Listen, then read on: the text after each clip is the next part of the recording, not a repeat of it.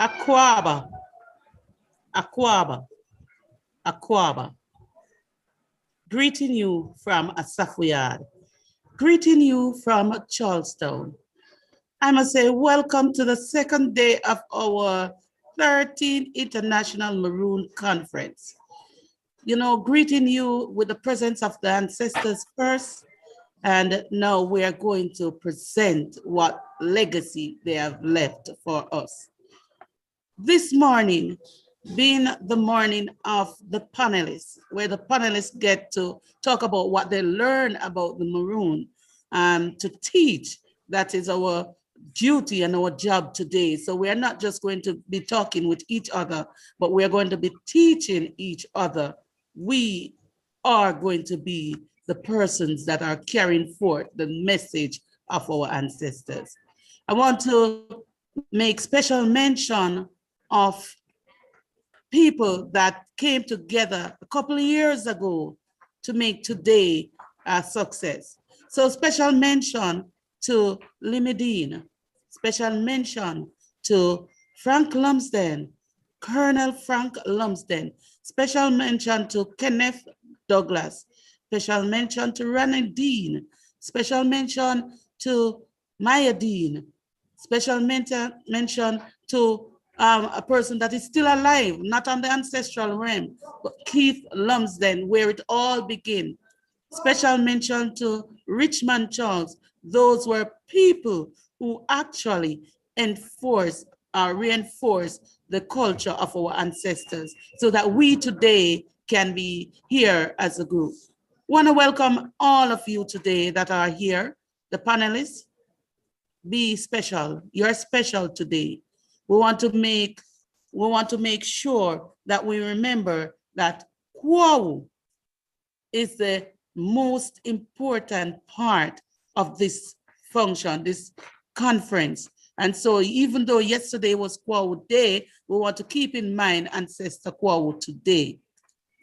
His diligence in leading the Maroon to freedom came by inspiration. Yes, of course, his teacher may have been Nani, but his inspiration or what he had received from the lesson taught was what guided him through, and so he could lead the Maroon to victory. He was able to sign that treaty on the Spanish River in 1739 on the 23rd of June. And so this year, being the 13th year, we want to make sure we recognize those beings. One of our main feature, our dreams this year, is to ensure that our young people acknowledge the fact that without our foreparents, without our ancestors, that the victory that we have today, we wouldn't have. And so we want to ensure that while teaching them, we display some of the cultural aspect of it. So we talk in the language, we walk the walk, you know, we do the dance, we play the drum, we ensure that they analyze the music, the cultural aspect of our people. And so today we want to ensure that as we go along, say at least one word that the young people will remember that can mark a spot in their brain. You ever traveled to a new community or a new parish or a new country, and there's this one spot that stood out? Let's mark one spot on the brain or in the minds of our young people. And to help us to do that are some very special sponsors. I just can't stop bigging them up. You know, I'm feeling delighted, you know, for those people. Madame Fofier, a special good morning. A special good morning. Michael Lumsden, good morning, sir. We want to say good morning to Richard Lumsden. Good morning, Flavius. Good morning, Flavius. Good morning to the team over there streaming live. Good morning to my Montego Bay team. You are special. Good morning, CTMC group members. Good morning, kitchen staff. I know at least today we will, be well fed like yesterday. So good morning again, kitchen staff.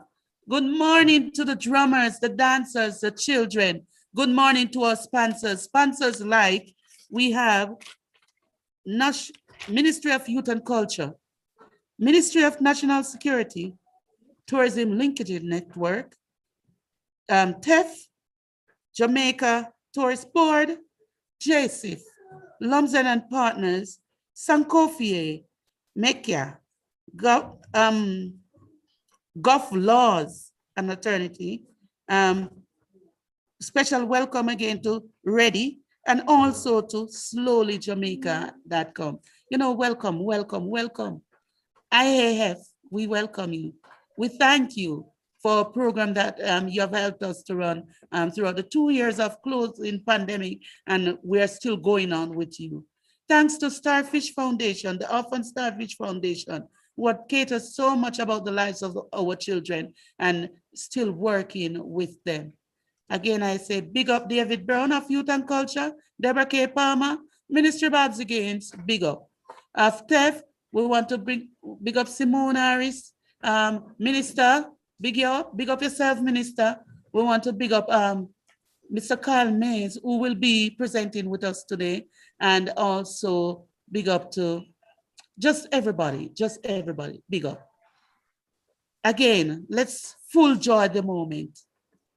Enjoy it to the max. Spread the knowledge. Share the victory.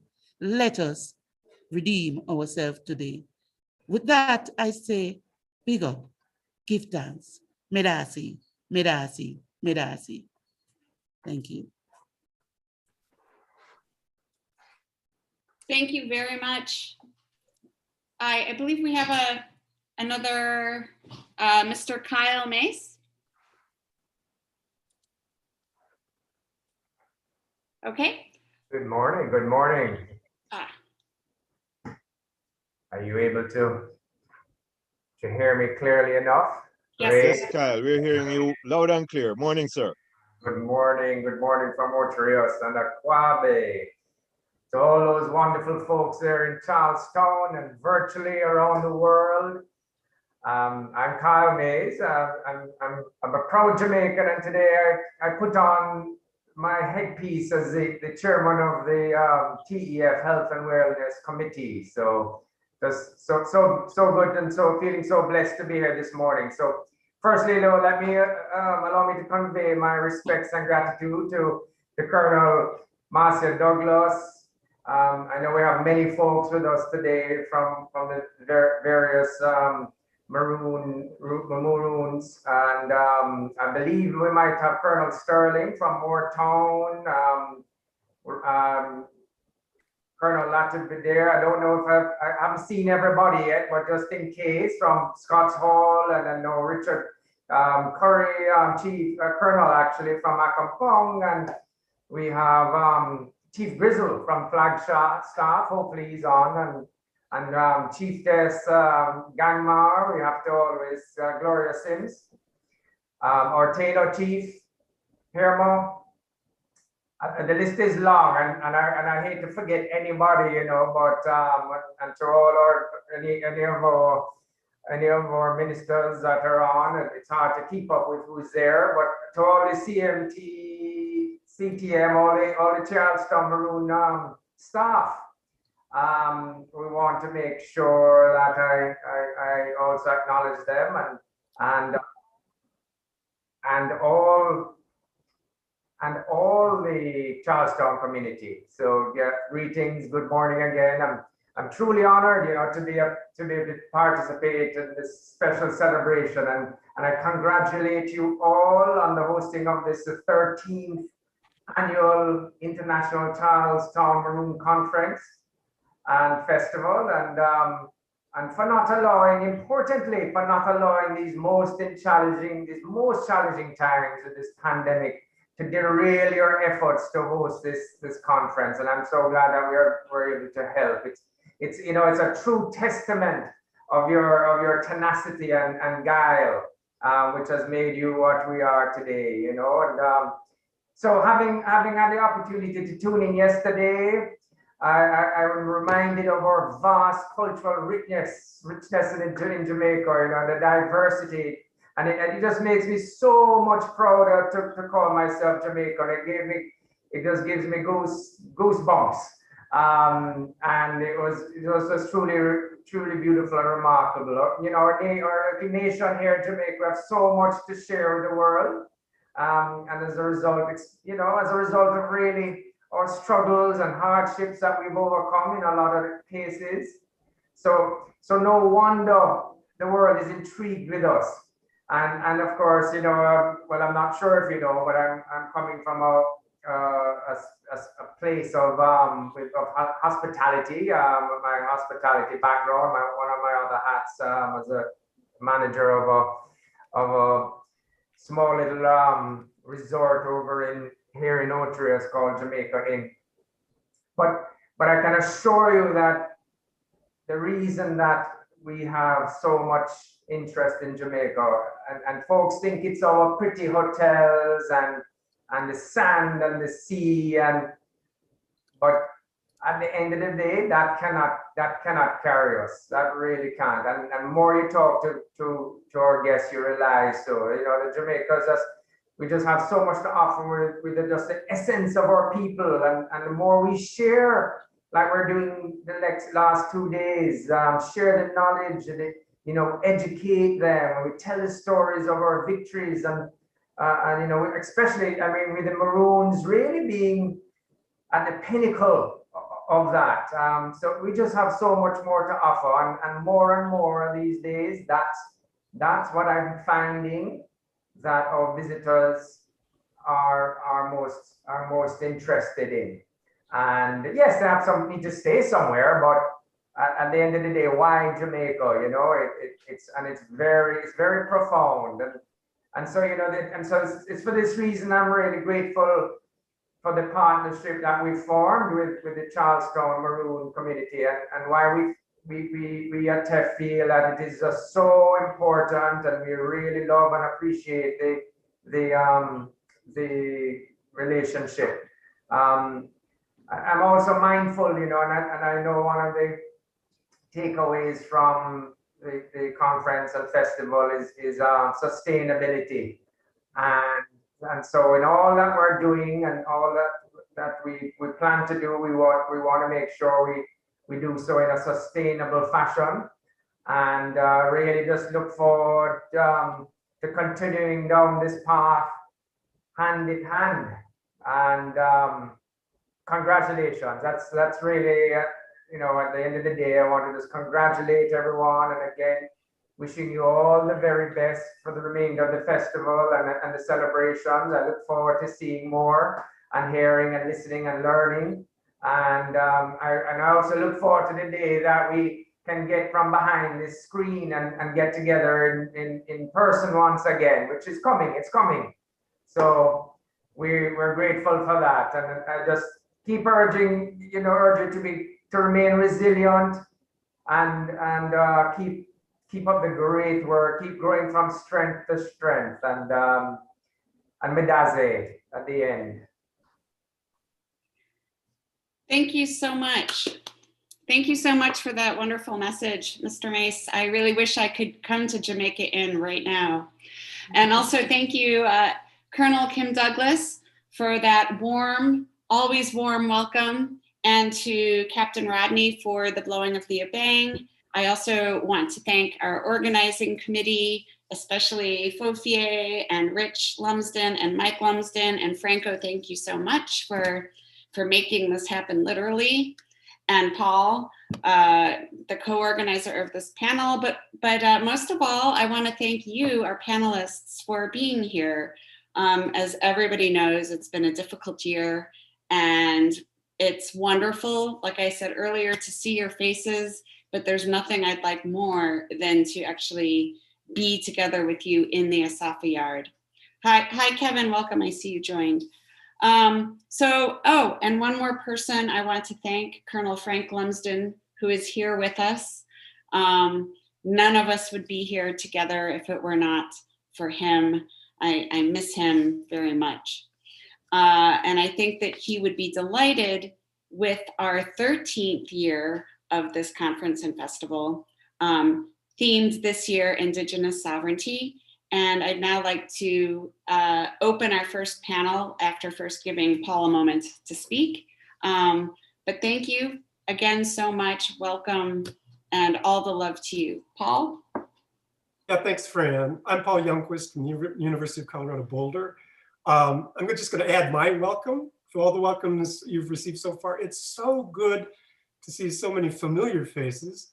I feel like it's kind of a reunion, but also new faces too. The family is constantly growing. I hope some of you had an opportunity to join us yesterday for some rather profound and moving reflections on Maroon tradition and the role that the ancestors play daily in our lives. And we're going to continue that inquiry today with our focus on Ancestor Quao and his Maroon legacy of freedom.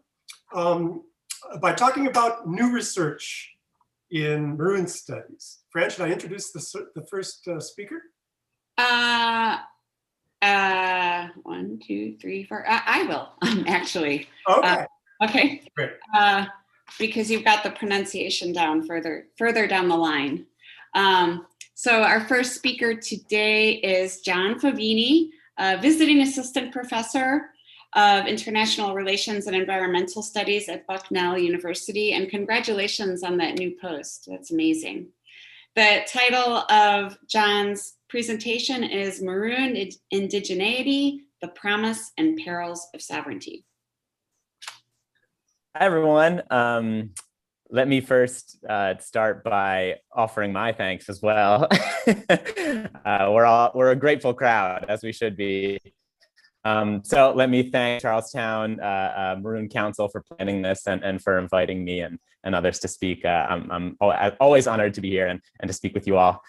Given the topic of the conference, let me also say that I'm speaking to you all from the territory of the Monacan people, who are the traditional and future caretakers of the Virginia Piedmont, where I am a grad student or was. Again, I'm John Favini. I just finished my PhD in anthropology at the University of Virginia, and I'm just starting that faculty post in the fall, which is exciting.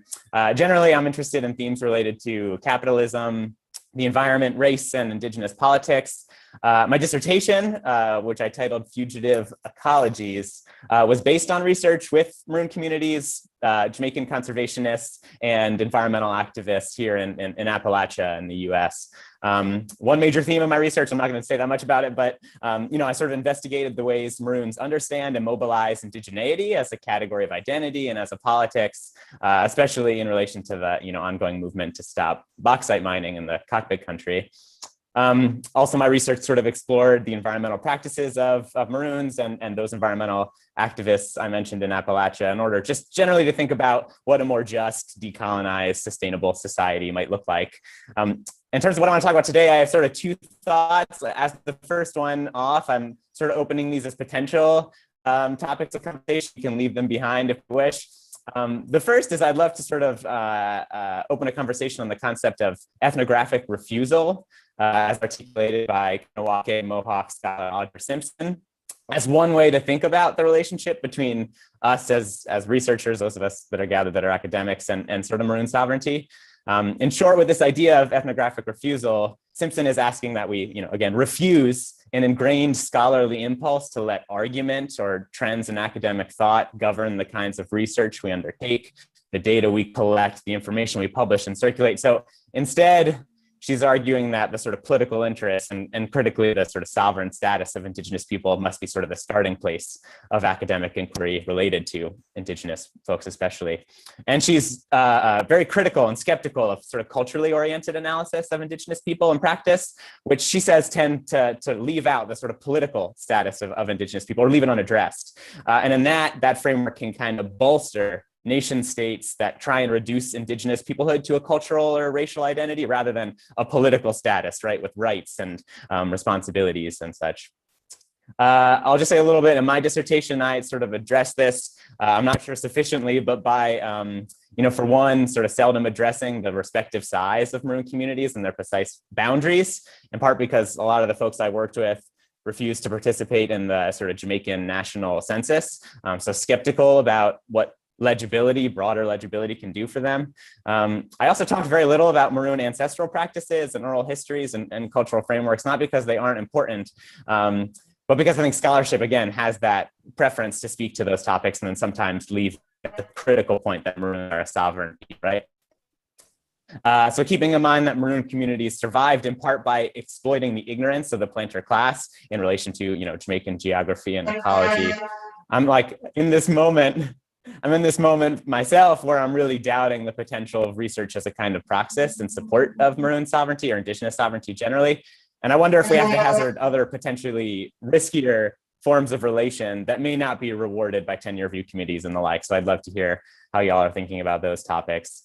A second potential topic of conversation, again, if y'all are interested, is this intersection between, what we call sometimes like the Black radical tradition or Black politics and indigenous sovereignty. There's been this kind of transdisciplinary debate in American studies about indigenous sovereignty lately with a number of scholars informed largely by Black and post-colonial studies, arguing in part that indigenous claims to sovereign belonging can sometimes reproduce the violences and exclusions of the Western nation state, especially when they amount to something like a claim to ownership. Indigenous scholars have really pushed back on this and said that sovereignty is merely an English language placeholder for a range of practices and relations to land that differ radically from what you think of when you think of the Western nation state. So sovereignty in a lot of indigenous scholarship, though it's very diverse, right, is more a call to responsibility, to reciprocal relations, rather than, again, that sort of property claim. And Maroon understandings of Blackness and indigeneity, it strikes me at least sort of can help inform that conversation a lot by offering accounts of indigenous belonging to place that don't recruit the racial logics of the modern state and its, again, discourses around private property. So, people like Mama G and a ton of other Maroons really emphasize to me, for instance, that their indigenous sovereignty owed to certain kinds of relationships to land, in intimacy with Jamaican ecology, ancestral relationships, not a simple origin in place, right? Which is sort of the discourse that comes from the state, or again, private property, sort of ownership in that sense. A gentle reminder that it's been 5 minutes. I'm done. Perfect. I'll leave it there. Thank you. Thank you very much. Paul. Okay, I'll introduce our next speaker. Thanks, John. And that's Victoria Grieve-Williams.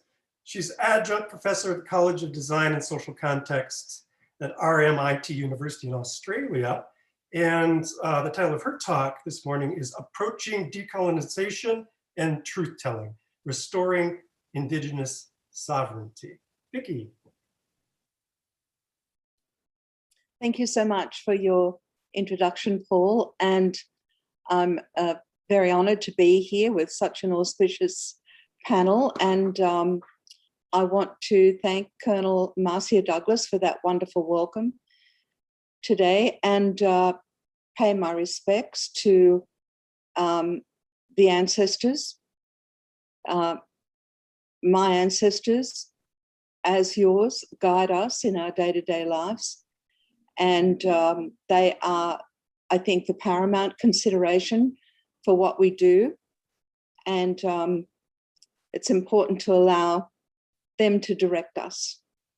I also want to thank Mr. Richard Lumsden and other members of the Charlestown Maroon Conference and Festival Planning Committee for making this event possible. It's really such an honour for Aboriginal Australians to have a representative such as myself to be able to give a report back. I think that's what my paper will be today, is really letting you know some of the initiatives that are happening with Aboriginal people in Australia. I also wish to pay my respects to all of the Maroon leaders, including Gama Gloria, and all of the chiefs of the different Maroon communities. thank you so much for everything that you do and the leadership you take in resistance to colonisation around the world. My paper is titled Approaching Decolonisation and Truth-Telling, Restoring Indigenous Sovereignty. And I've got to a point of thinking about truth-telling as an important step in the decolonisation of Aboriginal people in Australia and perhaps colonised people around the world. I'm working with Dr. Vanessa Borolski of Deakin University to establish a symposium later this year. We hope to have a panel on the Caribbean world. There will be 6 different panels of 3 participants each, looking at truth-telling initiatives in Canada, the USA, South Africa, Colombia. Maine in the USA had a truth-telling commission about the removal of Native children, and Guatemala. Timor, which is closer to Australia, was occupied by Indonesian troops, people might remember, and also the Solomon Islands. So truth-telling seems to be a kind of a buzzword at the moment, and I think one of the important things is to unpack that and see just how useful it actually is. It can only be useful if it's set up in such a way as to be focused towards real outcomes for Indigenous people at the end of it. Now, for example, the Bringing Them Home report in Australia in the first decade of this century, whereby the children who were removed from their families, who were still alive, and of course, this is an ongoing issue for Aboriginal families in Australia, the removal of children. It's arguably worse than it's ever been in a neoliberal state. People gave testimony, and there's a wonderful resource there for people, but really there hasn't been much in the way of reparations for those people. In my own work, I've come to theorise the predicament of Aboriginal people in Australia as very, very difficult to understand, difficult to get any traction. You know, governments say, but we spend so much money and a lot of things don't change. In fact, arguably, a lot of the indicators for health and well-being of Aboriginal people are actually declining. There are greater rates of imprisonment of Aboriginal people. There are more deaths in custody. There's more removal of children, as I said, and so on. So what has helped me to understand the relationship of Aboriginal people to the Australian state is actually looking at the theory of Giorgio Agamben and the idea of the state of exception. And this, you know, the light bulb went off when I started to read his work. It explains so much. Giorgio Agamben says that people in the state of exception are not a part of the modern nation state. They, in fact, they're in a state of exception. Often the state of exception exists to allow the state to exist. And when you think of the colonisation of Indigenous people on their lands, they've been shifted into this state to allow the modern nation state to grow next to it. But people in the state of exception are subject to all the violence of that modern democratic nation state. And it's very hard for them to get any of the benefits because in a way they can never be citizens. So I'm paraphrasing, but people want to follow up. I've published on this. And so what are the solutions for people in a state of exception to the modern democratic state? Agamben says that the only way that you can solve this problem is to, don't tell me 5 minutes is up already. It's been 5 minutes. The only way you can solve this problem is by reconstituting the nation state. So this is the thing that I think truth-telling in Australia should be going towards. And we already have one truth-telling commission in the state of Victoria. The Uruk Truth-Telling Commission has been set up with commissioners to hear from every Aboriginal person in Victoria. But I think it's important to shape these truth-telling events towards looking at sovereignty. How can we reintroduce the idea of Indigenous sovereignty to Australia and to other parts of the world? And there are ways and means of doing this. Thank you so much. And thank you, Vicky. Thank you so much. Inspiring and a revolutionary suggestion. Brent? Thank you so much, Vicky. I'd like to now introduce Alex A. Mouton, an assistant professor in the Department of Sociology at University of Tennessee, Knoxville. And Alex will today be talking about Black geographies and new approaches to Maroon studies.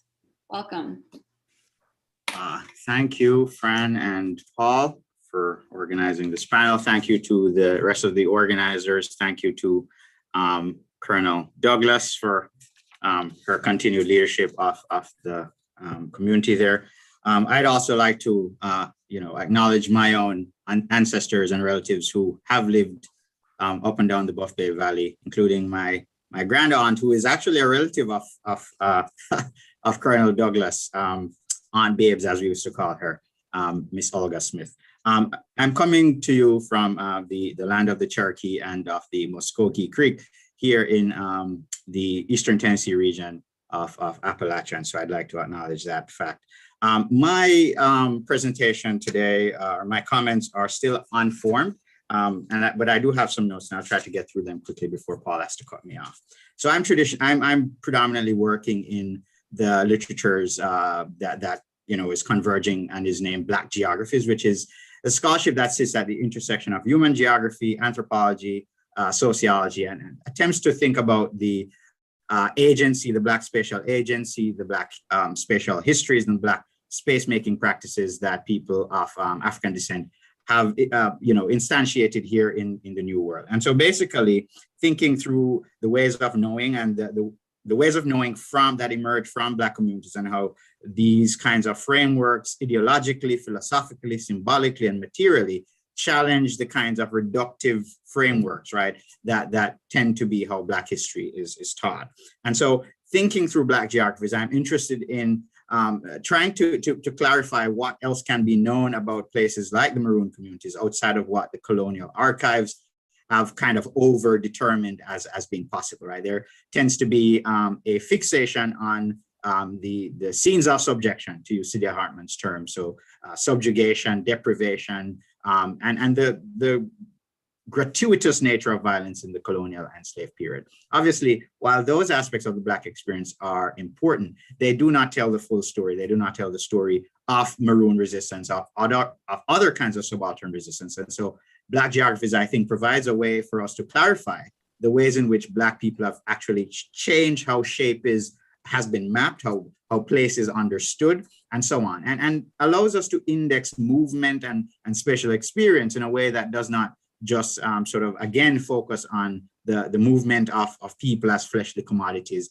in the transatlantic ocean space. And so working through Black geographies, I'm interested in thinking about the kinds of Black solidarities that can be forged with Indigenous communities, right? And I think that this is possible by centering the actual material spaces of Black production, which are spaces that I think are intricately connected to the altered spatial trajectories of Indigenous peoples, right? So that through Black spaces, we are able to realize the kinds of connections and plot twists, if you will, between the reproduction of colonial worldviews, but also kinds of counter-cultural, counter-colonial kinds of freedom practices and desires.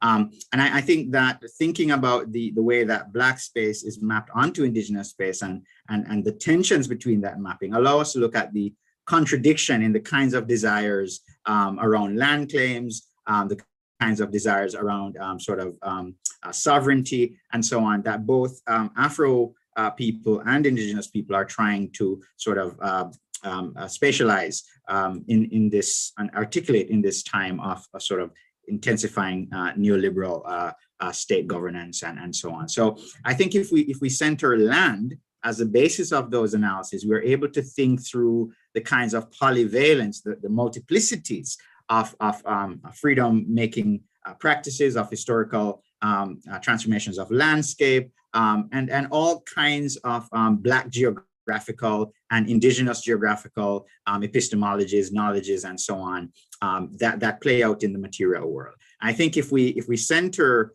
material space and Black land, we're able to think about the similarities in the kinds of repertoires of strategies that have been directed towards containing Black and indigenous people, but which have actually been incapable of containing them. And then thinking about what that containment and the inability to contain means for how we might understand decolonialization, abolition, and a critical practice of commemorating our ancestors and the histories of Black and indigenous sovereignty. And so I think that land, and not just say, monuments on land, provide that kind of basis because it is the stuff of life, right? It provides for the sort of materiality of the reproduction of life.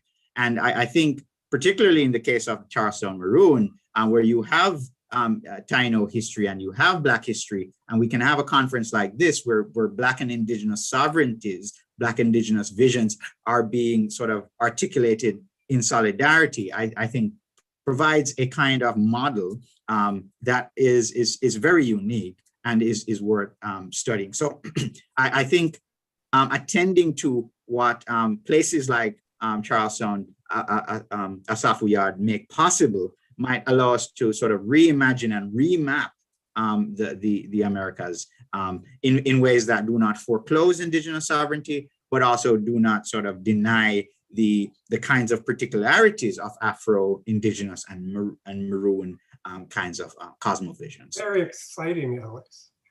Thank you so much for talking about your work. I want to read it soon. Me too. Thank you.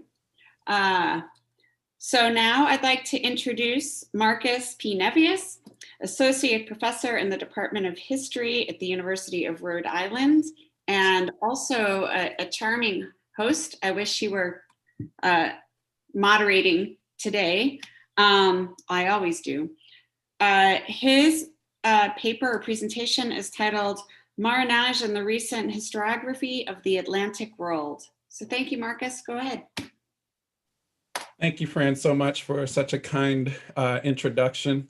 I echo everyone's thanks to you and Paul as coordinators, to Colonel Kim Douglas, and the wonderful folks at Charlestown, particularly the Lumsden brothers, who I enjoyed great conversation with several years ago when I was there. In the interest of time, I'm going to move very quickly through a few notes that I have to offer.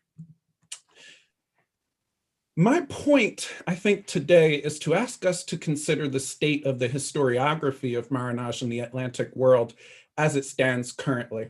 And there are two ways that I think we can do that.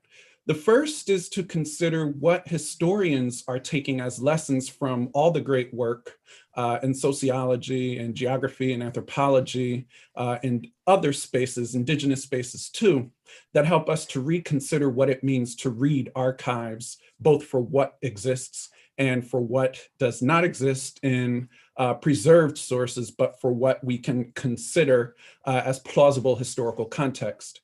And so there are recent works, I think, that are useful for us to consider that I see as centering the Maroon experience. I've noted three here. Catherine Benjamin Golden's Armed in the Great Dismal Swamp, about the Dismal Swamp of Virginia and North Carolina. John Henry Gonzalez's Maroon Nation, about the Maroon communities that essentially formed the new state that was Haiti in the wake of the revolution, and Brett Rushforth's wonderful study of the Gaulet uprising of 1710 in French Martinique, or in Martinique. And then another vein of histories which I would mention feature Maroons as crucial to the stories that they tell, which I think is also a very important consideration for us today, but do still bring to the table perhaps more traditional historical approaches to archives. Three recent studies that I see as useful in this regard are Aviva Ben-Ur's Jewish Autonomy in a Slave Society about Suriname, Vincent Brown's Tacky's Revolt, of course, about the great 1760-61 rebellion in Jamaica. That actually a very good book about how that rebellion needs to be centered in the history of the 7 Years' War and colonial military histories of the region and of the island. And also Marjolaine Carr's Blood on the River about the Wild Coast Rebellion in what was then Berbice, colonized by the Dutch. So my key reflections I think I'd like for us to consider are constraints. Historians must adhere, at least in the traditional sense, to what it means to consider primary source paucity. What exists, what has been preserved, what contexts that these sources were produced in, versus what is not there and how we might tell stories considering that, centering that. And then there's the great work that my colleague Alex Moulton and others here on the panel today are doing to expand the way that we might tell these stories using interdisciplinary methods for framing new historical research. Historians, that is to say, could learn from the scholarship of Black geographies in ways that can help us rethink our work in primary sources.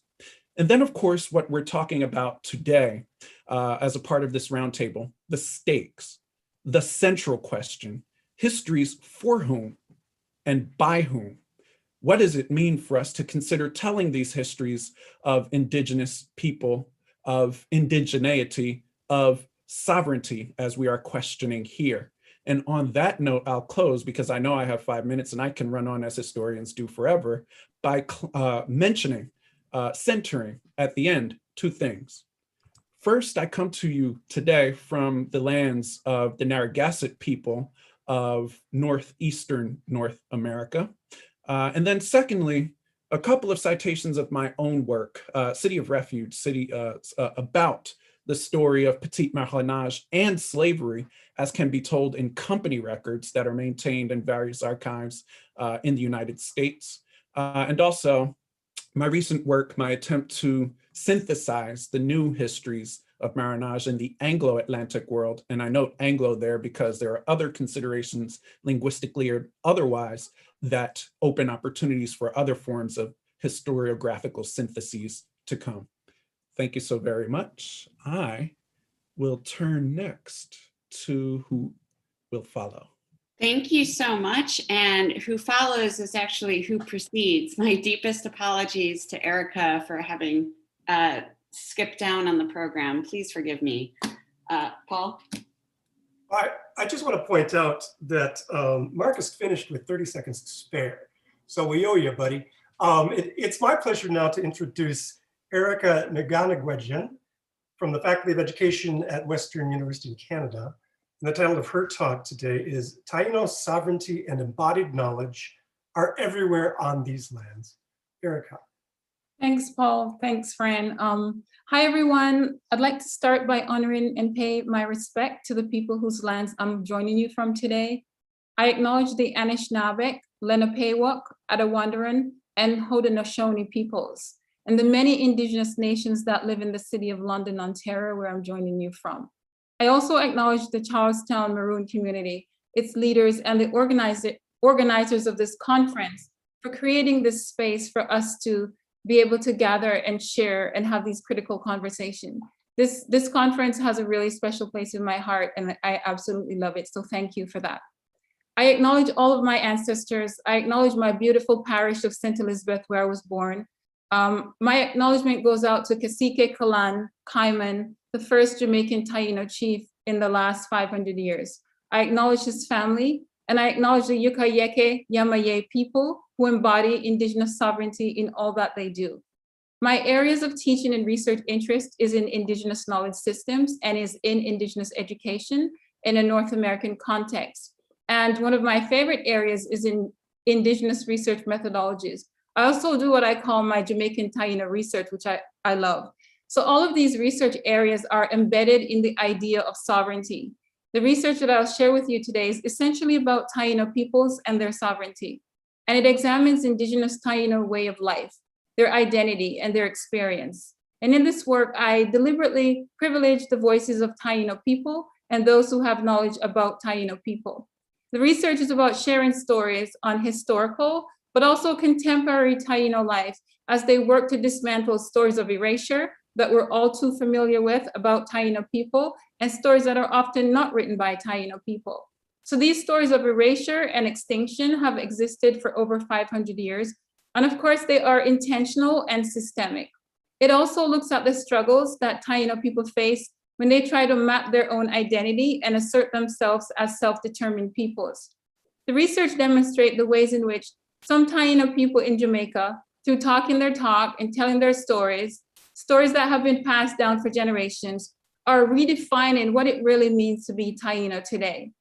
And in doing so, they're bringing about social change, they're bringing about political change, and they're debunking, while at the same time, they're reconstructing these historical inaccuracies and other forms of violence that are experienced by Taino people. So my research identifies three central themes. First, Taino knowledge systems. Second, Taino technology, and Taino activism, which is framed within a local Jamaican context. And these themes demonstrate how Taino people are focusing on their ways of knowing. They're focusing on their ancestral knowledge systems, all from their perspectives. And it shows how they enact their sovereignty as self-determined peoples within their contemporary times. And I just want to quickly point out that sovereignty means different for Indigenous people, similarly to what I believe it was John had mentioned that in the talk. My research also challenges the existing discourse about Taino people and their life world, because Jamaican Taino people are often seen as physically and culturally erased from their ancestral landscapes. And how dare they ever be alive? These Taino voices are rare in academia, which I've privileged in this research, because very little, if at all, has been written about contemporary Jamaican Taino people as living Indigenous peoples. It is due to that reason why Hill suggests that we must keep telling and retelling our stories. So what you see then is the re-emergence and resurgence of Taino voices that's reflected throughout my work. And that is what this research is about. Taino people showing living expressions of their sovereignty in these contemporary times. So I kind of timed that at 5 minutes. I may have, so that's it. Thank you so much, Erica. Timing was perfect. Fran, should I introduce our last speaker then? Okay, it's my pleasure to introduce our last speaker, Tracy Mia Stewart. She's Carter G. Wilson pre-doctoral fellow at the University of Virginia in the US. And in the fall, she'll begin an appointment as visiting assistant professor of ethnomusicology in Swarthmore College Department of Music and Dance. How very exciting. The title of her talk today is Seeking Equilibrium in Jamaican Maroon Spaces of Ethnographic Inquiry. Tracy, over to you. Thank you very much, Paul. My dissertation, Music, Memory, and Power, Being Jamaican Maroon in the Past, Present, and Future, explores the ways that Maroon music and performance practices are used to articulate multiple perspectives of what Jamaican Maroon sovereignty and nationhood are beyond the conceptual. Maroon cultural and historical assets are used strategically to articulate conceptualizations of sovereignty and nationhood. But even though they share the desire to advance the political, economic, and social interests of the community, holders of these perspectives don't seem to have a consensus for the best way to achieve those goals. There are multiple conceptualizations of these concepts and what it means to be Jamaican Maroon, as well as the various approaches that Jamaican Maroon communities take to transform them from the abstract to the concrete, make meeting those goals extremely challenging. When I've asked members of the Windward and Leeward communities the question, what does being Jamaican Maroon mean to you? The responses that I've most often gotten include some reference to the respective treaties and the sovereignty that they document. I found little to no consensus of what sovereignty means in relation to present day Maroon communities, nor have I been able to identify any unified vision of how that sovereignty functions or is manifested in real life.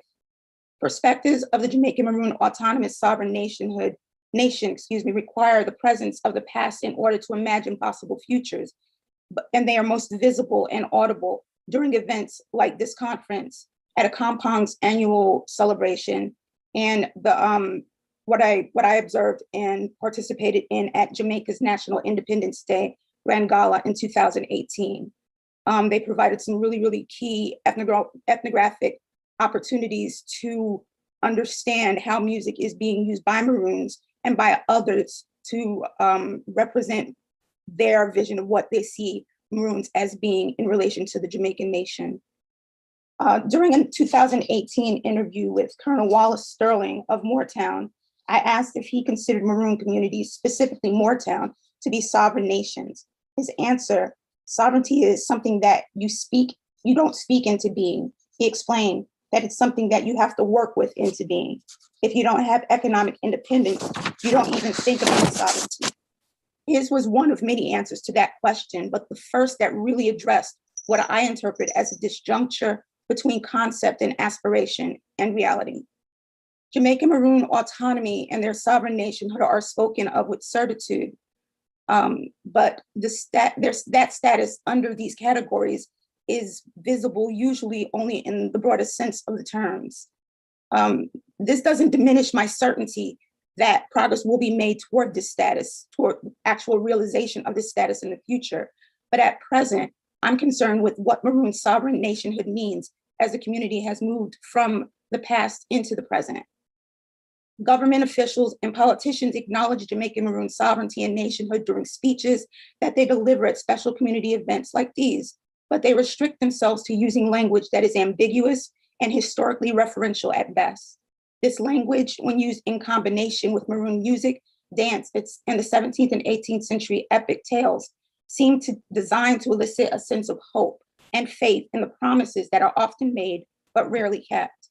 Nevertheless, Jamaican Maroons consistently use their music and such occasions to connect the relevance of their past to the promise of their present and future.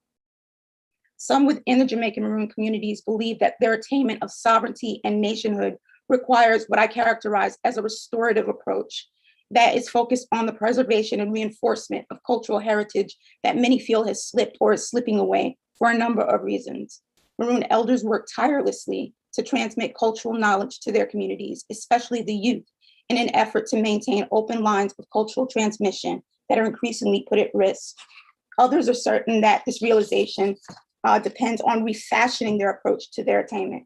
The refashioning is facilitated by the adoption of currency, flags, and anthems, all of which are markers of credible sovereign nations, of quote unquote, credible sovereign nations in the world system.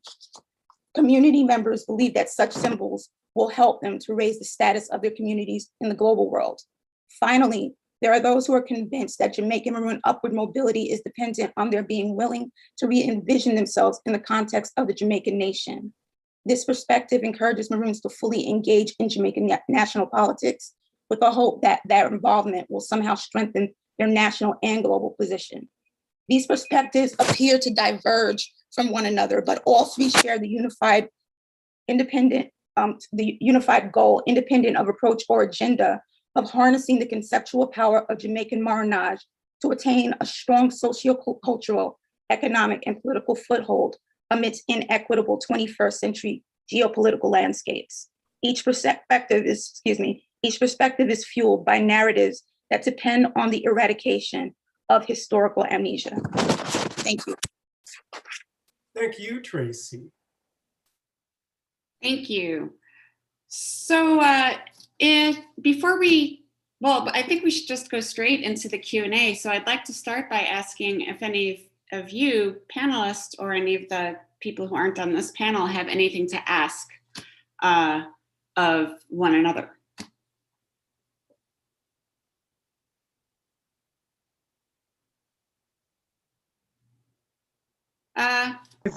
Question. This is Vivian Crawford. Am I on this panel? You are.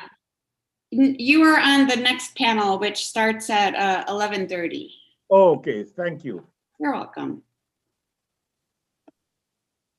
So much interesting commentary on notions of sovereignty, both a traditional European notion, but more excitingly, for the purposes of the conference and the future of the Maroon community, indigenous notions of sovereignty too. I wonder if we might just reflect on that together. Does anyone have a comment or a question or a thought that could lead us forward with such reflections?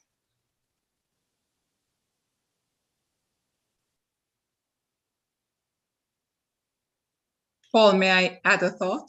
Yes, you may. Okay, thank you. So this is another, just putting it on the table. One of the things I'm gathering and sensing is that the whole meaning of what sovereignty, the whole meaning of sovereignty is fairly nebulous.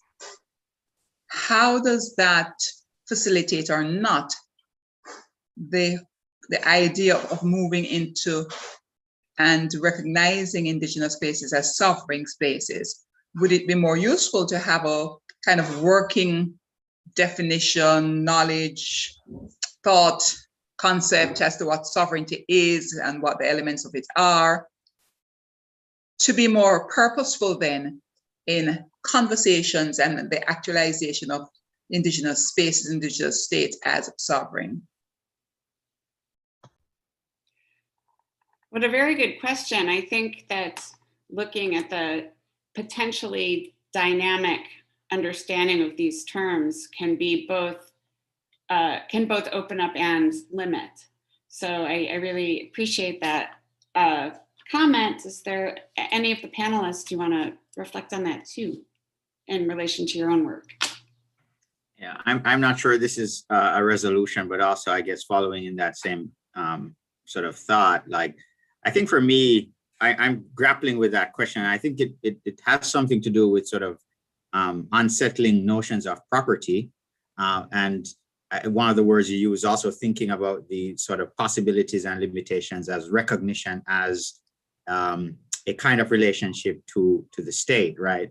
And so I'm not entirely sure. I'm grappling with this question, but for me, it seems to be trending in the direction of the material, right? And not just the abstract relationships of extraterritoriality or property, but something that gets at the sort of material needs for social reproduction, material reproduction, while also sort of, I guess, putting real serious brackets between spaces that are sort of counter hegemonic, right? So actually having spaces that allow the kind of self-determining reproduction, that allow the kinds of experimentations with what it means to have social collectives, what kind of spaces can be created to have visions of human environmental relationships that will not reproduce the kinds of logics that have brought us into the kind of ecological and social crisis that we have under the modern nation state formation. So I think it's an important question, and I think one of the openings is again centering places and spaces like the Maroon plots, like Taino plots, which already provide a kind of model of what an alternative can be. And I think that, you know, in taking up your question, we also have to pursue the question with the recognition that our answers don't have to be perfect, right? Because the alternative that we are trying to move away from is not perfect and has not ceased to reproduce itself as if it is, right? And I think part of the wiggle room for defining and coming up with an alternative is that recognition. If I could comment now, I just want to add that I think that sovereignty is really about political power. And certainly I think it's seen that way in Australia. And the thinking in Australia is that moving towards a treaty or treaties with government is a way to then move towards sovereignty. I'm not sure of that myself because of the lack of success of treaties that Indigenous people have had around the world historically, particularly in the USA and Canada. But, that perhaps, there is a way, there is more room to maneuver with a treaty than what we have now in Australia, which is virtually no relationship with the Australian government at all. In fact, the peak body, ATSIC, Aboriginal and Torres Strait Islander Commission, was abolished almost 20 years ago. And that was set up in order to give us some political agency. So, I'm wondering if, I want to get back to the idea I have that sovereignty requires a reconstitution of the state. So people cannot have political power unless they have a role in that constitution. And Agamben says that the people who are in a state of exception need to be at the centre of considerations in the reconstituting of the nation state. So I'm talking to a scholar from the USA who is also interested in this in relationship, pardon me, to African-American people in the USA. And there is, she can actually see how the Constitution is so outdated. Certainly in Australia, our Constitution from 1901 is already terribly outdated. It reflects a colonial world, and it needs changing, absolutely. But this, of course, is an immense task. So I'll just throw that in to the mix. Thank you so much for all your papers. It's been very enjoyable. Thank you so much. Thank you, Vicky. And, Marcus had raised his hand, and also Erica, and also Franco. So Marcus, to you. Erica, you please first, if you like. Wow, thank you. Okay, so quickly, I'm thinking about sovereignty from Taino perspective and the history of Taino genocide. And for me, sovereignty is, I like what everyone has said. Sovereignty is holistic for me. So I see just even being here today, sharing with everyone as me exercising my sovereignty as someone who also identify as Taino. I see Taino identity as sovereignty. I see our investor of our cacique as sovereignty. All of this is political. I see being able to say one Taino word in our language, even if it's one word, as sovereignty, and or resurgence is sovereignty. And again, all of these are political. I see in Canada where Indigenous children were kidnapped and stolen and taken to these residential schools, and today they're finding these unmarked graves of many, many kids. There's going to be another announcement today about another a large number of unmarked graves. So I remember sending my kids to school, and that yellow school bus came up, and it had many Indigenous children in it. And I thought about these kids would have been taken away from their parents, and those kids are now exercising their sovereignty. So that's how I see it in the context of thinking about myself and being Taino. So thank you for that, for allowing me to speak, and thanks, Marcus. Yes, of course. I think we have quite an interesting conversation about sovereignty here. And I think what I can add is that sovereignty is produced and reproduced, right? I think we're all in the various ways that we grapple with this ideal. Speaking to that point, it's produced historically, and then it's reproduced in historical productions, traditionally in what we publish, orally in what we speak, in terms of what we accept as sovereignty or as sovereign. It seems to me to have also a connotation of possession, right? So if we think of a Safu Yard, the Maroons claimed a space there that, even as culturally today, a Safu Yard represents a space of sovereignty for the Charlestown community and for Maroons more broadly in Jamaica. There's a watershed attached to it, the Treaty of 1739, that for broader audiences, for the purpose of signaling to those broader audiences the longstanding history of that sovereignty, needs necessarily, or perhaps not, at least to be acknowledged, right? And so for me as an historian, I think about that when I go into archives, when I encounter sources, treaties, or otherwise that signal for their audiences at any given time in any given year a sovereign claim. In my own particular work, these were many suits, lawsuits, literally, beginning with Washington's generation, if not before, or at least I contextualize it with George Washington's generation, about who owns a slice of the Great Dismal Swamp, irrespective of the enslaved laborers they forced into the swamp, and particularly ignorant of the Maroons who claimed their own space in the swamp, although they knew the Maroons were there. And so in the court of law, entering these documents into the various county courts as sovereign claims, the story began and was reinforced by law. So I think particularly about Victoria's question, or perhaps her challenge, that we consider what reconstituting sovereignty means. And to be perfectly honest with you, it makes me kind of nervous because I don't know what that particularly means. Part of law, right, is about order, and part of order is about avoiding anarchy.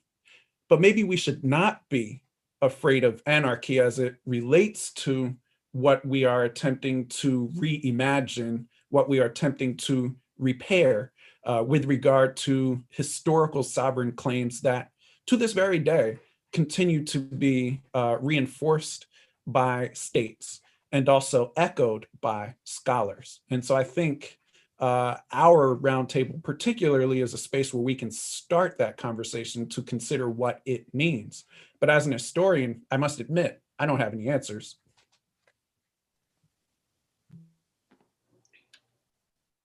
Well, looking for those answers makes for these kinds of conversations. So thank you for that. It is, I think, time to wrap up the conversation, but I do not see Scruffmouth in the house any longer. Does anybody see him? So while I look for him, does anybody want to add anything to the conversation?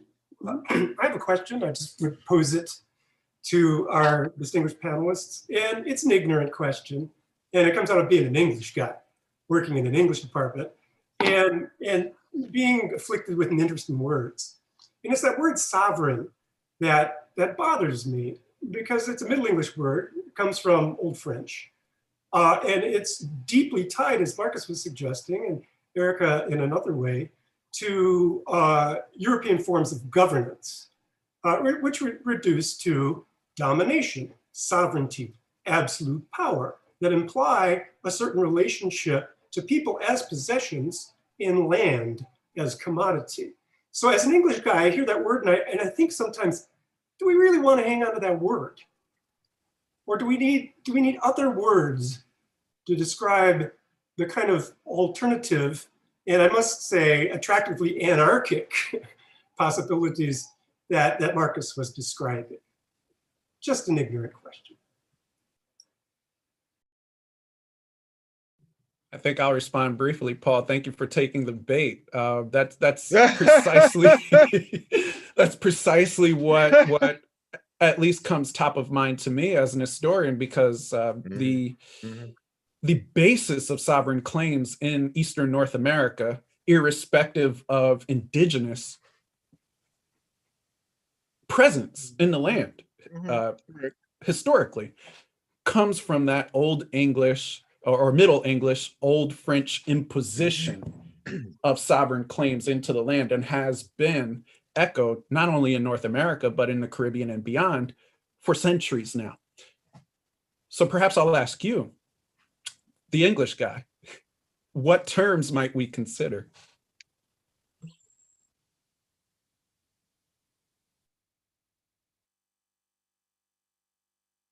Oh man, Marcus, that's not fair. I'd start with indigenous terms. There you go. That's terms that another are place to start from. Right. That's another place to start from. Right. And that would require, to start from. That would require me and everyone like me to learn them, to shut up and listen. because I think, as Fofier suggested, we're engaged in this long-term and crucial pedagogical project. And to teach, we have to learn. Right. And to learn about alternative sovereignties, Right. we're going to have to listen to those Right. and the traditions that practice them. So I hope you don't feel I'm dodging, Marcus, but I've got a lot to learn. No, not at all. I actually can acknowledge the same, a need to really learn. And I think as we listen to our esteemed colleagues here, I'm thinking of Erica, for example, making Yes, mention of the need absolutely. to Absolutely. consider Taino perspectives in this Absolutely. regard. I think of Alex's work on Black geographies and what it means as he proposes that to the Academy as a framing, because of course we're incessantly obsessed with framing. And I see a lot that I can learn particularly. And I hear Michael agrees. It matters. Framing, of course, matters. And again, it touches even what I was saying yesterday about dream time and dreaming. Why do we have to start from here? If all these indigenous people are seeking this sovereignty, why don't we start from over here? So yes, the question could go to Erica.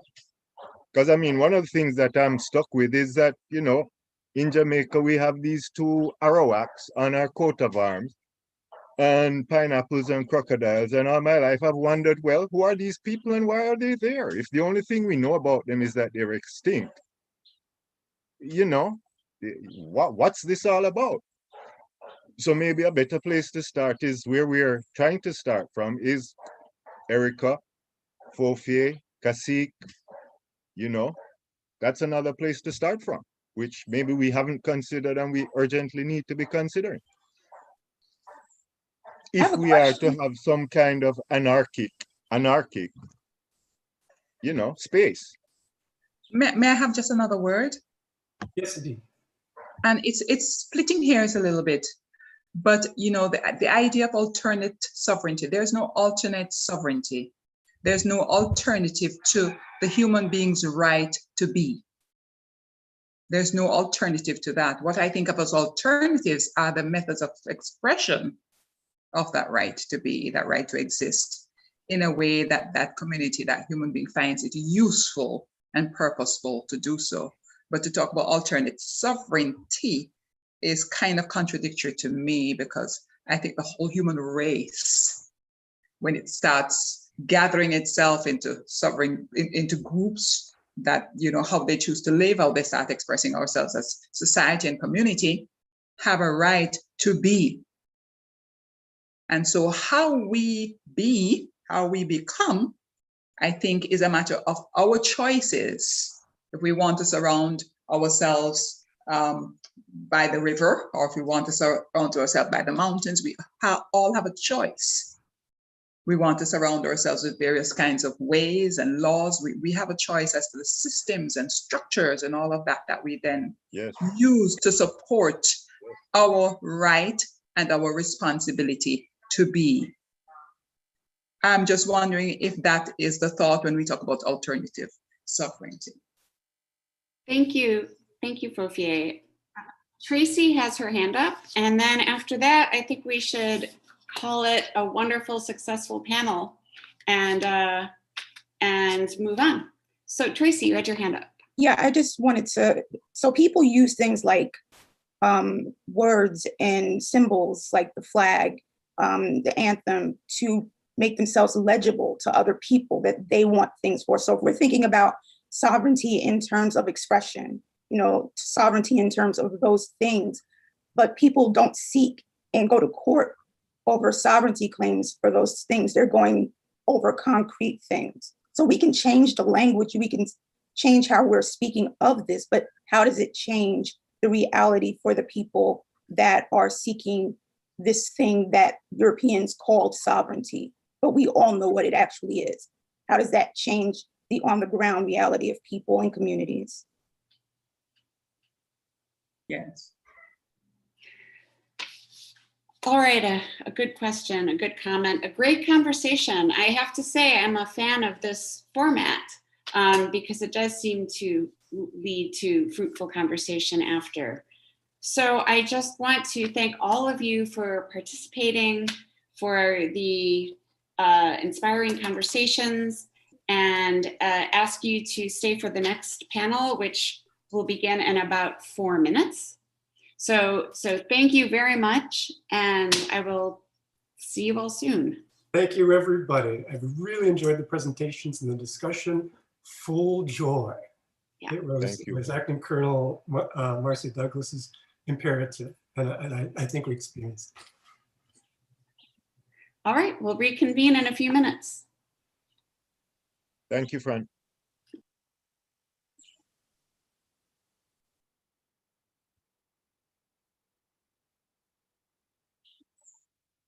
Well, one of the things I would like to say is that it is our intention to establish as part of our own, if you want to call it expression of our sovereignty at Charlestown, something that we're going to call CTMC TV, which basically will allow us to have much more extended, or provide time, if we wish, for much more extended discussions, if we wish. Because again, I can see where a discussion like this could go on for quite a number of hours in a very enjoyable and fruitful way. So along with our, plans to get back together, and part of our plans to get back together is to build out this thing we're calling CTMC TV. Because again, sometimes five minutes certainly doesn't feel like enough. So again, I thank you for your, brevity, but I hunger, I have a craving for more of this type of discussion once we start. So anyway, thanks, and we look forward to the next one.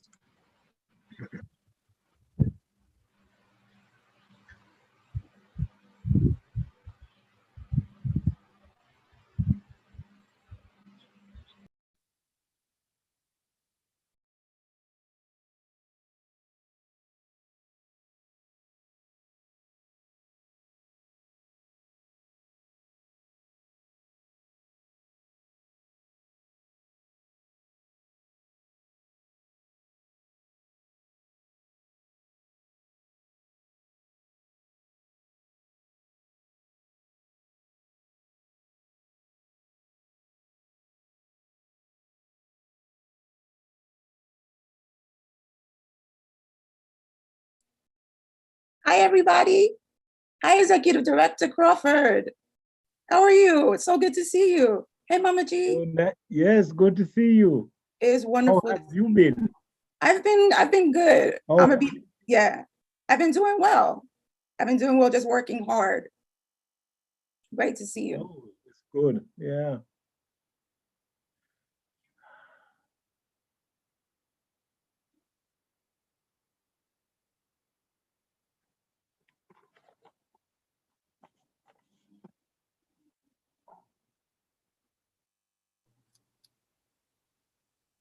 Carla, I cannot hear you. Are you here? I see your message.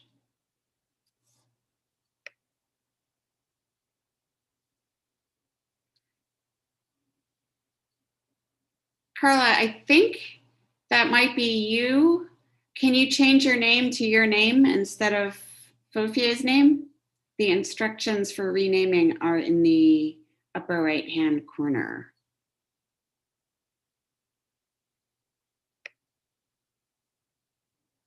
Or maybe that is Fofie. It is mysterious.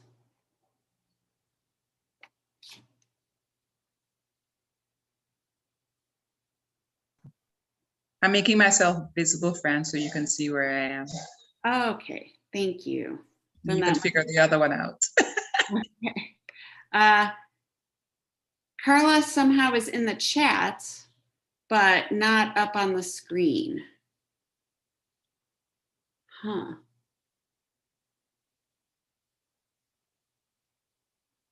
Okay. Well, Carla, if you could make yourself, are you in ambush? Yeah, I think she should cancel out and join again. Okay. Carla, can you hear us?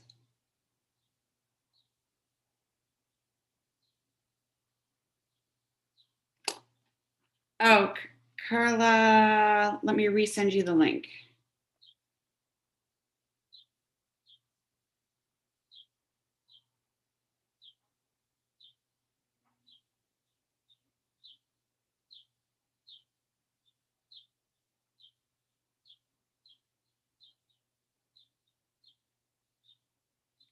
Unless anybody has it more quickly and can send it in chat.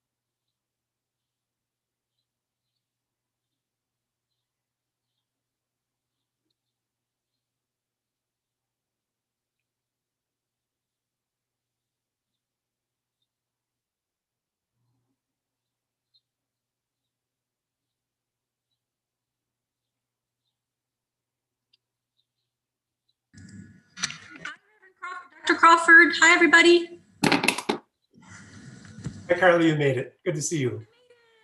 On Zoom room. Hi, Berta. Hi, everyone. Hello.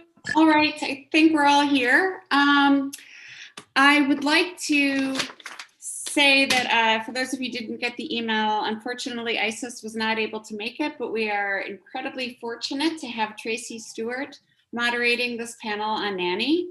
And I know Tracy was introduced in the last session, but for those of you who have just arrived, I want to say that Tracy Stewart is the Carter G. Wilson Pre-Doctoral Fellow at the University of Virginia.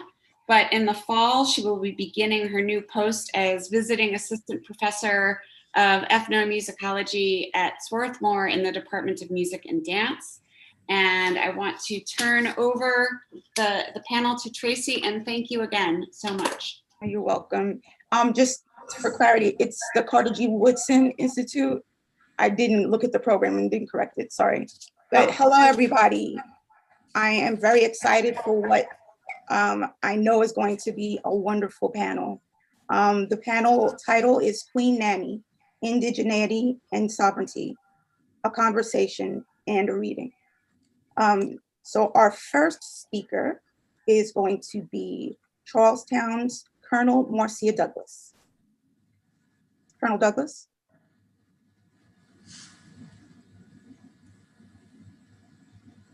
Good morning, everybody. Akwaba, Akwaba.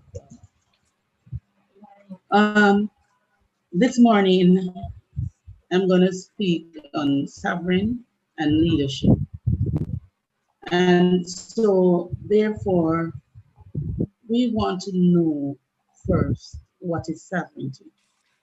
And it is so complex that people have categorized sovereignty into so many meanings. Because looking at the dictionary meaning of sovereignty and knowing the meaning of sovereignty, it gives you two different perspectives. So what does it mean to be sovereign? One that exercises an independence, politically self-govern and acknowledge their cultural state. The sovereign rights of our people depends on how much we face or they face their shadows and their past. In order to understand the freedom of sovereignty, the position of their inner strength and connectedness, an example of sovereignty is a person, state, or group that preeminent in independence of the will of others. It may mean that, of course, the will of our foreparents was that we live who we are. We live to be who we are and not what one govern us to be. An example of that is, of course, I am a Maroon. Being in a Maroon community and being in the state of a Maroon community, we live the right or life of the Maroon by doing the things of the Maroon, facilitating the knowledge, not only just to keep it, but to share it among each other, to use it as is like the way of storing, restoring, renovating, preparing, preserving, all those gaps. So in order for us to be in that sovereign state, we have to bridge those gaps. And in bridging those gaps, we know that the Maroons live in a particular way. An example of a particular way is what we are doing today. We are teaching, we are sharing, we are showing that the culture has been preserved in such a way that we do have enough knowledge to pass down from one generation to the next. So a sovereign leader, one that expect to express a supreme authority within a limited space or a limited sphere. It means the leader has to be able to declare the rights of their people. In viewing the UN declarations of the right of the indigenous nation, I've seen where our indigeneity has been manipulated in such a way that people do not realize that they are so indigenous, that they are from such an indigenous nation, that they have the right to certain things that are of value for them and their community or their indigenous society. And so looking at those rights, we realize that there's much more than just to lead, but there are rights that we need to cover, rights that our people need to know. Some of the rights are in the laws of the treaty, some of which I realize that people do not really use or understand. And so these are some of the things that we aim to reinforce, to get forward so that our people can actually know who they are, what they stand for, and what is the sovereign state of their life today. Not much is done for our indigenous people across Jamaica, even across the world. It is of great interest that we stop, look, breathe, and take in even a deeper breath of sovereignty in order to allow it to circulate through our minds and engulf in our thoughts. If we do not think about sovereignty, there's no way we can actually put sovereignty out there. There's no way we can actually show people that yes, we are a sovereign nation and that we are indigenous enough to be in the state of sovereignty. Now the Sovereign Act as a focus for national identity, unity, pride. It gives us a sense of stability, and it continues officially to recognize the success of excellency and to support our ideal of a voluntary service. So we grow up to see that our foreparents had been so voluntary in most of the ways. In healing, they didn't have to pay money for them to heal them. They didn't have to pay money for them to get food, because in those days they would have trade, intertrade would have been done. They would have been the nurse, they would have been the doctors, they would have been the teachers, they would have been the herders, and so much more. So the sovereignty comes with how you volunteer as a leader or as a person too as well, or even as a member of the society. The sovereign support member by the sovereign support members by families and community. And so what we are saying today is that we can exercise our sovereignty by showing a way of life, by showing what we believe in, by putting it across to our young people, and to ensure that each and every one of us gain the respect of who we are, and to show that coming from our ancestors, the sovereignty that that they fought for, we are yet to begin to live today. Let us yearn for that. Let us move towards that. Let us be the sovereign nation, believing who you are today. Thank you. Thank you so much, Colonel Douglas, for a wonderful, wonderful talk. Next, we will be hearing from Executive Director of the Institute of Jamaica, Vivian Crawford. Director Crawford. Good morning to you all. Master of Ceremonies, Dr. Tracy Stewart, Acting Colonel Marcia Douglas, Charlestown Maroon Council Community, Mr. Richard Lumsden, Charlestown Maroon Conference and Festival Planning Committee, panelists, visiting delegates, presenters, participants, members of Charlestown community, visitors. My sincere thanks to the organizers for allowing me to participate at this conference. Our national hero, Right Excellent Marcus Messiah Garvey said, "A people without the knowledge of its history, origin, and culture is like a tree without roots," unquote. In spite of COVID-19, it challenges the story of Nanny that must be told. The nomenclature indigeneity was really for the Tainos, and the term not for those who traveled through the Middle Passage.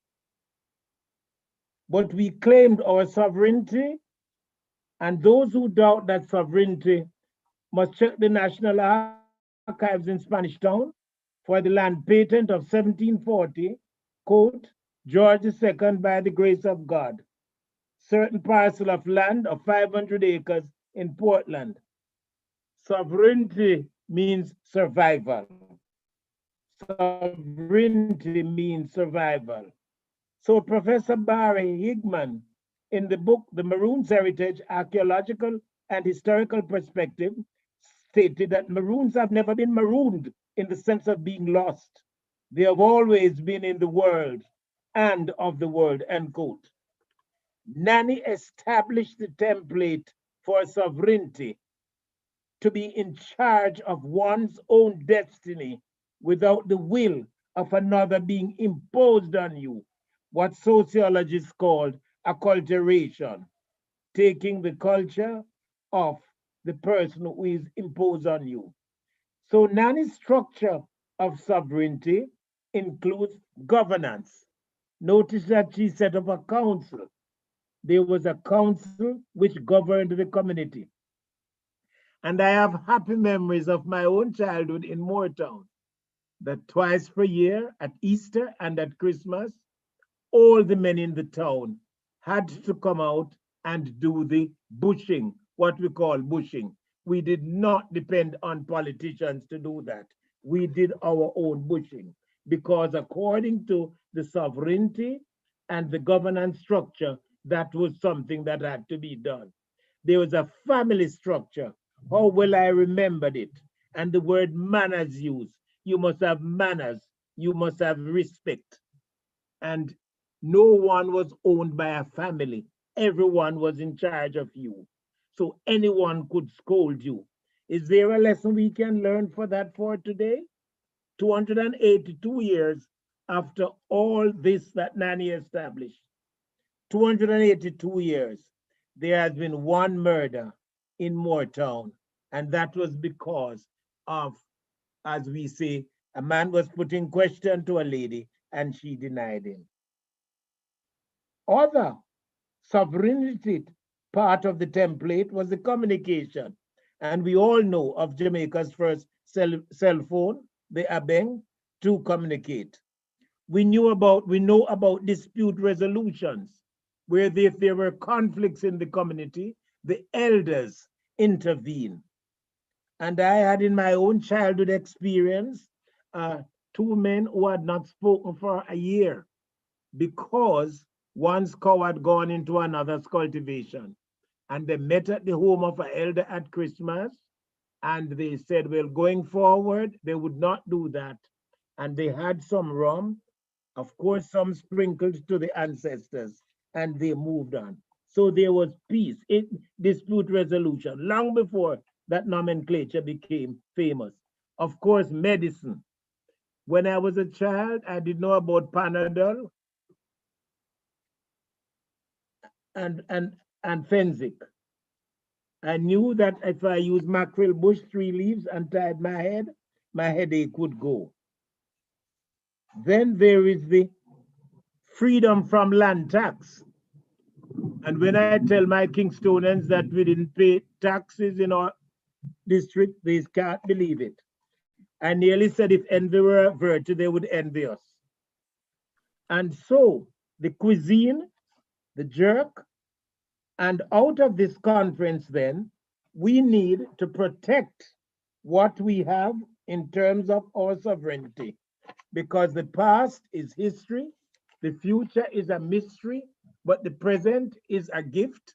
That is why it is called a present. And we continue to thank the Charlestown Maroon for giving us this present on an annual basis. Thank you. Thank you so much for that, Executive Director Crawford. Next, we will be hearing from Dr. Harcourt Fuller, Fulbright Scholar and Associate Professor of History at Georgia State University. It's a pleasure to have you today. Thank you for inviting me to be a part of this panel. To everyone. Tracy, thank you. Great to see all my friends. Chief Douglas, great to see you, Fran, everyone. Sir Crawford, and everyone. I'm speaking to you from the traditional territories of the Muskogee Nation, right here in Decatur, Georgia. I am a descendant of the Windward Maroons from the Rio Grande Valley. And in that sense, I want to pay homage to my father, Ashley Fuller, who is an ancestor buried in our traditional territories. My research revolves around the history of nationhood or nationalism in West Africa and in the African diaspora, and also in the establishment of Maroon communities across the Americas. What I'm going to do today in the 5 minutes that I have is to do a bit of show and tell. So just very quickly, for those of you who want to look up my work, one is I'm one of the creators of the documentary on Queen Nanny, Legendary Maroon Chieftainess, and also a double CD album of Maroon music by the Granny Nanny Cultural Group out of Moortown. What I'm working on right now is I'm writing a book on Queen Nanny as a follow-up to my documentary. And I must acknowledge the support of the Fulbright Commission in that. And what I focus on, well, one of the chapters that I want to sort of share with you today is looking at money as an expression of sovereignty or a denial of sovereignty in a sense. So in keeping with my show and tell, I want to hold up a banknote from East Africa, and you'll see Queen Elizabeth II on here. So by putting the images of sovereigns, we're talking about the sovereignty, money is used to express who is in charge, right? So the British in this case used, they issued currencies in Africa and in the Caribbean and other parts of their empire, and they would put the iconography of their sovereign on these banknotes as well as coins to show who was in charge. And of course, there's still, in a sense, when we speak about the Commonwealth, the British Commonwealth, right? This is a currently circulating banknote, of course, with a young Queen Elizabeth II on here. One of the first places or people to break sort of with that tradition and to establish their own sovereignty was Ghana's first president, Dr. Kwame Nkrumah. One of the first things he did when he came to power was to get rid of the British currency system and establish an independent, sovereign Ghanaian system with his image on there to signal a new sovereign. Jamaica was no different. This is a banknote from Jamaica, which was used from around, well, this was used up to 1969. So in other words, even after Jamaica became independent, we still had a banknote with Queen Elizabeth on there. Again, this is a British sovereign showing her sovereignty over the Jamaican people. And then around 1970, the Jamaican government started issuing our own banknotes with, of course, the Most Honorable Marcus Garvey as our hero, our first national hero. Again, an independent government establishing our sovereignty and our independence in quotation marks, right? Because the Queen is still the head of state, but that aside, with our own heroes, which leads me to this banknote here. When we talk about sovereignty, one of the important things about sovereignty is being rooted in this historical past. So the Jamaican government, or any other government for that matter, putting images of our own heroes and sheroes was an important step in establishing sovereignty. We also should note, as someone mentioned before, the coat of arms on the banknote, which of course includes what used to be called Arawak, Taino people. So this is the Jamaican state appropriating the indigenous past of Jamaica to establish its sovereignty. I believe I'm at 5 minutes, so I will leave it there. I thank you all. And again, great panel and great to see you all. Thank you. Thank you so much. You actually had some time left, but I understand. Thank you. So next we'll be hearing from Carla Gottlieb, author and nonprofit professional. Thank you so much, Tracy. Thank you all panelists. Thank you, Colonel Douglas, Dr. Crawford. Having you on this panel is amazing. I want to start off with something a little untraditional. This is a little inside joke between Dr. Crawford and myself. Here's a lychee for you. Not a mango today, but a lychee. All right, so that's something very interesting to talk about food, but that's a whole other discussion, indigenous food. And I really agree with Dr. Fuller about, to be sovereign, you have to control your own money. And I kept thinking today that we can't get donations in Maroon communities. I mean, you guys are Maroon, but it's just, I've been to Africa and I see when people give money, it destroys things. So that's a whole other conversation. All right, to begin, I just want to show you my book, to take from Dr. Fuller's page. This is my book, The Mother of Us All. Major Charles Ahrens of the Moortown Maroons helped inform this a lot. The publisher is Africa World Press. It's seen some resurgence since COVID, thanks to a great journalist named Elsa Joel in India. And yeah, I'm just happy to provide some historical oral history and word history. So basically, I wrote a whole academic paper for this, and then I threw it away. I'm going to read a poem instead. Last night I wrote a poem about Nanny, and that's what I would like to read. And my apologies, I haven't been able to get through this without crying. So if I start to cry, just show me some love and I'll get through it. All right, here we go. The title is Nanny's Green Abang. Mists rise, the red coats she does excise. The John Crow Mountains are on our side. Birds, crickets, the sound of the abang, all chiming in glory and victory. We are all in unity. We are pulled by the tide of freedom. The very mountains are on our side. It is unity we will provide. The land is ours. The ancestors bless us with cleansing Caribbean showers. We are sovereign, she says. We keep the British from hovering, she says. The abang calls its sacred cry, and although they may try, no colonialist shall unseat us. They shall not defeat us. Our tactics we shall repeat, oh. Our families shall be complete, oh. They shall not wrench our babes from the black arms of our Akan mothers. tearing skin from skin, creamy milk from blood, flesh from the breast of our ancestors. We are all Africans. Our land is anointed with blood. Brought from Africa over a sea of poison, a jubilee of sick hatred, a middle passage of madness. The sadness and badness we turn into hatred, which became something sacred. Our ancient gods and goddesses require that what we desire blesses us with fire, and the ash we do smash into a plan to dash the man. Yes, we are in a jam, but with Nanny's calm wisdom, we make a plan to listen to the Taino, to meld with the Arawaks and Carib, to fan the flames of our drastic disconnect from our homeland. Our home, our land. We were in one place, and now we are in another.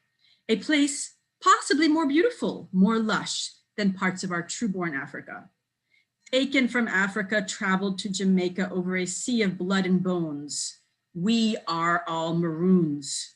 Our fight for freedom is not over doubloons. And although we were rich and we were forced to snitch on the Africans whose skin was as dark as pitch, let us rejoice in our common voice and Nanny's cry against vanity and global ecological insanity. Green protection is as sweet as a manatee. We must stop the calamity. Destruction of green Maroon's land is profanity. Together we rise in greenness, in sovereignty, in unity. Together we strive for justice amongst us. In Grandi Nanny's name, blessed by the heavens above and the earth below and the ether which does not show. Fire, clouds, air, sea, wood, and water. Jamaica is ours. Medasi. Thank you so much. Thank you very much for that, Carla. Next yes, claps all around. Next we'll hear from Beerta Tim, PhD and independent scholar. Hello, thank you, Tracy. Thank you all. This was a great panel so far, and I don't want to repeat the welcome and thank yous and everything. I'm just really saying thank you all. Great for everybody who's listening and is sharing in this conversation. I think I'm going to follow my friend Carla and ditch my paper and instead just speak a little bit about what I have been thinking prior to this conference, share a little bit about my work, but also I want to share a few thoughts that have been coming up over the past weeks and months, and some projects that I heard are also happening in the Maroon communities. And I would link it back to youth work in Jamaica and to really see where some of the topics that have come up, and of course are the red thread in all the presentations about what does it mean to be sovereign. We have real power question involved here that cannot be overlooked. This is a legal question as much as it's a question about land, about rights, about what does it mean to be able to determine the way how you live, community organization, our own concepts of health. What does it mean in a larger national context, especially in a time of this global pandemic. Here again, thank you to Fran and Paul for really making this conference happen, the entire Charlestown Maroon Council, everybody on the ground, making this happen in this special time and allowing this type of conversation to continue. I think it is very significant, and I believe one of the opportunities arising from a conference like this, as Fran actually mentioned before, is this kind of conversation afterwards and in between, where we can really update each other, what is going on in our projects, what is going on the ground. Harcourt, you were sharing a lot of great projects you're doing. Carla, I know you're involved, and so is Vivian Crawford in this great conference that is coming up about, well, it's a festival really about Queen Nanny. It's quite an international festival. Maybe Carla at the end of the panel, you can probably share a few words about that. That would be awesome. Yeah, what I want to kind of shed my light towards is how are we utilizing that legacy of Nani, of the Maroons, of the struggle for sovereignty, and how can we really see how that is intertwined with what young people nowadays, first of all, know about Maroon history, and how do they think about Indigenous history overall? Do they have a concept of Indigenous history? Yeah, here I would like to share a few words about my own background and my work here in Jamaica. I have been working on themes of nationalism. I published my PhD thesis on the Jamaica Progressive League, on the early political struggle for independence, what sovereignty meant on a political level for Jamaica.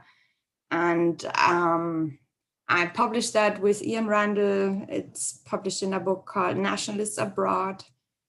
And growing out of that, my interest in nation building and how post-colonial societies actually frame their concept as a nation, how history is utilized in that process.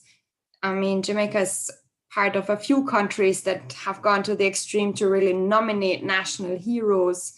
A lot of other countries more work with whatever heroes are there in the folkloristic tradition.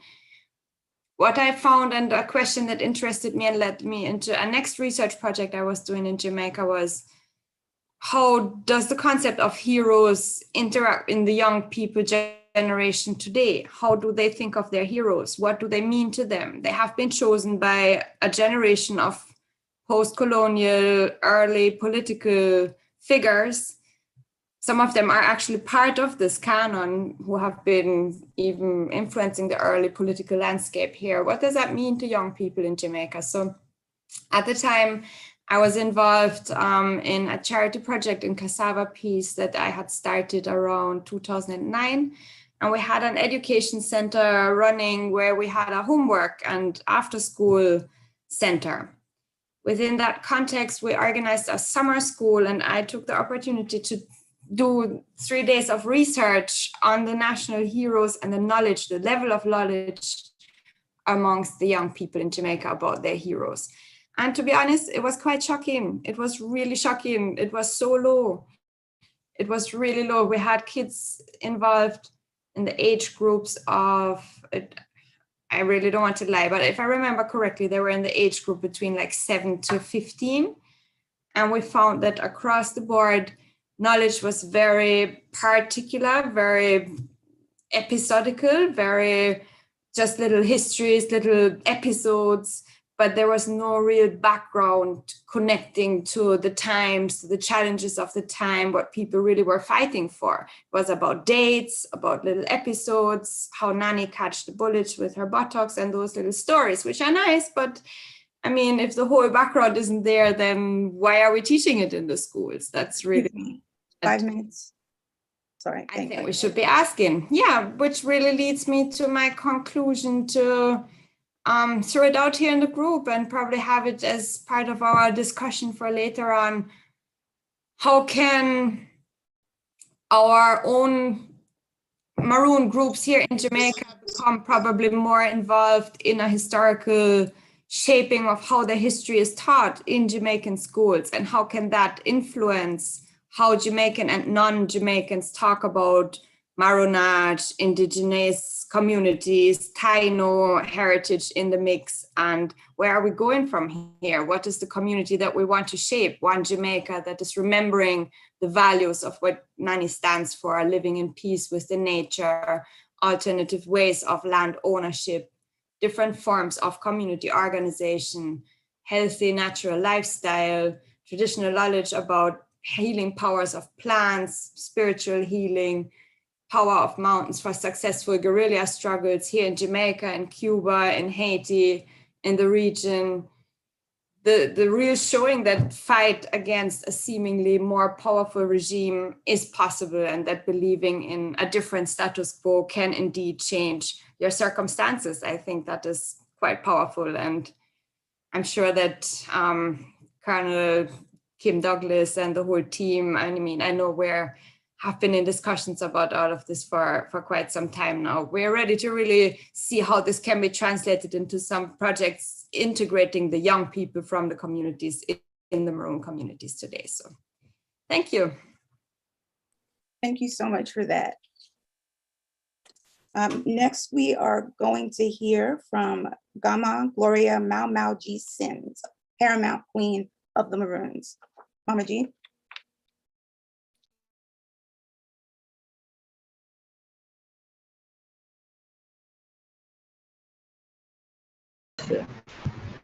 Okay. Good afternoon or good day still. Yes, this is Gama Mama J, and I'm here in this panel this morning. I give thanks to see everyone. Yes. I'm so happy to be here. Sister Barbara. Yeah. Arkot. Present. Yes, I'm Mr. Vivian Crawford and everyone, Brett, Carla, Tracy, Fran, and Paul, give thanks. Marcia, Douglas, yes, we give thanks to be here. So this morning, my say and sovereignty as a supreme authority is based on spirituality, you know, of our heritage as African Queen. And to me, it can be seen clearly that as a people, we communicate with our ancestors and recognize and acknowledge them even after death. And that our ancestors is that we will possess us from time to time to continue their work through us, you know, using our hands or feet for their works, you know. And I myself have experienced many possession as the Holy Spirit come into you, actually moving your body to do what they want to do. And to me, that is supreme authority. And to me, that is an ancestral heritage that we carry from Africa here. Many of our ancestors, as I say, continue to live through us, to work through us, with the fight, the struggle that they were doing physically. They would continue. Some people would call it reincarnated into the family lineage, or re-migration of the spirit into our body, possessing us to do the work. When you look at, for instance, we as a people, we are Kemetic, we are coming from as far as from Egypt before we travel up the Nile. Looking at Sekhmet, the dreaded lion goddess of Egypt. If you know of Sekhmet, she was that avenging spirit from those days that would avenge whenever, as a priestess and a queen spirit and a goddess, she would avenge whatever situation would come upon her people. She would go before or go with the pharaohs into battle to lead the battle and to fight for our people in that way. So we see that spirit years after descending are embodied into queens within Uganda, and when they identify this move, what they call this cult, Anaya Bindi cult rising in Uganda, fighting the colonial system again in those days, you know, and it is written within the history of who Musa was, you know, carrying that same spirit of Sekhmet. And then eventually, as it goes further, it is told that when that this spirit would continue to rise somewhere, somehow, among African people, home and abroad, whenever, wherever the needs call again. So the needs did call when the transatlantic slave trade one of the worst things that has ever happened to humanity within history. Many things have happened to many nations of people, but transatlantic slave trade, which is something that is still hanging out there and not been dealt with within a justified way by any justice system that has put themselves in place since then, was one of the worst things that has ever done to humanity. And we say this without a doubt. And without apology. Yet it has gone just like that, still hanging there, still weighing in the balance, still trying to find a way how we can get justice. Queen Mama Nana, there's many history told of her, of where she descends from, and as I would say, when I look at the Ashanti people in Ghana, and then I look back at the pharaohs and the Egyptian, the early Egyptian people, black people in those times, you can see the same custom and tradition of how they worship their dead, their ancestors, how they bury them. It's the same thing. All we did was travel up the Nile into Ghana. It's the same journey, it's the same people, same thing. You know, it is never the same. That it's not the first time that we people here has been enslaved. The pharaohs were enslaved in their own land by people who was acting as pharaohs while they enslaved them as slaves. The same thing keep happening. We see it with Umasa, Umasa in Uganda, when she fought the colonial system for her people. The same thing with Queen Mama Nani here in Jamaica. This spirit will rise in whatever woman has the ability, the capability, the woman who is afflicted with the affliction of our people in a way that it burns itself to do what is to do, to always advocate for your people, fighting for your people, standing at the front line, putting your life on the line for your people. This Queen Mama Nani was not the first in this journey, and she will never be the last one. And as it go along in many generations, we will see women like that rising up to defend their people from time to time. We reverently look upon Queen Mama Nani. I, for one, look upon her as a deity. She is, to me, a goddess. Yes, this is who I myself would pray to her, go to her, talk to her, commune with her like a deity. She's a saint. And until we come to that realization in the wider hemisphere of Western Hemisphere, she's looked upon as being one of the most fiercest warrior and very spiritual. Although Obia is outlauded here in Jamaica, it is about healing in whatever way for your people. Suriname Maroons still practice Obia, the very word. And they have their Obia house. And they, if you are sick in Suriname, they will take medicine to you and they will give it to you. And they say, I bring you a Obia for your belly. So it is healing. It is coming from Kemetic, the same spirituality. In Kemet, they worship the serpent, and the name of the serpent in Kemet is Obi. So the medicine people are known as Obi, O-B-I, Obi man or Obi woman. And so Obia is a fierce and the most feared and the more and the less undiluted spirituality that come out of Kemet. And it was found here in Jamaica. And Queen Mama Nani was a priestess in that order. So let us connect the dots and know that we are sovereign people born from sovereign heritage of many queens.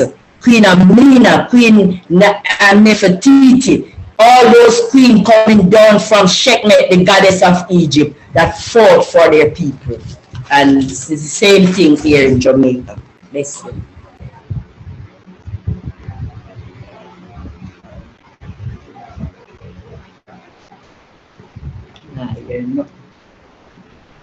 I'm muted. Sorry about that. Thank you, Mama G. Great presentation. I'm going to open it up to the floor now. Anybody that has any questions or comments in response to any of the papers, please feel free to chime in. Just to say, great presentation by Sister Gloria, Mama G. I have to just give her enough props for that. Yes.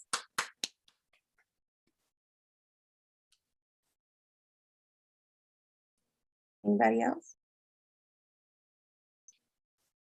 Okay, so I can get it started, I guess, if nobody has anything. So if we're talking about Queen Nanny, indigeneity, sovereignty, as we have been for the past few minutes, how does Nanny figure into those struggles among indigenous people, such as Jamaican Maroons, such as, yes, Jamaican Maroons consider themselves, many people consider Jamaican Maroons to be indigenous people, but how does Nanny figure into their struggle for sovereignty and recognition of that sovereignty when iconic figures like Nanny are taken and used for statecraft, for other purposes that are not in the interest necessarily of Jamaican Maroons? And I'm thinking about the ideas, the very abstract ideas of sovereignty as opposed to the sovereignty that really does have material benefits. It does things for people, it does things for nations, and that's why nations want sovereignty. They crave it because it does material things. So how does Nanny figure into the struggles of Jamaican Maroons and communities like them when symbols like her are taken for other purposes? They're subverted, or not subverted necessarily, that's extremely negative, but are used for different things other than, other than the ways that they're envisioned as working for the communities themselves. If I could just say something about that, Ms. Tracy, Dr. Stewart, I think even before we get into that discussion, it's interesting to look at portrayal. How is Queen Nanny portrayed? On the $500 nanny note, her scarf is entirely wrong, and Honorable Crawford taught me that. So I think it'd be interesting to see, we need an accurate presentation of Queen Nanny that we can use, and it's not that $500 nanny note that's on the cover of my book. I learned afterward, they don't tie it this way. They tie it this way. They put a pipe in to get rid of the mosquitoes. So I would love to see somebody, have a dream about Nanny, do something with Mama G, and really come up, touch base with that goddess, that ancestor that she is, and come up with a true presentation that we could all use, a true representation, that we could use. Yes, Crawford. Oh. Crawford. Dr. Crawford. Yes. I wanted to say with regard to the money, it's perhaps not disrespect how the head covering is done.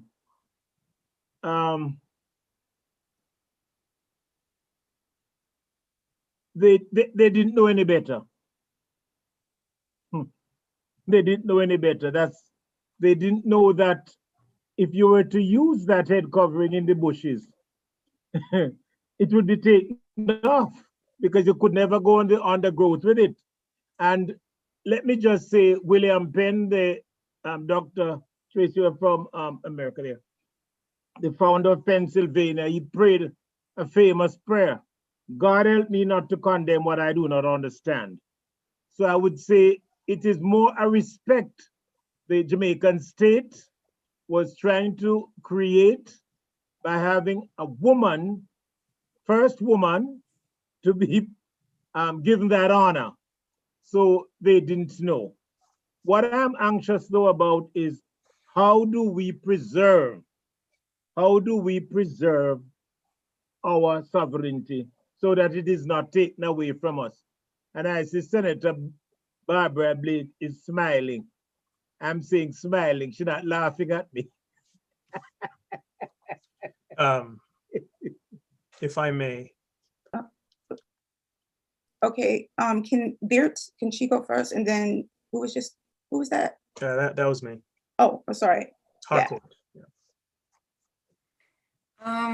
Yes, I wanted to respond also a little bit to Carla and Vivian, remembering into the discussion that, and I think that was what Vivian also tried to say a little bit, the whole remembering of Nani didn't have a big role in the Jamaican populace and in the political context in the early post-colonial years. So it's quite interesting that it was actually within a nation building context of statesmen, and they were men, who, as Vivian Crawford rightly said, in the 1970s, it was on vogue to come up with a female figure figure of positive identity for young Jamaican women growing up. And that was very much in the discussion in line with Michael Manley's policy in the 70s. And I think it's interesting to remember that. And probably what I'm hearing everybody talking a little bit about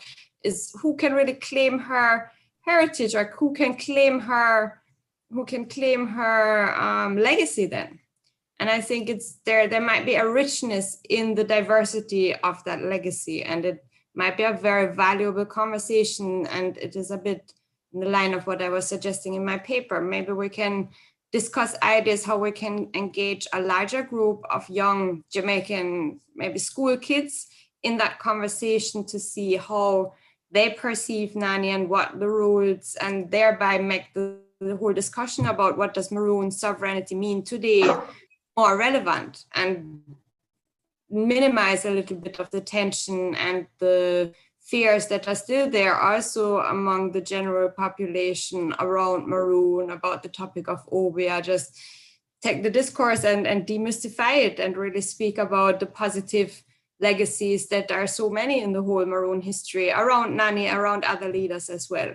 Yes. I think that would be very valuable to youth and young people in this discourse going forward. And I would love to see some creative projects. Let's do like poetry and music and videos and videography with the young people, maybe in format of summer schools. This can be in the Maroon community, starting there, but include other communities eventually, or have more of a mix, or this can be discussed, but I think that would be a great. Thank you. Dr. Fuller? Yeah, just a couple of things, if I may respond to Birte.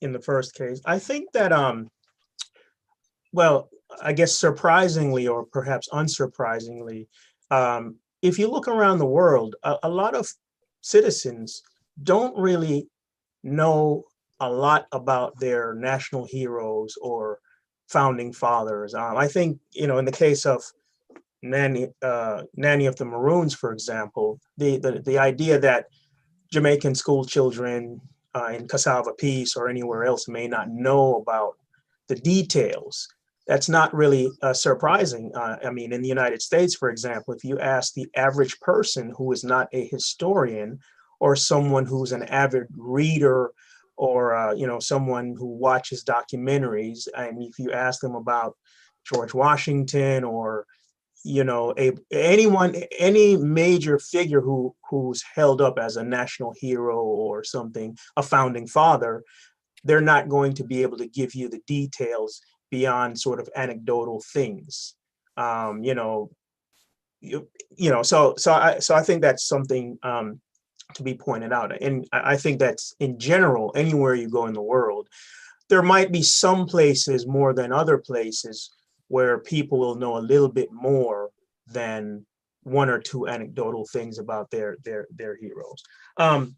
With respect to the banknotes, and to respond to Carla in this case, I think that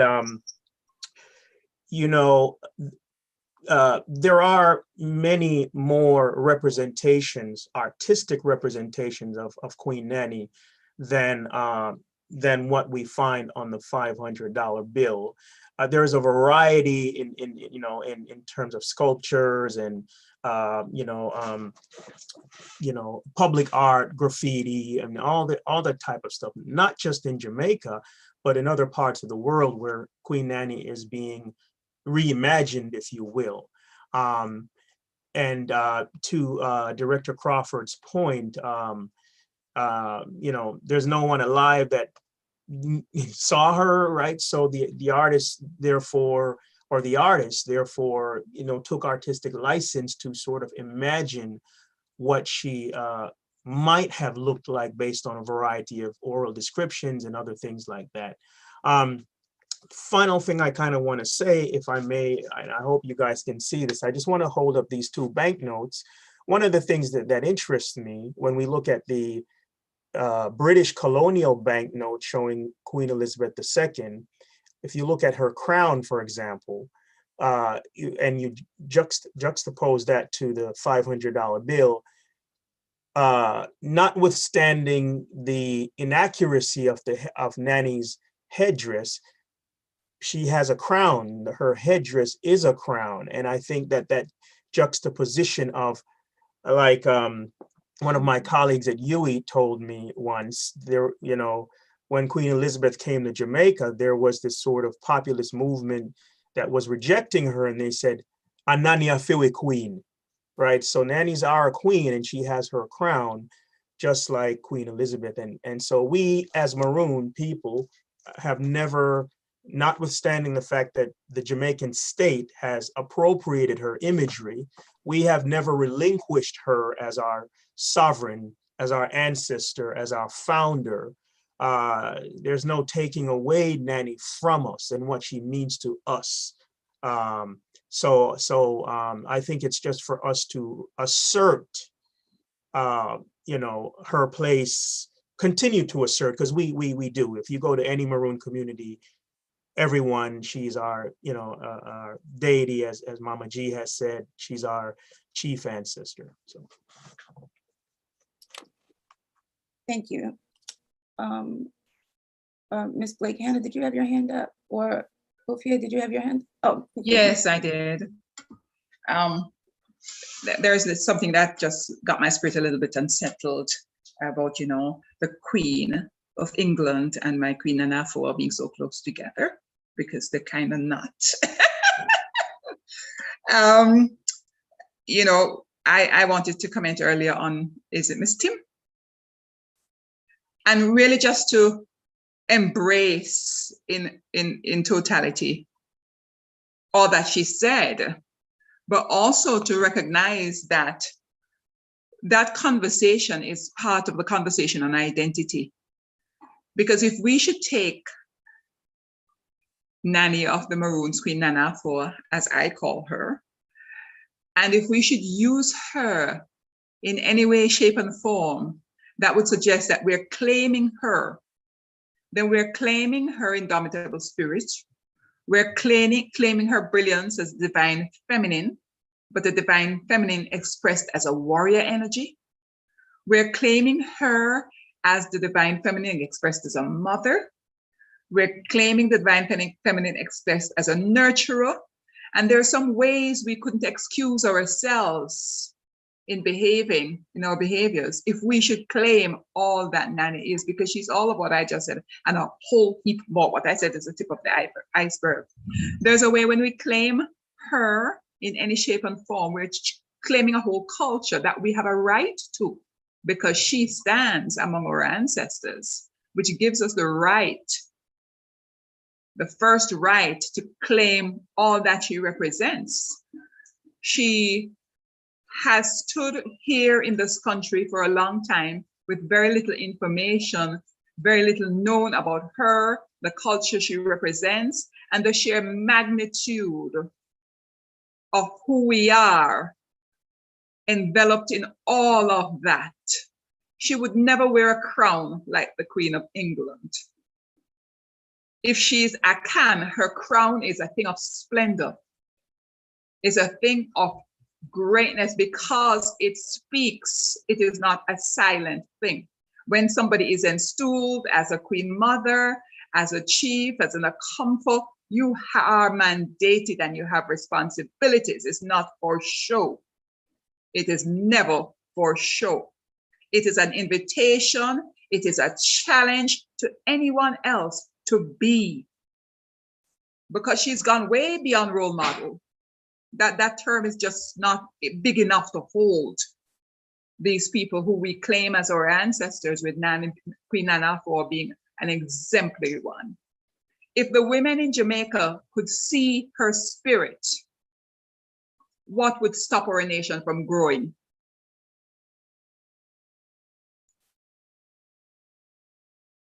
Thank you very much. Thank you. Very great points. Does anybody else have anything to say? Anything to add to the conversation? I just want to say I had the same exact thought about the crown. Obviously, what you said, Dr. Fafia, I'm going to go back and listen to 12 times. But the crown, she did not need a crown. That's what I was thinking too. Thank you. I would just add to the conversation about crowns that as a Rasta woman, we cover our heads with whatever we cover with, it's called a crown. And every Rasta woman is supposed to wear her crown. So the fact that Nani has her head wrapped means that she's wearing her crown. And we all wear our crowns because we are queens, we are empresses. So in Africa, a woman doesn't go out bareheaded, you know. It's only in Western cultures that women go bareheaded. In African cultures, in most cultures of the world, women, when they have women, adult women, cover their heads. It's a sign of womanhood. So I would just say that as a Rasta woman, I'm never ever seen without my crown. And I follow Sister Nani in that. Mama Nani, Queen Nani. Thank you so much. And that's perfect because I am happy to introduce you. Barbara Blake Hanna is going to read some excerpts from her book, The Moon Has Its Secrets. The floor is yours. Thank you. To all gathered here today, those I know, Sister Gloria in particular, who recommended that I be included in this excellent historic program. Brother Vivian Crawford of Portlander, my brother Vivian, yes, we are truly, long time we know each other, and I'm so honored to be in the same. Love you, Mr. Crawford. Okay. All the people I'm meeting here today. Carla, good morning, who I met last night. Fran, how lovely to meet you through all your conversations. Queen Afua also, everyone. Tracy, thank you. Our court Fuller, my Jamaican brother over there. But let me just introduce my book, The Moon Has Its Secrets. It was written for Nani because I love her so much. I'm so inspired by this woman. And it's a story that she wrote. It's the story of a woman, Kofia, who is taken from Africa as a young girl and enslaved in Jamaica. And on the plantation, after being there a few years, she meets a Coromantee man, Kwamin, who takes her and they escape to Maroon country, where they live, become leaders of the Maroon community and raise 3 children, 2 boys, Kojo, Kofi, and a girl called Bella. At the end of this chapter that I'm reading to you, Bella receives her warrior name, which is Nana. But let me read the piece of this chapter that will fit in 15 minutes. Chapter 8, Maroon War. Make me brave, make me strong, make me victorious.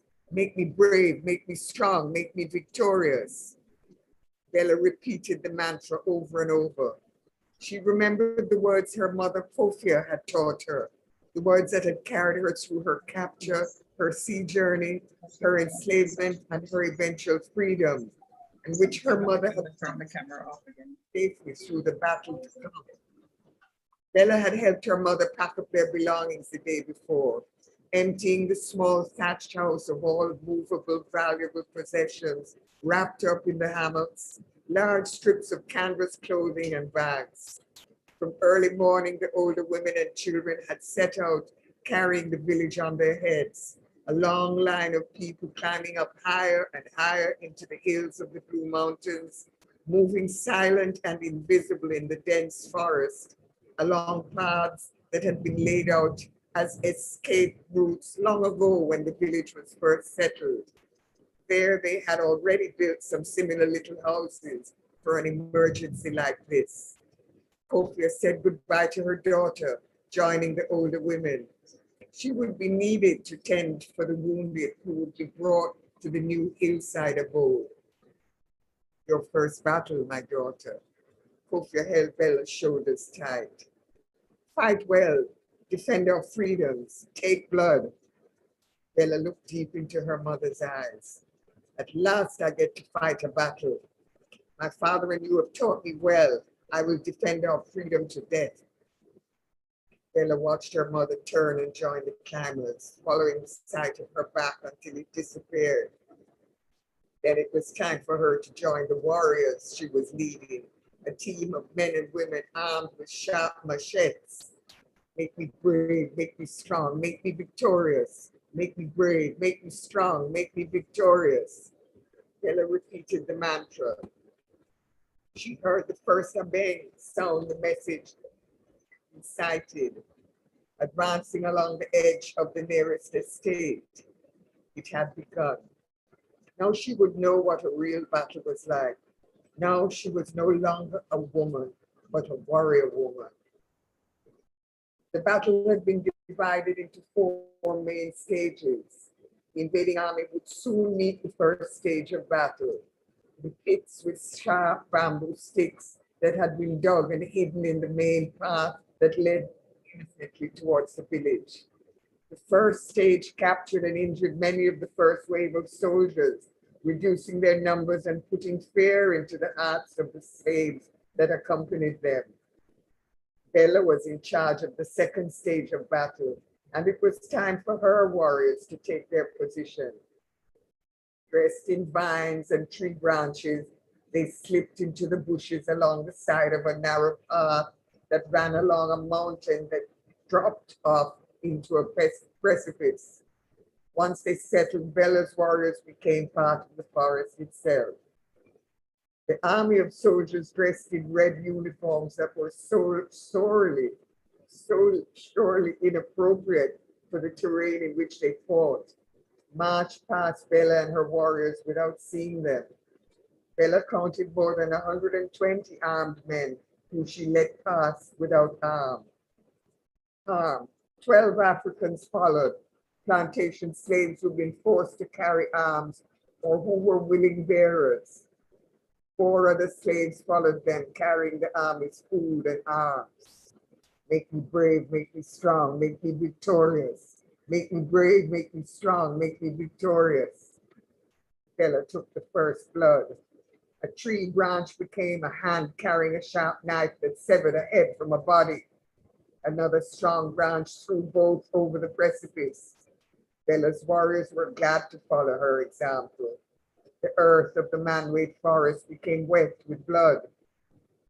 Seeing Bella's arm at momentary rest from relentless slaughter, one slave turned pitiful eyes to the eyes in the tree and begged for mercy. Join us or die, Bella whispered between clenched teeth. Allah be praised, was his only sound. Taken prisoner, Bella ordered. Let him live to tell the tale. One by one, the slaves disappeared from the colonial army line. The sound of bodies falling into the jungle, muffled by the dense mass of branches they fell into, hardly disturbing the noise of soldiers marching ahead. The pile of captured booty left behind was high. Bella sent some of her warriors to take the captured guns and ammunition to another path over the hill to the warriors at the second battle point. Then she raised the abeng to her lips to signal the success of her battle and blew the message sounds. Bella could hear another abeng take up the signal as the third battle began.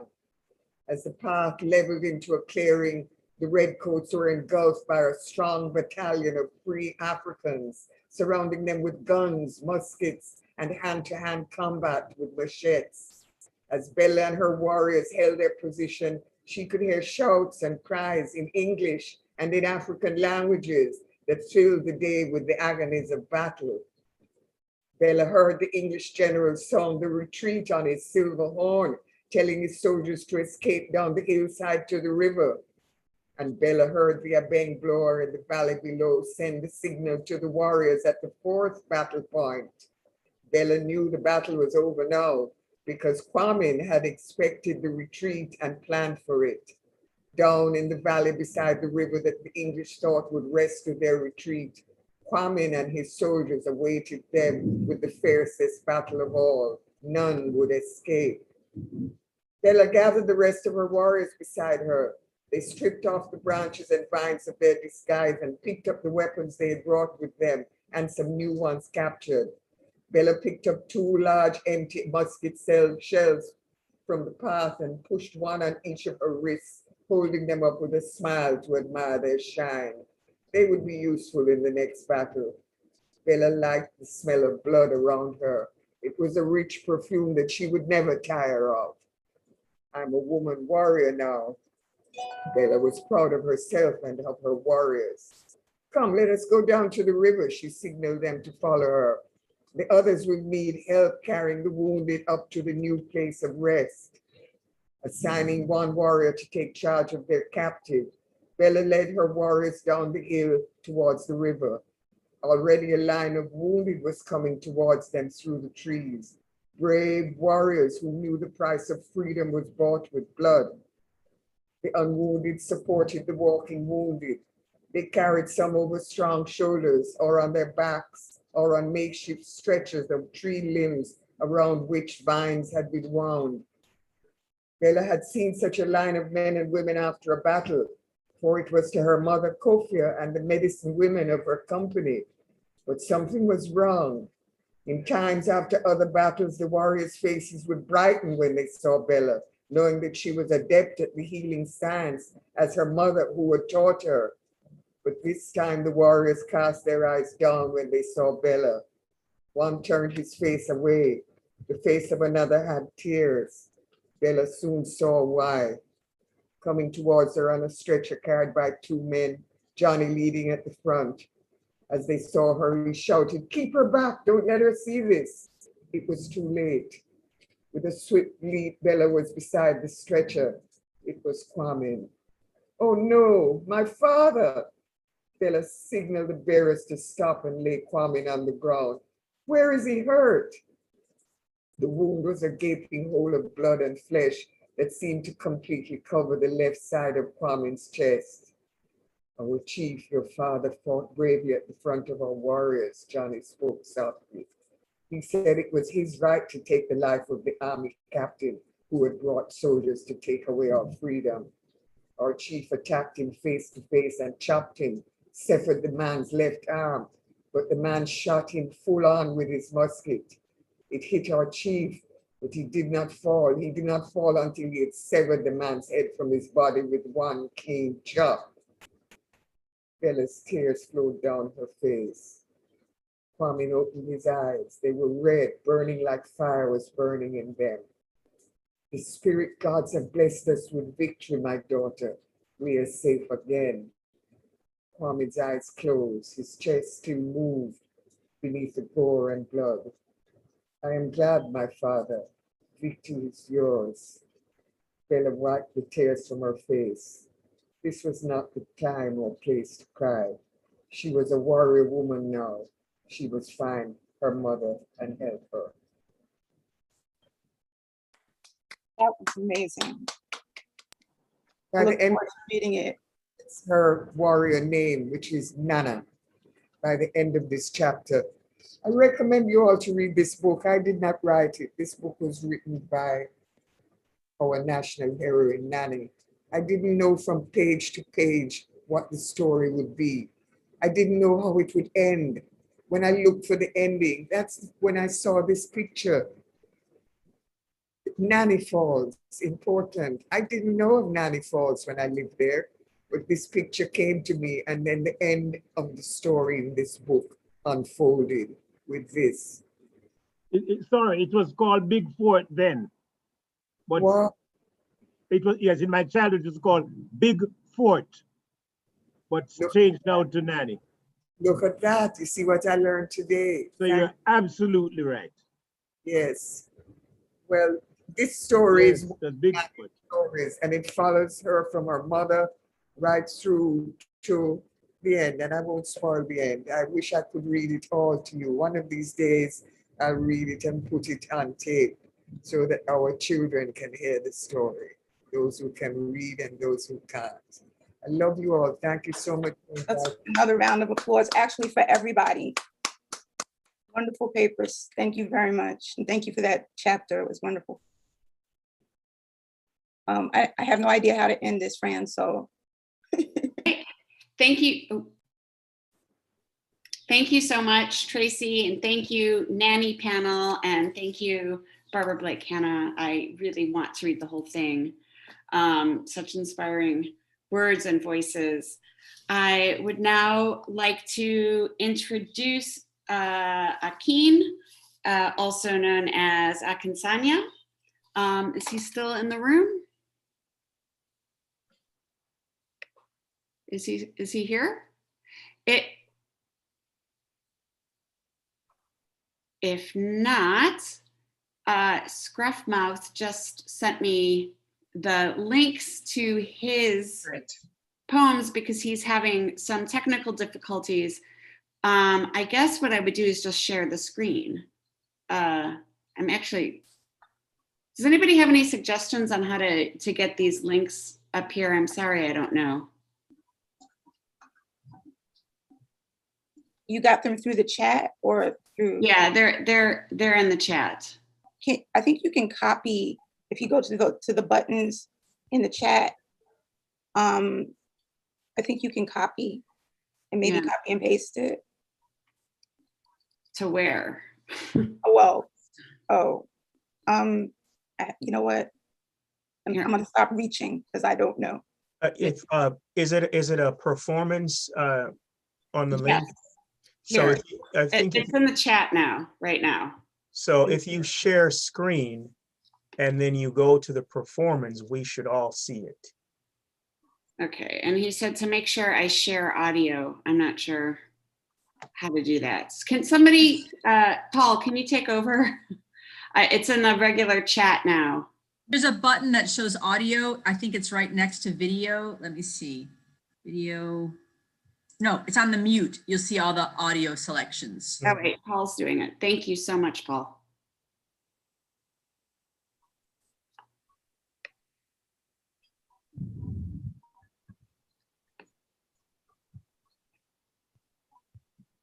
I have a question for the panel while we get this going.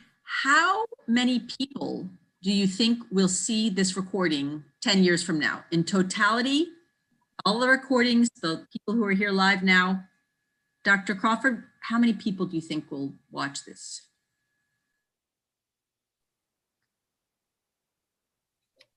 I would say millions. Go on. Yeah. I would say millions. 282 years ago, they didn't anticipate it today. Island Dog. Charlestown, Maroon. Charlestown. Yeah. Big up yourself. Big up the working staff and the dancing staff. The crew that keep it going, you know. I know we pick up the general chief of staff. Everything wow, you know. This is Bushy Kunde. Real Bushy Kunde. Homage to the one who walk the walk, talk the talk. And you play my liberation. Bushy Kunde all over. That's all I'm going to tell. Yeah. That job is merciful to I and I all the time.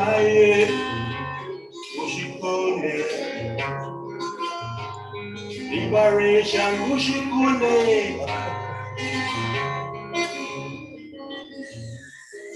Aya, Bushikunde. Liberation, Bushikunde. Bushikune is my Africa. Them say we are diaspora. Bushikunde scattered all over. Caribbean, the seed of the Americans. Bushikunde.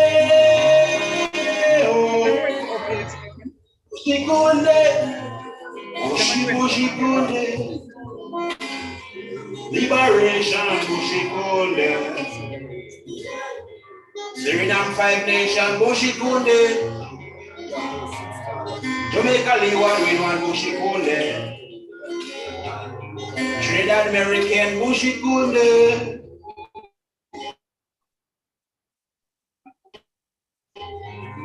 Belize, South Carolina, Gully Buche, Bushikunde. Can't Nova Scotia, Bushikunde. Bushikunde in a Sierra Leone. Trans-deported found his way back home.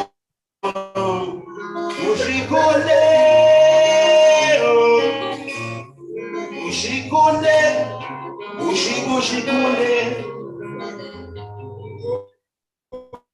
Liberation. Bushikunde knows how to survive. Bushikunde the brand. Surviving movement valley and swamp. Bushikunde. Bushikunde.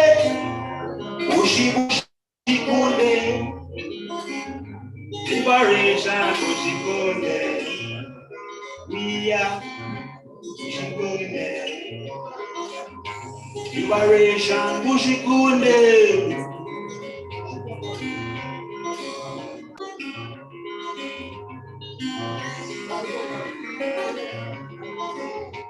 Bushikunde in Africa. Them say we are diaspora. Bushikunde scattered all over.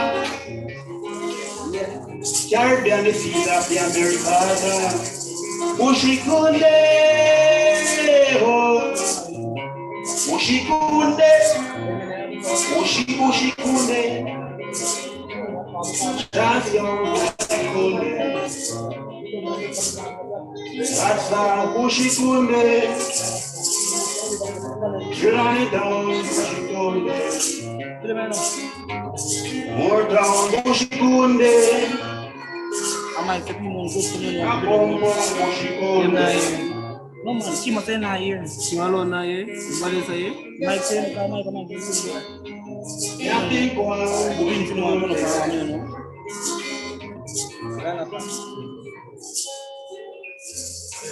Yeah, tribute to the Bushikundes all over. Now in a rubber dub styling. Coming in straight from Jamaica, you know. And because I want to scan, I will know. Iron! Bushikunde is a tabra. Yeah. Marijuana. Oh, turn it up. Turn the mic, the speaker around and turn it up. More valley. Nice. Get that rhythm from top. Right here, woman to the herb. Marijuana. Turn up the rhythm. Yeah. Good indica. Babylon one. Over the good. Senses me inner. Lamb's bread, Mary chain. Good indica. No call I Joe Pedala. Babylon, use the earth to heal pneumonia, cancer, asthma, and the glaucoma, arthritis, cancer,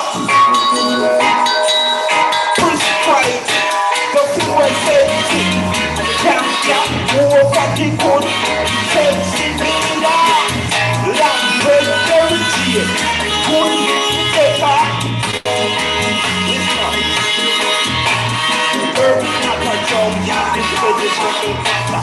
Just like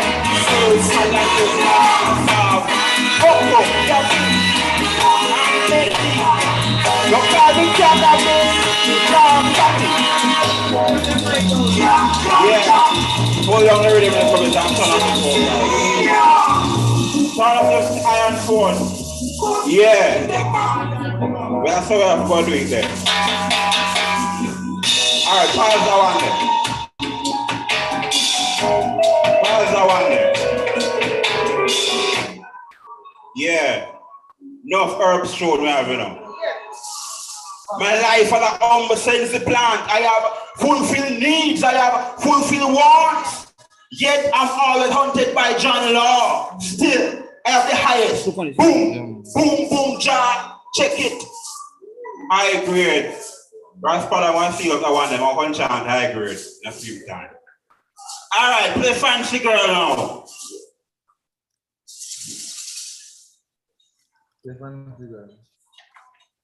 Yeah. We'll play some scare.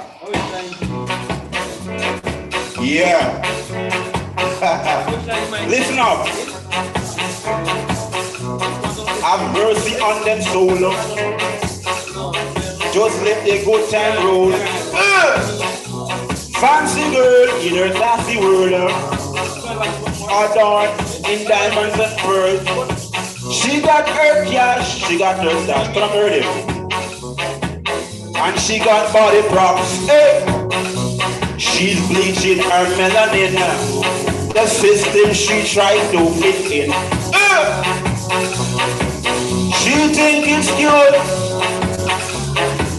to bleach her roots, to live her life so false, pleasing a system with flaws. Check it out. Living her life so false. Check it out. This is what I want now. Black girl in a white world. Her status quo, that's her concern. She's where she make it by wearing her cosmetic facelift. Now look how she's faking it. Blessing that so cut to fit. She got her education. She don't need a recommendation. To live her life so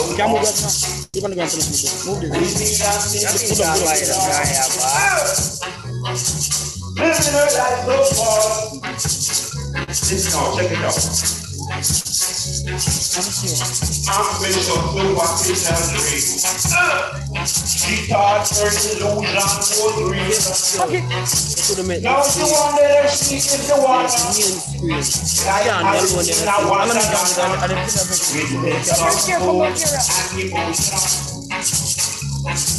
she bought the deception. Thinking they can pay their way. Time is the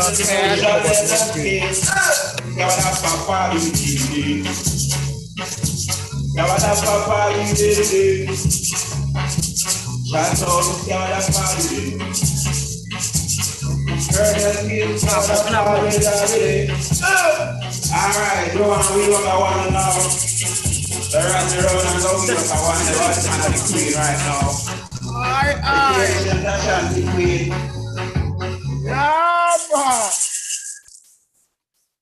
Yeah. Yeah. You know what this conference have a team with Anna and the Queen, Royal Queen, Empress Nani, Ashanti Goddess. Yeah, place Queen Nani. Take to the fourth road. Anna one day, we're not ready. That one day. Yes, Anna! All the royal ladies, you know. I want to first this. Check it out.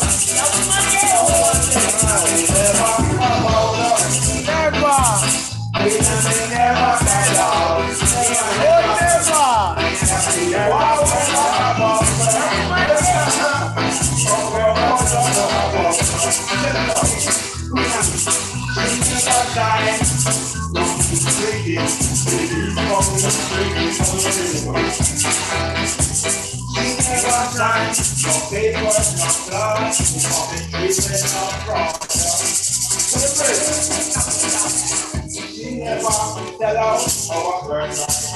She Let's unite and don't fight. It's best to know our time. From ourselves, don't fight. Check it out. Something never sell out. Never. Put it on them, not sell out. Never.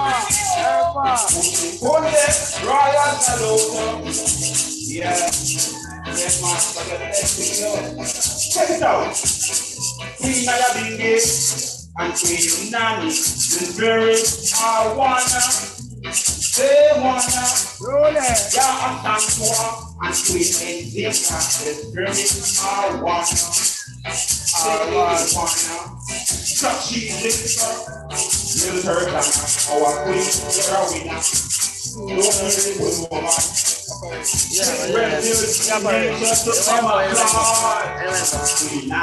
A warrior, we can never sell out. No time. Okay. Take it out. Take it out. Hey, you want to keep wild and talking for you. Telling them not to time. Open your eyes. You said you trick. This is a trick with your pantaro and the binder. Open your eyes. See the brother. No, my brother. Can you read between the lines? Open your eyes. Say it's best to unite. One ourselves don't fight. Check it out. But we never. Yeah, we're on the queen. Yeah. I get no black and low, you know what I know. I just honor her. Yeah. I will honor the one that won't fight the fight, you know. I'm not going to do what they do. We don't criticize, you know. Just say honor. And big time to whoever they right now. Yeah, every time. But I feel up with a time here. Come on, do that. Come on, do one way. Hold them, mama. Yeah, what's wrong, huh? Oh, man, yes.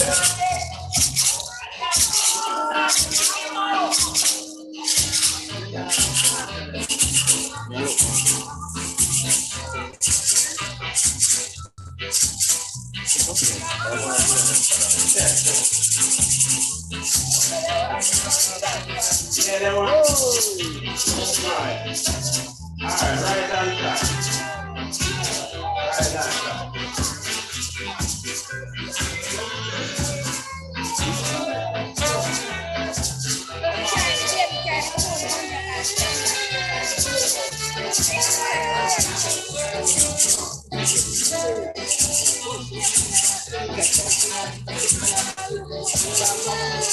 That woman there.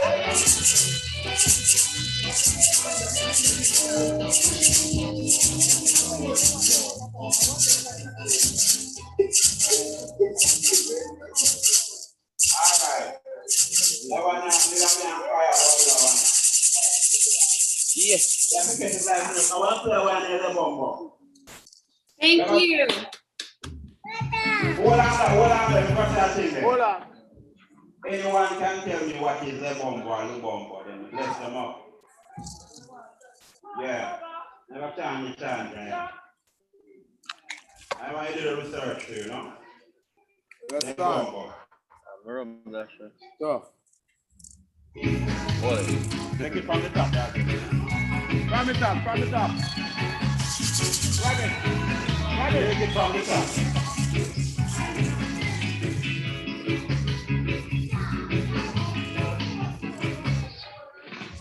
Turn it up. The bombo man, here I come. Here check the bombo need man. Move on the man. Check it out, girl, it's name one. The bombo man I am. Check it. You want to do it in the bombo. Roots rocks can be in the bombo. Repatriate to the bombo. I shall live in the bombo. Check it out. Who don't know the bombo is in Africa? It's Dola, Mozambique to Tanzania. Mountain range 300 kilometers. The bombo is in know you don't want to see higher. That's where I wanna go. Mountain to the Congola River flow. Le Bongo in the Congo. Chant le Bongo in a stereo. So, we want it down in the Bongo. Roots rocks stamping in the Bongo. Repatriate to the Bongo. Isolate in the Bongo. Have you heard of the Bongo bone? Oldest artifact to be found. Much older than the Aishambo bone. Anthropology archaeology let it be known. The Bongo bone is African Babuia. Every God of Master Babu Paranda. Don't coincidental as of matter. It's the feminine type of Makuluna. That's why we want to go in the Bongo. Roots are stamping in the Bongo. Repatriate to the Bongo. I shall live in the Bongo. The thing they found out in the research and review. Before we get other items based residue. Maybe it was a vital item still. Item is vital that's the really new. They found out how we resource saving health. Food urban used to make our better. I say nothing on the Bongo better. Jam the Bongo is what I am saying. And every time, we want to do it in the Bongo. Remember the Bongo in the nose. It's a mountain. And that's the no, fine.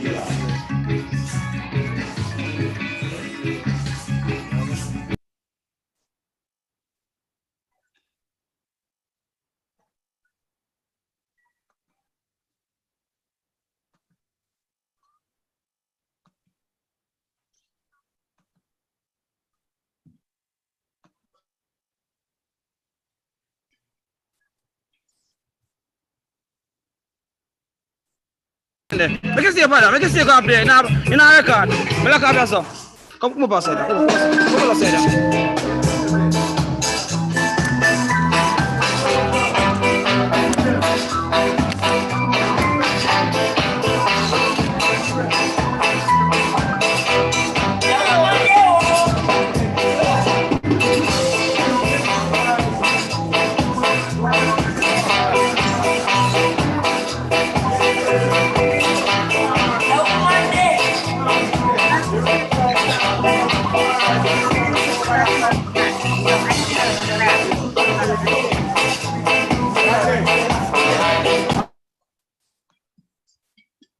What? Uh-huh. Okay, Fran, over to you. Hold on. Hi. Over to me. All right. Paul, are you still there? Can you share your screen with Scruffmouth? For Scruffmouth. Okay, I'll give it a try. All right. But, wait, I can't because there's a power surge here. I disappeared, so I don't have the links anymore. I'm sorry. Okay, hold on.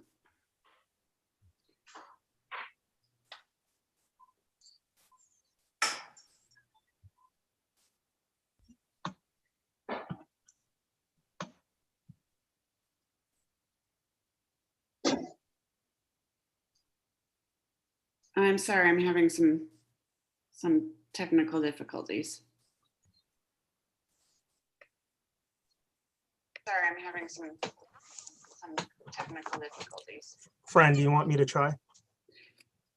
Yes, I could put this back. I just copied it back into the chat, or I'm about to. Fran, do you want me to try? Also, there's an echo. Okay, all right, let me share my screen.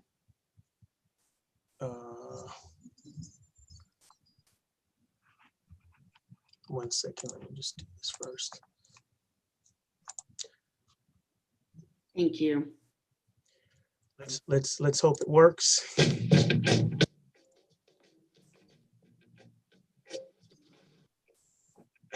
Is Scruffmouth still here so we could introduce him? Scruffmouth, are you here? Can you hear it? Yes, but I'm not sure if Scruffmouth is still here. Scruffmouth, are you here? Can you message me?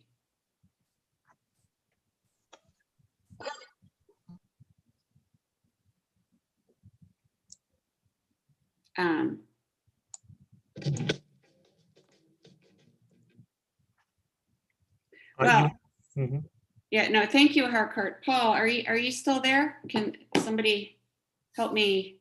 Yeah, I'd say just introduce the work and then have Harcourt play it for us. Okay, this is the work of Kevin Anthony Cameron, aka Scruffmouth. He's got two poems here. One is called Black Matthew, and the other is Color Me Maroon. Thank you, Harcourt, so much. All right.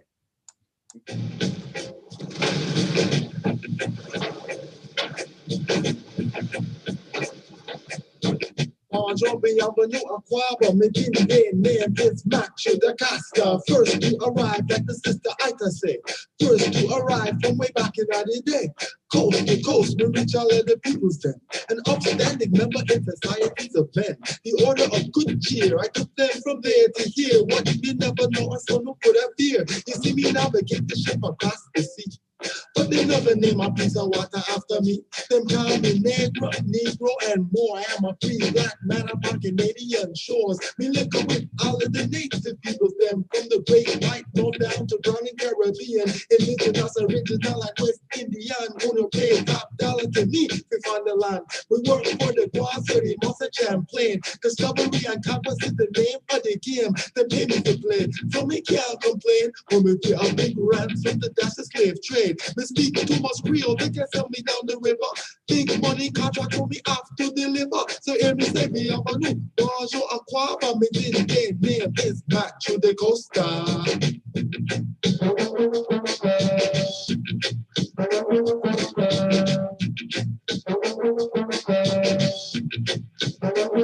I come from Congo by way of Portugal. No matter what the language, we respond to the call. We serve in Canada, Acadie, and Nouveau France. It's watching on my flow in a old Amsterdam. I left the motherland from the coast of Angola. Sailed up to Spain so that I could say hola. Transatlantic crusade victim. I am a free man, so me learn to speak pidgin. Interpreter and sailor to all the known lands. Black man, the great African. The black Moors that ruled in Spain were overthrown. Hacienda papyrus from the paper throne. If you can't got the language when you build Babel Tower, then now get the culture and you can't hold the power. So them sin companies and Christians on missions. Them kidnap me to interpret and listen. So me say me have a new bonjour aquaba. Me didn't name is back to the Costa.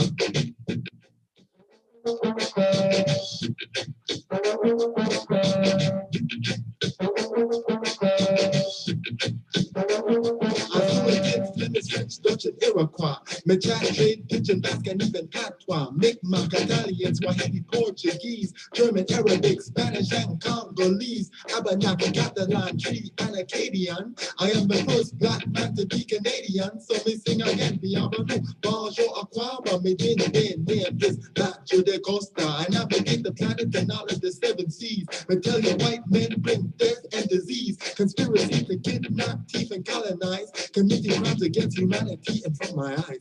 How can I work with this man that I detest? Them have to build the key to open up the treasure chest. Them have to build bigger ships to trade in slavery. Time for you some moral compass and some bravery.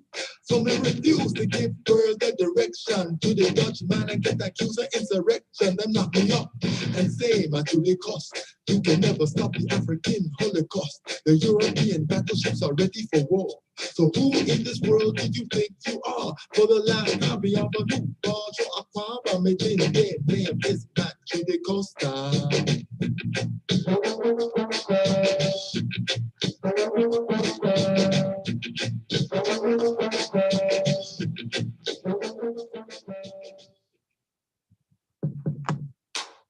Sankofa. Say whoa if in a wo Sankofa a Yankee. Which came first? the chicken or the egg? Go back and fetch the answer from your earliest collected memories. Akashic mind mapping like illustrated children's stories, encoded with symbology like a chicken moving forward to cross the street while looking back at its tail. We speak of this proverb like X marks the spot. It is not taboo to remember what you forgot.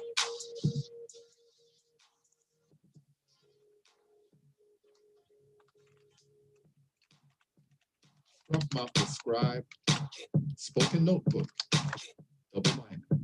Dismissed from something major, my appetite yet to come. My dinner served without me, but there was left a crumb. Dismissed from something major, decided from the start. The world and everything in it, revolution of the heart. Dismissed from the mystery, everyone wants to know. Dismissed from the memory of yesterday's heroes. My hunger drove my passion, I rationed all I had. My dinner served without me, and that did leave me sad. My methods moved to motion, many movements materialized, an academic ocean to study and be generalized. Dismissed from something major, I was on the true path, and even shallow critics could not figure out the math. If 3 square meals a day are consumed by idle minds, then the root of the issue is quickly left behind. Like chitlins for the slave, I ran swiftly to receive. However, I was reminded that master's plan was to deceive. Dismissed from something major, the plantation left for dead. I bravely assumed my papers for the freedom in my head.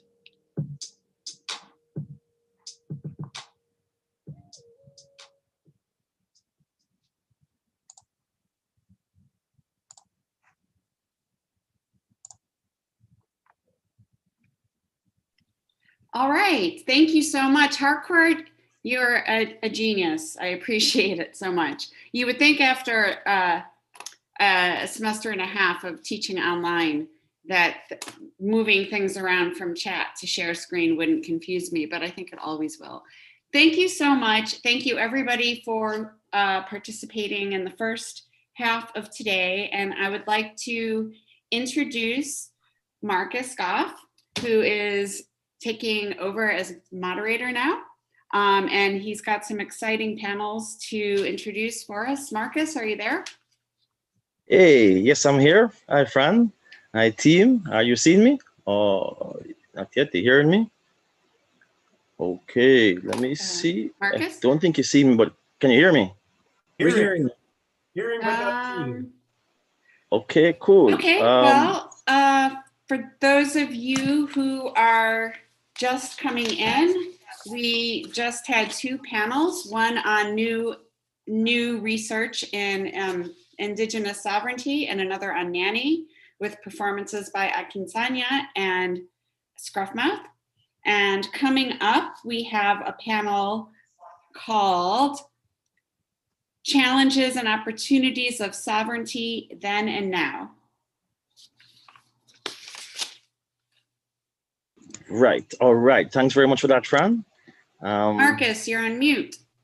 Am I on mute still? Are you hearing me? Nobody's hearing me? Yeah, hearing you. We can hear you. Yeah, I can hear you. Hear you and see. Okay. Right. All right. Cool. So, yeah. So we're gonna go on with the program. But thanks to the team, thanks to Paul and Fran for anchoring the first half, and thanks, of course, to all our interesting speakers, researchers, writers who have different perspectives, to share on Indigenous sovereignty. So yes, I'm going to kick off with our first panel for the afternoon session here this afternoon. And what we're looking at in this panel is Indigenous sovereignty from a regional perspective, looking at some of the similarities, some of the differences, some of the challenges, and some of the opportunities that exist in terms of forging an Indigenous sovereign identity in the region in the 21st century. So in this first panel, we will have speakers from different perspectives from the region, or persons who have done research or are working in the region. And so I am pleased to be able to moderate this panel and to lead the discussions in this in this respect, right? What I will do first is introduce our speakers, and then we will get right into the discussion. Of course, we want to make it interactive, and so we want to ensure that we also have time for questions and answers and comments from our audience, right? So this panel will feature, as the program shows, which I hope persons can view. We'll be hearing from Mr. Lucayo Casillas. He's a PhD candidate in the history department of the University of California, Berkeley, sorry, who's done a fair amount of research and is continuing to, look at the history of indigenous sovereignty in the Americas. And so he'll be sharing some of his current research with us, which I know will be provocative. We'll also be hearing from Dr. Maximilian Forte. He's a professor of anthropology at Concordia University in Montreal, Canada, who's done also a fair amount of anthropological work and research with several communities in the Caribbean, particularly in Dominica, Trinidad and Tobago, and more recently in Grenada. And we'll be hearing from Mrs. Cynthia Ellis, who is the Vice President, Women and International Affairs of the Garifuna Nation. We're pleased to have her with us as well, which was here yesterday and today, to also share the perspectives of our indigenous neighbors in the region. We also should be hearing from Mr. Fergus McKay, Senior Counsel in the Forest Peoples Program of St. Lucia. Mr. McKay is not yet with us. He did indicate and send apologies that he had an unforeseen accident with his young son, who he's currently at the hospital with. Nothing too serious, but it may still take some time, he says, to make sure that is completed before he can join us. I'm hoping he'll be able to join us before we conclude this discussion, right? So I'm going to just introduce them, Mr. Lucayo Casillas, who is here with us and ready to go. Of course, Lucayo, no stranger to us here in Charlestown, right? Lucayo is a first-year PhD student in African and Caribbean history programs at the University of California, Berkeley. He studied African, Caribbean, and indigenous history at Dartmouth College, where he completed a 700-page history concerning the Jamaican Maroons. Lucayo studies African and Caribbean political and cultural history, an emphasis on Ghana and on Jamaica. He will be talking and presenting today on the historicizing of Jamaican Maroon sovereignty, which will set the tone for us to go into further discussions thereafter. So greetings, Lucayo. Thank you for that introduction, Marcus. Thank you for having me here. Very good to be here again. Colonel Douglas, Paul, Fran, everybody who does all the work to keep this going, the Charlestown Maroon Council, everyone, this is such an amazing thing. And of course, the Lumsdens here too, give thanks to all the people who do all the work to keep this going, this near 3 centuries of celebration of sovereignty. So I'll just get into it. Hopefully I have enough time here. I might have to cut me off, we'll see. Well, during the near 2 centuries of British chattel slavery in Jamaica, nearly 1.2 million Africans were brought to the island. Nearly 340,000 of these enslaved Africans were from the Gold Coast of Guinea. Which is now the nation of Ghana. The European planters of the Americas referred to these Africans as Coromantese. They were named after the Akan settlement of the southern Gold Coast called Coromantse. This is where the English built their first major settlement and trade fortress on the African continent during the 1640s. Now, the chiefs of Coromantse conveyed to me that the name of their community derives from a proverb, Kwame Yenkanye Ena Wantie, and that this proverb recounts their history of migration from the central forests of Ghana to the southern coast, where the Guang people, who are not Akans, were the original inhabitants.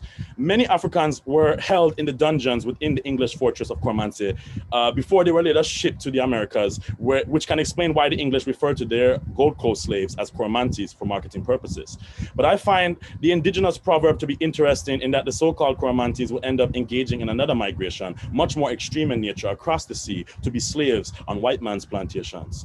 Now, of course, very few people from Coromantse itself, which was more than a village, village. It was a powerful city-state. Very few people from this community were actually sold to the Americas as slaves. The term Coromantee, moreover, has come to encompass all the Africans from the region of Ghana, most of whom belong to various Akan-speaking groups, but other derives from the Ga, Gwang, Ewe peoples as well. Now, due to shared cultural and political forms across the region of the Gold Coast and the later dominance of the Akan peoples across the lands during the 18th century, the Coromantees in Jamaica were able to recognize their commonalities when they reached the Americas as slaves, despite the fact that these Africans were from different and often warring societies. Now, during the late 17th century and throughout the 18th century, which is the 1700s, the Coromantees maintained a potent cultural and spiritual influence, if not dominance, in Jamaican slave society. Scholars have examined this cultural and religious impact of the Coromantees on Jamaican society in depth for some time, but only recently are scholars but only recently are more scholars recognizing the reality that alongside cultural and religious legacies, Jamaica also inherited political traditions from the Coromantee peoples. This very real phenomenon is ultimately pertinent to the conversation concerning the historicization of Maroon sovereignty and personhood. In other words, the history of Maroon sovereignty and personhood can in many ways be traced to the political agency of the Coromantee peoples during their campaign for freedom, land, and even power during the age of slavery in the Caribbean. When analyzing the political legacies of the Coromantee presence in Jamaica and the Greater Americas, one can see that it is intertwined with the reputation that the Coromantees gained among the whites for violence, insurrection, deceit, vengeance, and even valor and courage. The Coromantees, as historians have demonstrated, spearheaded more than their fair share of violent forms of resistance against slavery. However, the Coromantees were not merely fixed on destroying the colonial slave societies of the Europeans, but also aspired to build their own societies, even relying on the enslavement of other Africans and Europeans if deemed necessary. Evidence of this can be traced in the many instances of Coromantee conspiracies throughout the Americas, whereby Coromantee Africans plotted to overthrow the slavers and install their own rulers, sometimes both male and female. Critical features of these conspiracies included the holding of elaborate coronation installment ceremonies, which served as mediums for the dissemination of political philosophy and identity among the Coromantees and the Africans who joined them or who were forced to join them. From the rise of British chattel slavery in the Americas during the late 17th century, throughout the height during the 18th century, British slavers were sporadically and sometimes consistently driven to abject fear upon the discovery of these plots. And Coromantee political ceremonies had a direct influence on the drafting of British slave codes that criminalized the gathering of Africans in large numbers, the practice of African spirituality, and even the making and usage of African instruments such as drums and horns.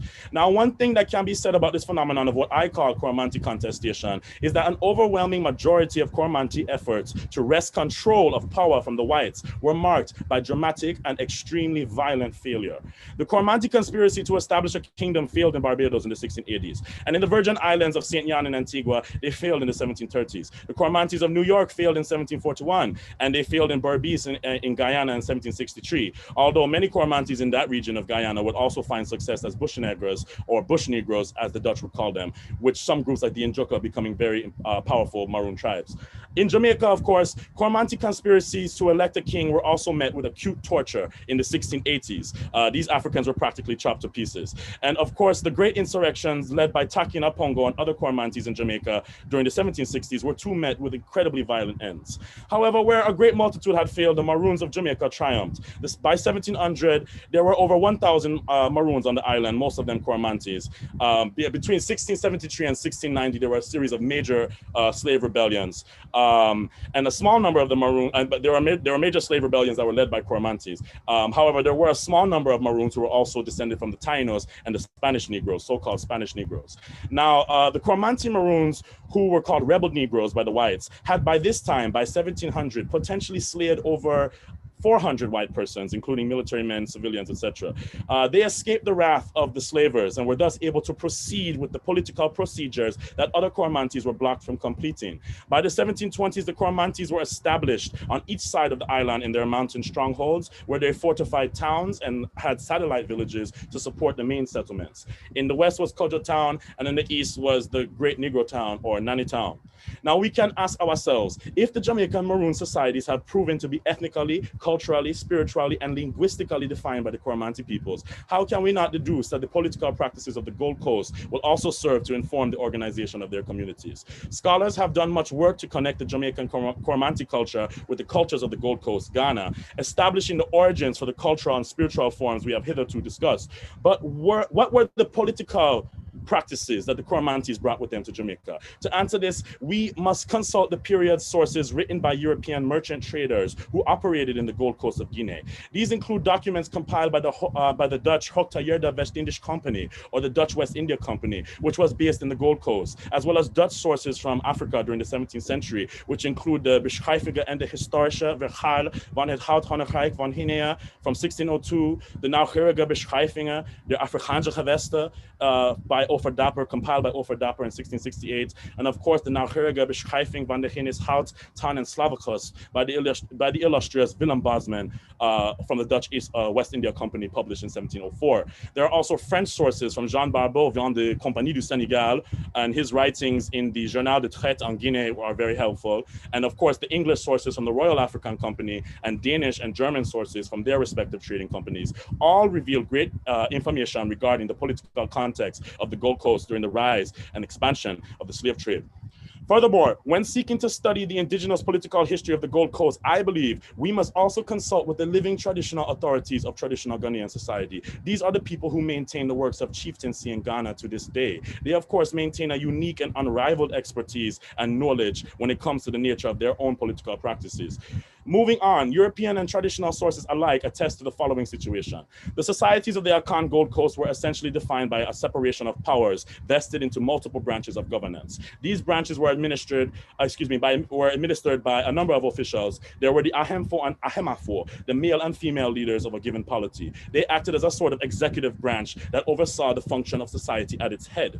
Then there were the Impeinfo, the council of elders who advised the chiefs. There were the Akomfo prophet priests, the Abosomfo heads of worship, who operated as sort of ecclesiastic or religious order in these societies and held great sway over the people. Then there were the Asafo military societies that presided over matters of war, the construction and upkeep of towns and villages, and economic functions such as hunting, farming, and logging for timber. All of these institutions existed within what the Akan called the Omain, the state. Am I at time? No. All of these institutions existed within what the Akan called the Omain, the state. Every Omain has its capital settlement where the Manshia, the palace, or where the nation meets, serves as the base of governance. The capital settlement was the center of the Omain, with other and smaller settlements, often smaller settlements, acting as settlements that pledge allegiance to the capital. These satellite communities were smaller Omain, and they had their own chiefs, priests, elders, and warriors as well. The large empires such as Asante or Akwemu were superficially ruled by the Omai Hene, the paramount chief, or the high king. However, several checks and balances were in place in these societies. Queen mothers, priests, elders, and war leaders all had considerable sway over the flow of governance. And to this day, traditional forms of impeachment or destoolement have served to remind the paramount chiefs, as well as other leaders, of their obligations to the whole society. Furthermore, not being a textually literate society, the Africans of the Gold Coast maintained their law through oral tradition, and the Achamifo, or the Achami, were and are the masters of this tradition. The Achami memorized all the laws, and all political offices and procedures were sealed by the ceremonies involving the swearing of sacred oaths.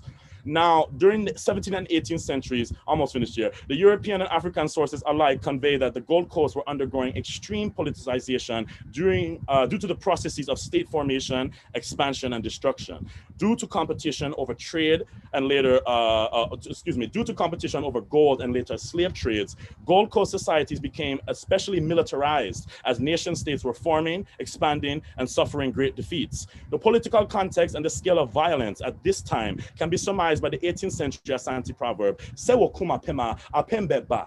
If you kill 1,000 of us, 1,000 more will come. So, and we must remember here that the name Asante, which comes from the Akan words Asa and Inti, means because of warfare. Thus, the political and economic conflicts among the Gold Coast societies ultimately fueled the British slave trade. And this was no accident, as the English deliberately stimulated warfare by trading mass quantities of firearms in the Gold Coast, which the Dutch despised, as as the Dutch preferred to maintain a peaceful gold trade opposed to a slave trade in the region. However, the British interests eventually superseded all others. From the Commando Wars in the southern Gold Coast that occurred during the late 1600s into the early 1700s, which the English labored to provoke, the English merchants drew nearly 50,000 Coromantee slaves from these conflicts. The Commando Wars certainly stimulated the Asante Wars, which resulted in the rise of the Asante Nation in 1701. And between 1701 and 1750, the English purchased over 270,000 Africans from the Gold Coast, and over 140,000 of these people were sent to Jamaica. Thus, we can see Coromantee peoples of Jamaica and the Maroons by extension were already born out of great conflict. Now, how does this translate to Maroon sovereignty? Well, period sources as well as traditional knowledge that Maroon communities maintain to this day both describe how the Coromantee Maroons managed to organize in the mountains of Jamaica societies that were nearly identical to those of the Gold Coast. They had their base settlements with their satellite communities. They had their paramount chiefs who governed the base settlements. Surrounding the Maroon towns were plots of crops that were identical to the cultivated fields of the Gold Coast of Ghana. The white militiamen never failed to mention the rich plantations of cassava, dasheen, plantain, pumpkin, and banana that enriched the Maroon lifestyle. Along with the rule of chiefs, the Maroons had their priestly order. And I will maintain here that African priestly orders have been integral to Jamaican religious practice from the days of the Maroons through the traditions of Mayal, Kumina, Revival, Bedwardism, Owlism, Bobo Shanti, Nyabingi, and the 12 tribes of Israel. Moving on, Jamaican archival sources also report that the Maroons had developed a military society, and we can deduce this as being the Asafo. Now, aside from the works of anthropologist Verna Zips, I have not encountered any considerable historical research that connects the subject of Asafo to Ghana. This issue, however, was a major subject of study in my undergraduate thesis that I completed at Dartmouth College. And let it be known here that it was not through sheer miracle that the Maroons triumphed in the war against the British, but they harnessed the Asafo military intelligence and practice of the Gold Coast. The Maroons were able to stand firm against the powers of the great empire because they had military knowledge. I found in my own research, for example, that Nannytown alone, there were nearly a dozen engagements, skirmishes, or battles at Nannytown, and 8 of these occurred between 1729 and 1734. The majority of these engagements were either stalemates or Maroon victories. On all occasions, Maroon riflemen and swordsmen managed to paralyze the British forces and their armed slaves. By 1739, the colonial state struggled to recognize that they were facing much more than a ragamuffin gang of rebel Negroes. The whites of Jamaica could not help but concede to a peace with the Maroon communities. Now, one does not make treaties with slaves. Therefore, a firm and political foundation had to have upheld Maroon society through decades of warfare and through periods of relative peace. This situation greatly mirrors those between Europeans and American Indian nations, but my research advances the argument that these Maroon treaties also resemble the treaty-making processes between Europeans and Africans in the Gold Coast of Guinea and Ghana. So I'll just conclude here. In conclusion, to quote the Colonel of Charlestown, Marcia Douglas, we can discern that from this history, the Maroons, by their daily struggle for freedom, forged for themselves an identity according to which they judge themselves. If the struggle and identity are not understood, then any judgment on them is invalid. Part of this struggle entailed the efforts of the Maroons to bring about a genuine sovereign society governed according to indigenous African political philosophy. Today in Charlestown, we can see the living elements of this powerful past in the ongoing works of woman leaders like Colonel Douglas and Gama Gloria Sims, affectionately known as Mama G. We can see it in the works of modern Asafo chiefs like Captain Rodney Rose, Captain Padam Douglas, Captain Bala White, and the works and livity of all the Maroon peoples of this community, the drummers, the dancers, the farmers, the elders, the people who carry their own histories. This history is continued to them. Thank you. Yes, Lukaya, thank you very much for that. Good use of time and lots of information there. I must say that I have a copy of Lukaya's LLM, his master's thesis, still working through, but very insightful. And I think, as I said, the tone, because what we want to look at in this panel, right, is just how indigenous sovereignty has been crafted and perceived and exercised then and now in the region, and so looking at those roots of as you say, the Ashanti roots and the Coromantee roots, etc., I think are so important in trying to understand how today we would and should be, exercising and manifesting those aspects of sovereignty. So thanks for that, Lukayo. And we're going to have some discussion, but I want now to get into our next speaker as we move the program along. And so I'm going to introduce Dr. Maximilian Forte, who's our next speaker. So Dr. Max Forte is a professor of anthropology at Concordia University in Montreal, Canada. He teaches courses on Caribbean history, political anthropology, and cultural imperialism. His research in the Caribbean has focused on Carib communities, otherwise called Kalinago communities, in the Lesser Antilles, primarily in Trinidad and Tobago, and secondarily in Dominica. His research has focused on both present-day communities as well as on colonial history. He's the author or editor of 4 books focusing on indigenous peoples, including Indigenous Resurgence in the Contemporary Caribbean, Who is an Indian, Ruins of Absence and Presence of Caribs, and most recently, Arima Born. He's the founding editor of Cacique, the Journal of Caribbean Amerindian History and Anthropology. For more than 1 decade, he has headed a team of scholars and Caribbean indigenous writers for the website Caribbean Amerindian Link. He continues to operate the Review of the Indigenous Caribbean, which is a journal, I believe. So thanks very much, Max, for joining us. Again, pleased to have you for the first time in this our Charleston Annual Conference and Festival. So the floor is yours. And thank you very much for having me. First of all, just a sound check. Can you hear me? Yes, very clearly, okay. Very clear. Perfect.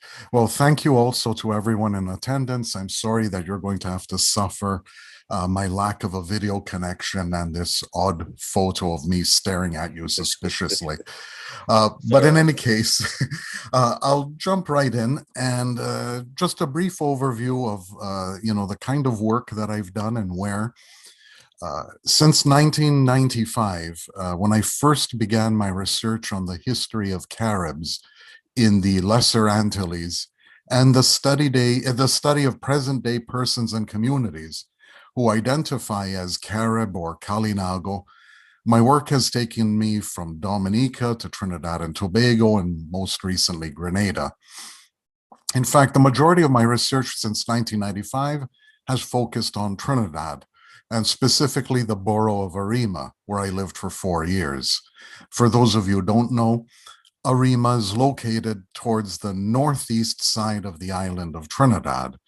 Arima is Trinidad's 3rd largest urban area after Port of Spain, the capital, and San Fernando.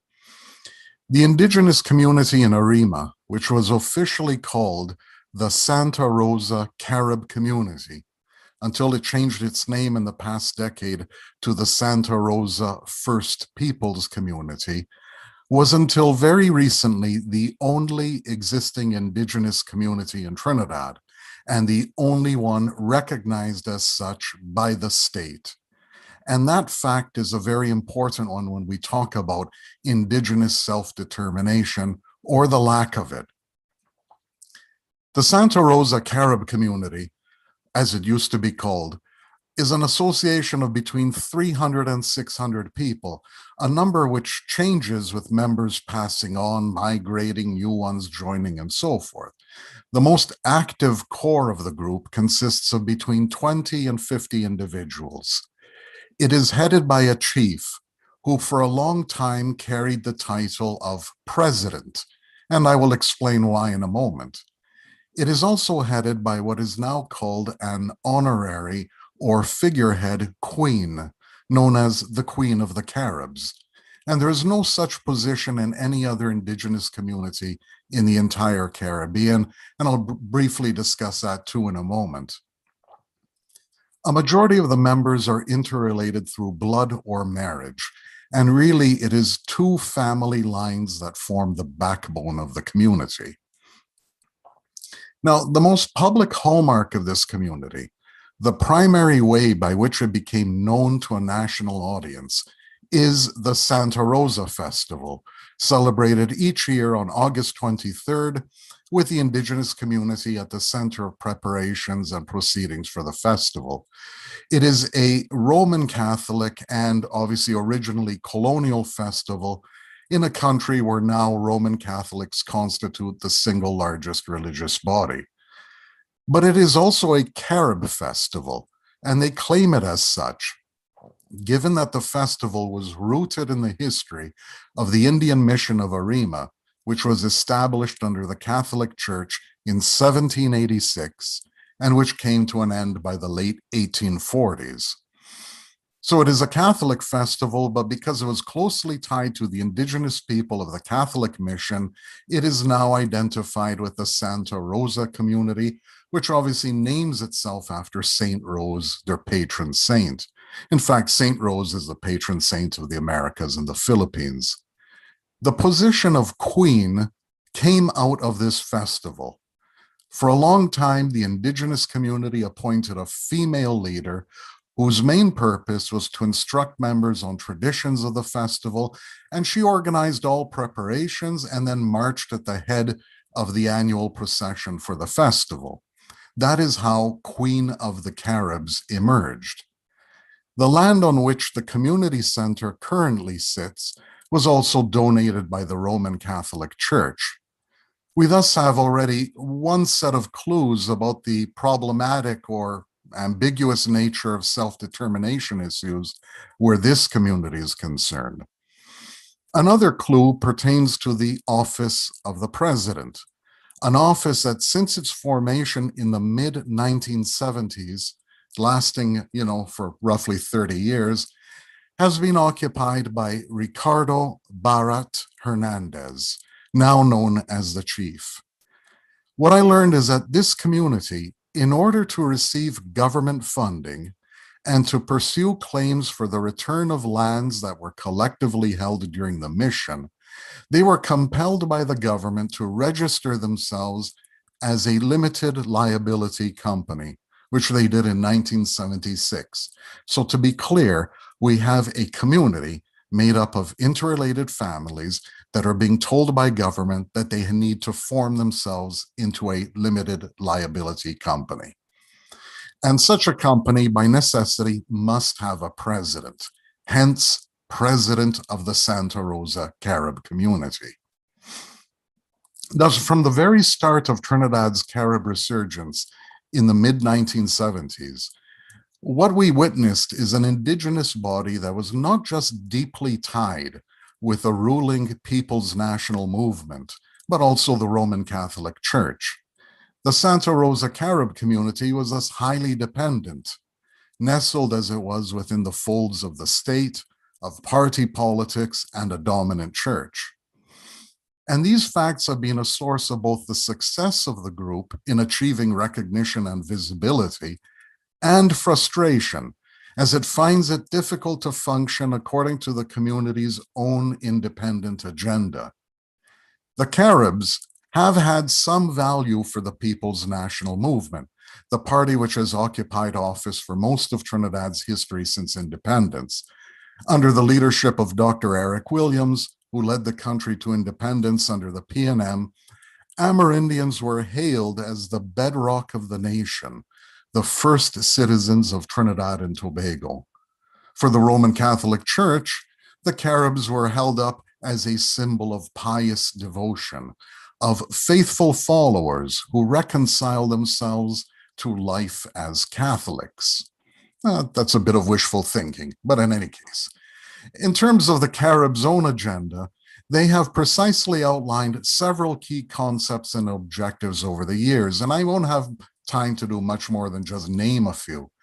These include achieving heightened national visibility and then official recognition, cultural revival, that is retrieving traditions, cultural reclamation, cultural interchange, and the maintenance of traditions. Their two main goals overall were primarily the maintenance of the Santa Rosa Festival, because as they argued, this is what helps to keep the community together. And the second goal was obtaining a land grant. And they have, in fact, been very successful on almost all fronts. Their main problem today is the inability to attract or retain a significant number of youths, a fact which may threaten the organization as such with decline, or in the extreme case, possible disappearance within the next 20 to 30 years.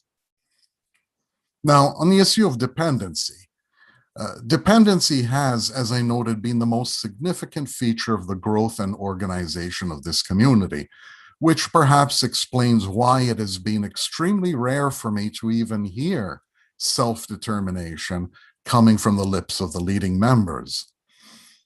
In 1990, the state officially recognized the Santa Rosa Carib community as the nation's only existing Amerindian community and as the sole representatives of Trinidad's indigenous peoples.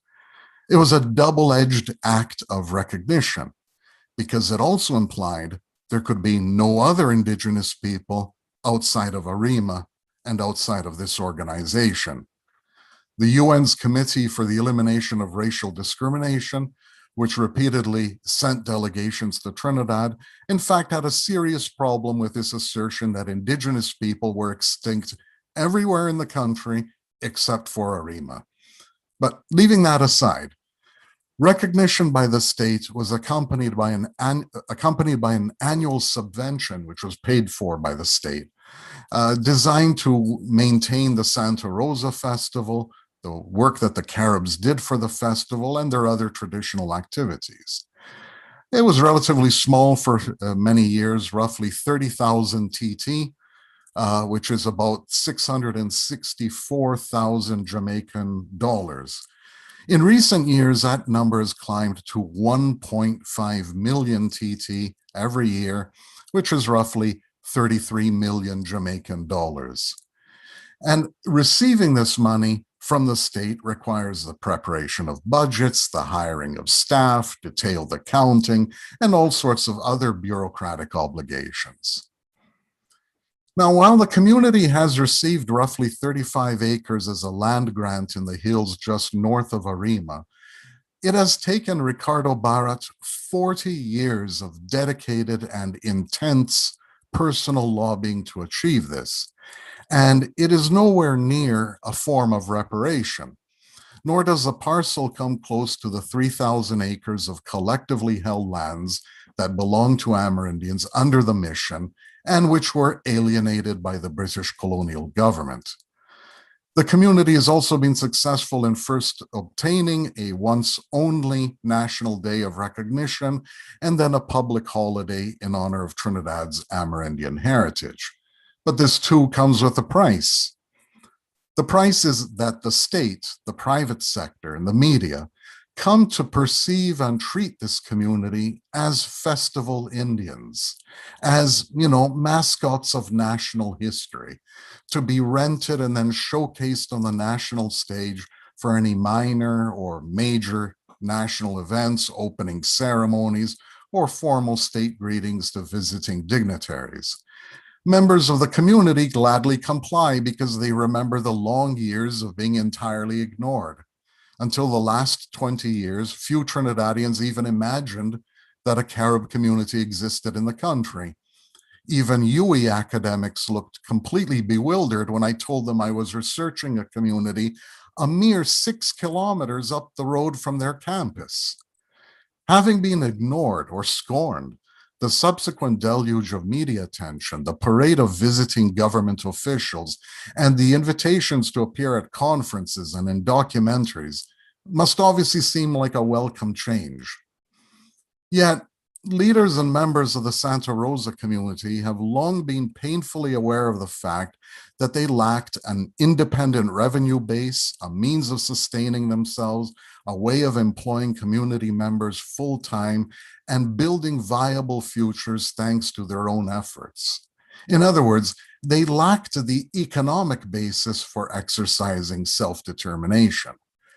And this recognition of the limits and constraints under which they work is what partly explains the drive to gain land. And I'll be ending on this. They've now gained a modest amount of land. I visited, it's very beautiful. The air is fresh and clean, unlike ARIMA. And what they're in the process of doing is of building, with the aid of government always, what they call an Amerindian model village. And it's inspired by a similar idea that was realized in Dominica's Carib territory much earlier. The model village is being developed with a number of activities in mind tourism and recreation, agriculture, and education for visiting groups of students. Agricultural work has already started. The village will house a limited number of community members on a permanent basis, and it will employ an equally limited number of members. It is not a panacea, but it is already a good step in the right direction. Yet again, however, the biggest source of support is the biggest source of constraints, the state. I have been told of visits by past prime ministers and party leaders who mocked and even scoffed at the community's original request for 400 acres. Why don't you just ask for the whole North Coast then, is what one said. While another complained that the community wanted more land when it still had not started using what they obtained. Now, this tells you clearly the land grant is, from the state's perspective, simply an investment in tourism. It is not restitution or reparation for the thousands of acres they lost when the mission was disbanded, and the entire country which they lost when it was invaded and colonized by Europeans.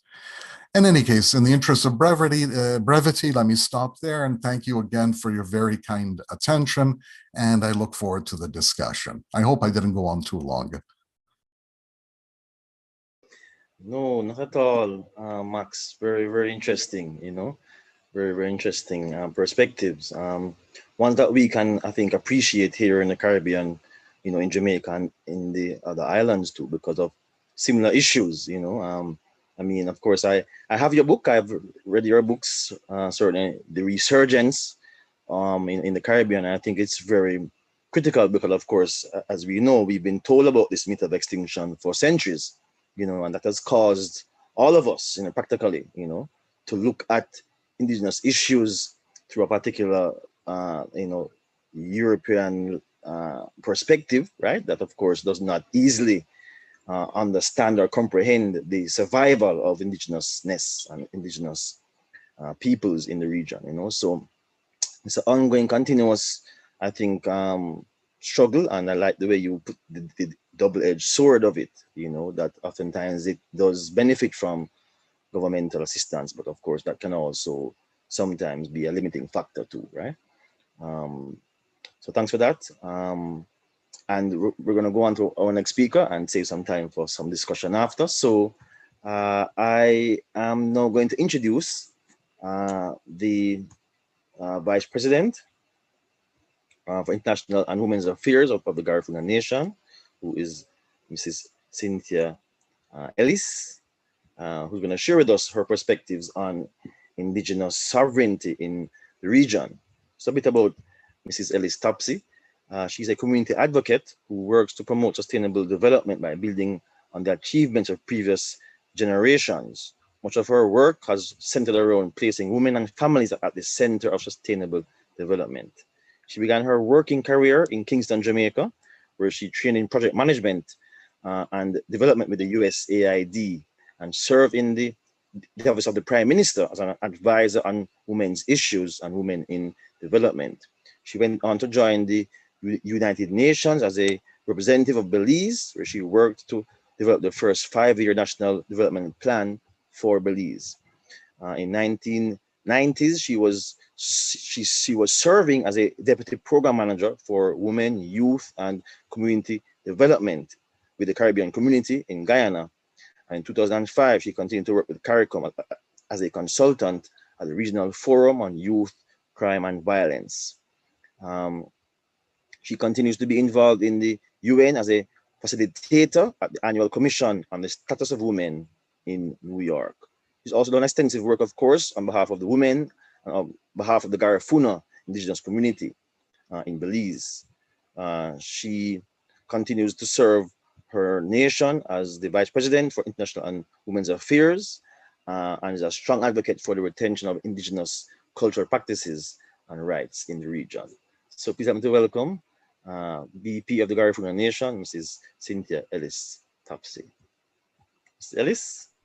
Yes, sisters and brothers and relatives and friends, it's an honor and a privilege to be here with you in this sacred space.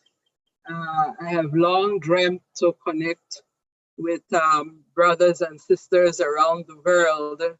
And this is certainly a powerful opportunity as we move forward in this time where there's obviously a major shift. All those things that you said about me, I don't usually reintroduce like that. I introduce myself with the greatest humility as a mother of 5 children, biological children, and 17 grandchildren and counting. And I say biological because I have many children. I'm right now here in the United States of America because of a calling. I spent the last year, 9 months, in what is called the sacred space of the Garifuna, the Dabuyeba. The Dabuyeba is a place where we as Garifuna people experience what we call Garifuna Duo, and that is the state of being Garifuna. Just a little bit about the Garifuna nation, and I hope the president is around. If not, well, I will just continue and send his greetings. The president of the Garifuna nation. The Garifuna nation, we have 2 tracks. The first track is that we acclaim ourselves as a nation state within nations, because we were here before the Europeans came. So the past few years have been a deeper articulation of that fact, that through our veins run through blood, which is the indigenous or the first peoples who were here before the Europeans, here meaning the Americans, and also African. So it is an honor to be able to embrace those 2 flows. It's an overflow. And I am here in the United States as a result of the calling. I've been on a pilgrimage where through God's grace and through the spirit of my ancestors, I was told to come here to the United States. I didn't plan it out of my mind. And since I came here in obedience, before I came in obedience, I experienced the transition of one of my best friends, Dr. Billie Jean Young, an African-American woman who is a civil rights activist who presents the life of Fannie Lou Hamer. And so before I even arrived here, I knew that I had something, a gift to receive in Alabama, the deep, deep south of the United States. So my sharing with you this afternoon is about the building of bridges and the making of connections and the affirmation and the celebration of ourselves, of myself, of yourself, that we are the ones that we're waiting for. So I speak to you from my heart, my sister in Pennington, Alabama. I speak to you from a place where, when I went to visited the Museum of the Enslaved in Montgomery, Alabama, there is an alignment between the Garifuna people. We have experienced genocide as a people. When we were left to die in Urume, St. Vincent, those of us who refused to succumb to the suppression of the Europeans, those of us who made the choice that we would rather jump over a cliff and die than to live enslaved, those of us who agreed to be put on the boat where there was the usual treachery of the Europeans, the dishonest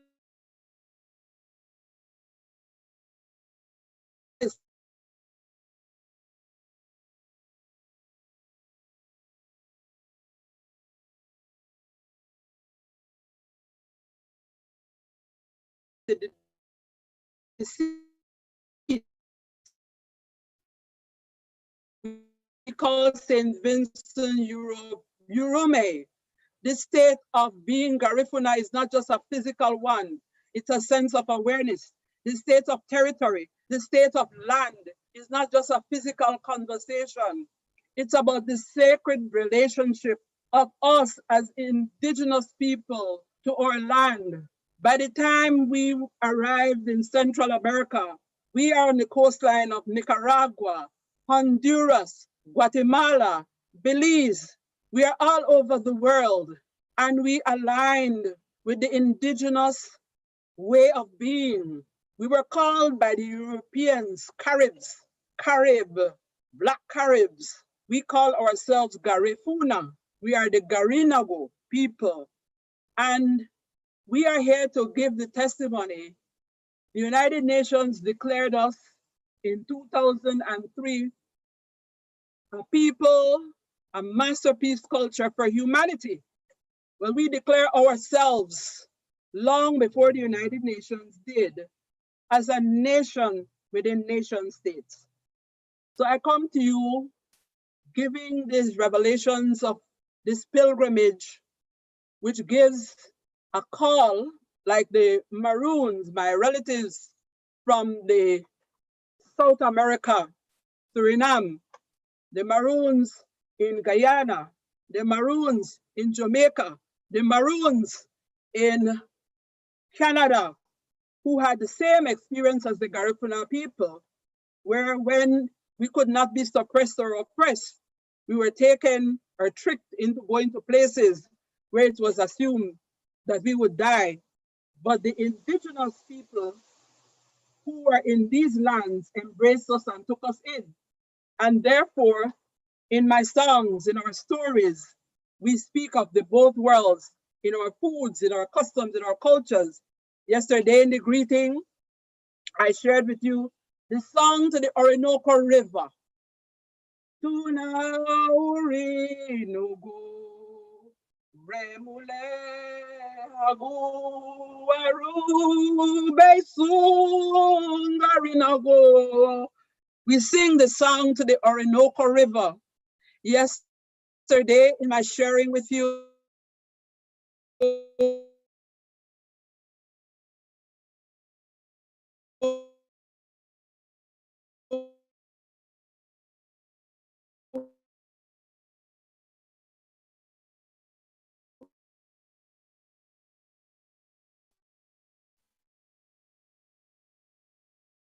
the word us to Africa.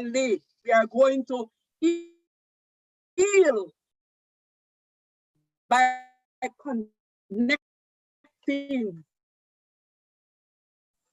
with the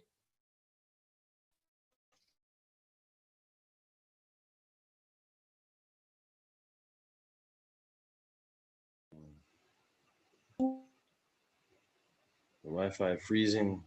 Look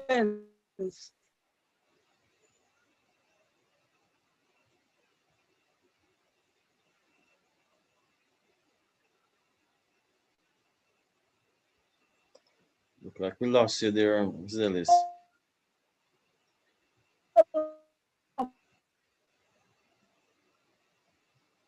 Because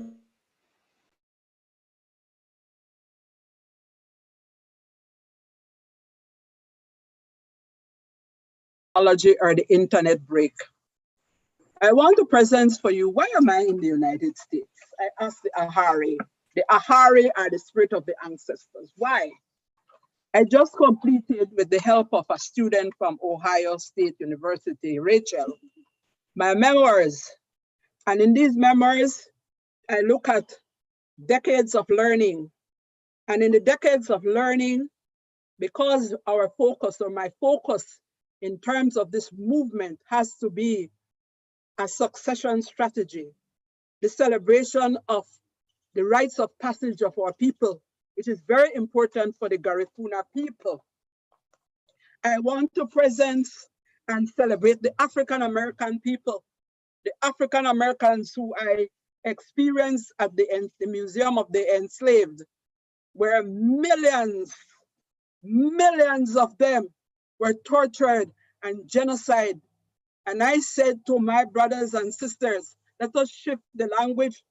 Let us change the language from a place of being a victim to a place of being triumphant, because we are still here. You are still here to tell the story differently.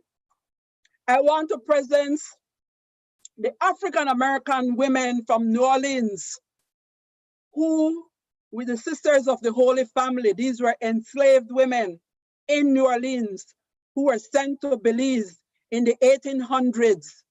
They were enslaved in the United States, but when they arrived in Belize as missionaries to the Garifuna people, they are the women who mentored our people and they became a free people. So as we're looking at building bridges and making connections intentionally, this is the call that I am bringing out, that moving forward, we are developing through the Garifuna Nation, University Without Walls, Garifuna Nation University Without Walls.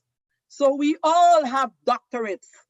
I just recently went to the University of Santa Barbara, California, and there declared that all the people of the Maya, we have different people in Belize, the indigenous Maya and the Garifuna. The Maya are the Yucatec, the Mopan, and the Quechua. And we hold our custodians of 5,000 acres of pristine rainforest, which is being researched by universities in the United States and other parts of the world. So when I visited Santa Barbara, my conversation with the chancellor of the Santa Barbara University was that honor is due to the indigenous people from whom you receive this information. And I'm here to tell you that the chancellor of Santa Barbara will give our Maya healer the highest award and medal that the university can give. So my brothers and sisters, I will just go through very quickly my memoirs, which will be published shortly. In the first decade of learning, I give honor to my grandmother, my elders.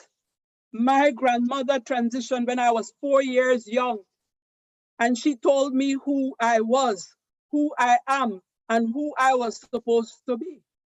And therefore, in this different way of knowing and being, the indigenous way of being, we affirm, I affirm and acclaim my grandmother who spoke into my life in that first decade.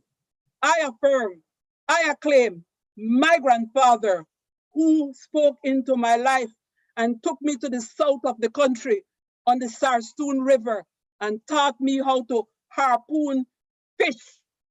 I affirm my mother, my father, Godsman Ellis and Ethel Ellis, who is still alive. She's 91 years young. So the Garifuna people, the Garifuna Nation, is acclaiming the importance of our elders. And as a nation, we circle the world, not just Belize. For us, it is not just a physical place. It is a state of being. It is a place where we call St. Vincent Urume. Even if we never go visit Urume, we are always in Urume, because Urume is that state of consciousness, that state of being, just like how Africa and Mali are a state of being and a state of consciousness. And therefore we have no fear for COVID, because we were able to transfer and communicate virtually long before COVID, long before internet. We had the coconut wireless. We have the capacity as a people to move beyond. In my second decade of learning, my life, I had to leave Belize to go to Jamaica. I went to Jamaica and studied nursing. And then I went to the university and met historian Professor Brathwaite. Professor Brathwaite affirmed for me the significance of the Garifuna people in Jamaica and in the Caribbean. And thank you, my brothers and sisters, to manifest it in this way, because we are the ones we have been waiting for such a time as this, to shift the energy in the global world today, to create sacred spaces in Jamaica, in South America, in Central America, in the United States, in North America, in Europe. Sacred spaces where we can dialogue, where we can transform, where we can overcome the trauma that we have experienced. Mental health is not just about these terms and terminologies that are being given to us. Mental health is a celebration of our way of being as a people, where we believe as the Garifuna people that there's no such thing as death. Death is one state of being where many of us or many of our young people are walking dead. It's not the separation of the physical body, it's a state of being. The Garifuna people, we believe that people never die. We believe that the ancestors guide us. That is why I am here today. Moving forward to the third decade of learning, which I got my foundation in Jamaica as an activist. If you recall, we had people like Walter Rodney. We had people from Grenada. We had people from the University of the West Indies, where we realized that education, this formal education, is a privilege. It is not a right. And therefore, as we're moving forward and declaring the university without walls from the Garifuna Nation, we are called to affirm all our elders. We are called to give doctorates to all our people who have that indigenous knowledge. We are called to affirm the intellectual property rights of our people. We are called to affirm, like the Maroon people, that the value of our land, our conversation with the World Trade Organization is a place from which we can leverage and give value to ourselves about the wealth that has been untold. We are called to affirm, like the Maroons in Suriname and the indigenous people in Suriname. In my decades of learning, I was called, whilst I was a diplomat for 16 countries in the Caribbean, I was called to the rainforest of Suriname. I looked in the mirror and I didn't see myself. I saw that indigenous woman who I encountered in Suriname, in the rainforest of Suriname, who told me what my grandmother had told me. She told me who I am. So in this state of knowingness and beingness, we are called to speak our truth in all parts of the globe. In my fourth decade of learning, you tell about my being with the United Nations and so on. My fourth and my fifth, I have no shame for my age.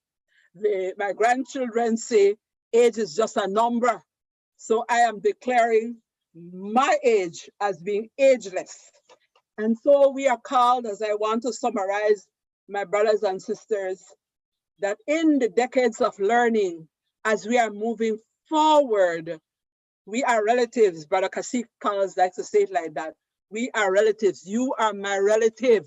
I am your relative. And the last celebration that we had, it was awesome to find out that there is a Department of Archaeology in Kingston, Jamaica at the University of the West Indies. So we invite you, brothers and sisters, to come to Belize and engage with us. We have over 800 Maya temples in Belize where you can learn about the mathematical concept of zero. You can learn about the uses of the plants. You can learn about food sovereignty. You can learn about climate change, because these are civilizations existing still here. We are still here.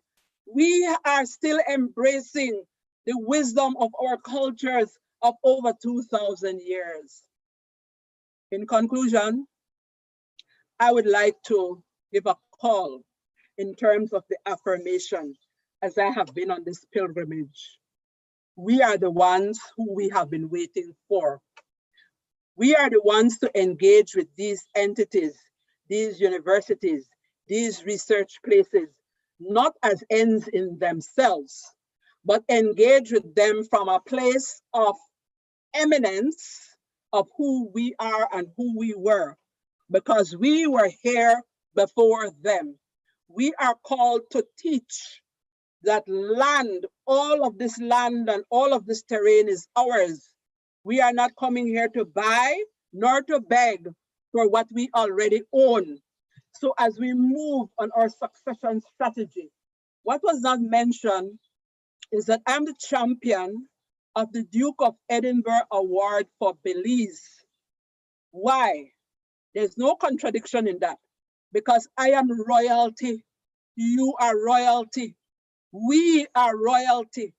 And so we are called to speak from that space and that place and that command of the world. I mentioned yesterday in the greeting that the sleeping giant has awoken. We are the sleeping giant. And so strategically, we are called to change our language from young people on drugs, young people in gangs, young people in crime, young people who are confused. We are called to change the language to young people who are our warriors, young people who are our soldiers, young people who are not our future, but young people who are our present. We are the ones who are called to map out a strategy. In Belize, I cannot speak about you all, but in Belize, we are always pulled out as people for dancing and for drumming and so on. But when it comes to essential decision making, we are not around that table. We are not around that table when it comes to the marine policy development, even though we are a coastal people. Garifuna people, we settle on the coastal of Central America. We are the ones who need to speak out that hundreds of our people are being murdered in Honduras because they dare to stand in position for the ancient and sacred lands of the Garifuna people. So we invite you as our brothers and sisters and our relatives to join us boldly with faith, with confidence, to present ourselves to these other nations, because we are nations. Even if we say we have an observer status at CARICOM, as the CARICOM states, we need to have a space at CARICOM as Maroon, Garifuna, and indigenous people. We are the ones that we are waiting for. We are the ones at the United Nations. We are the ones at the Organization of American States, not as beggars, but as people who have reclaimed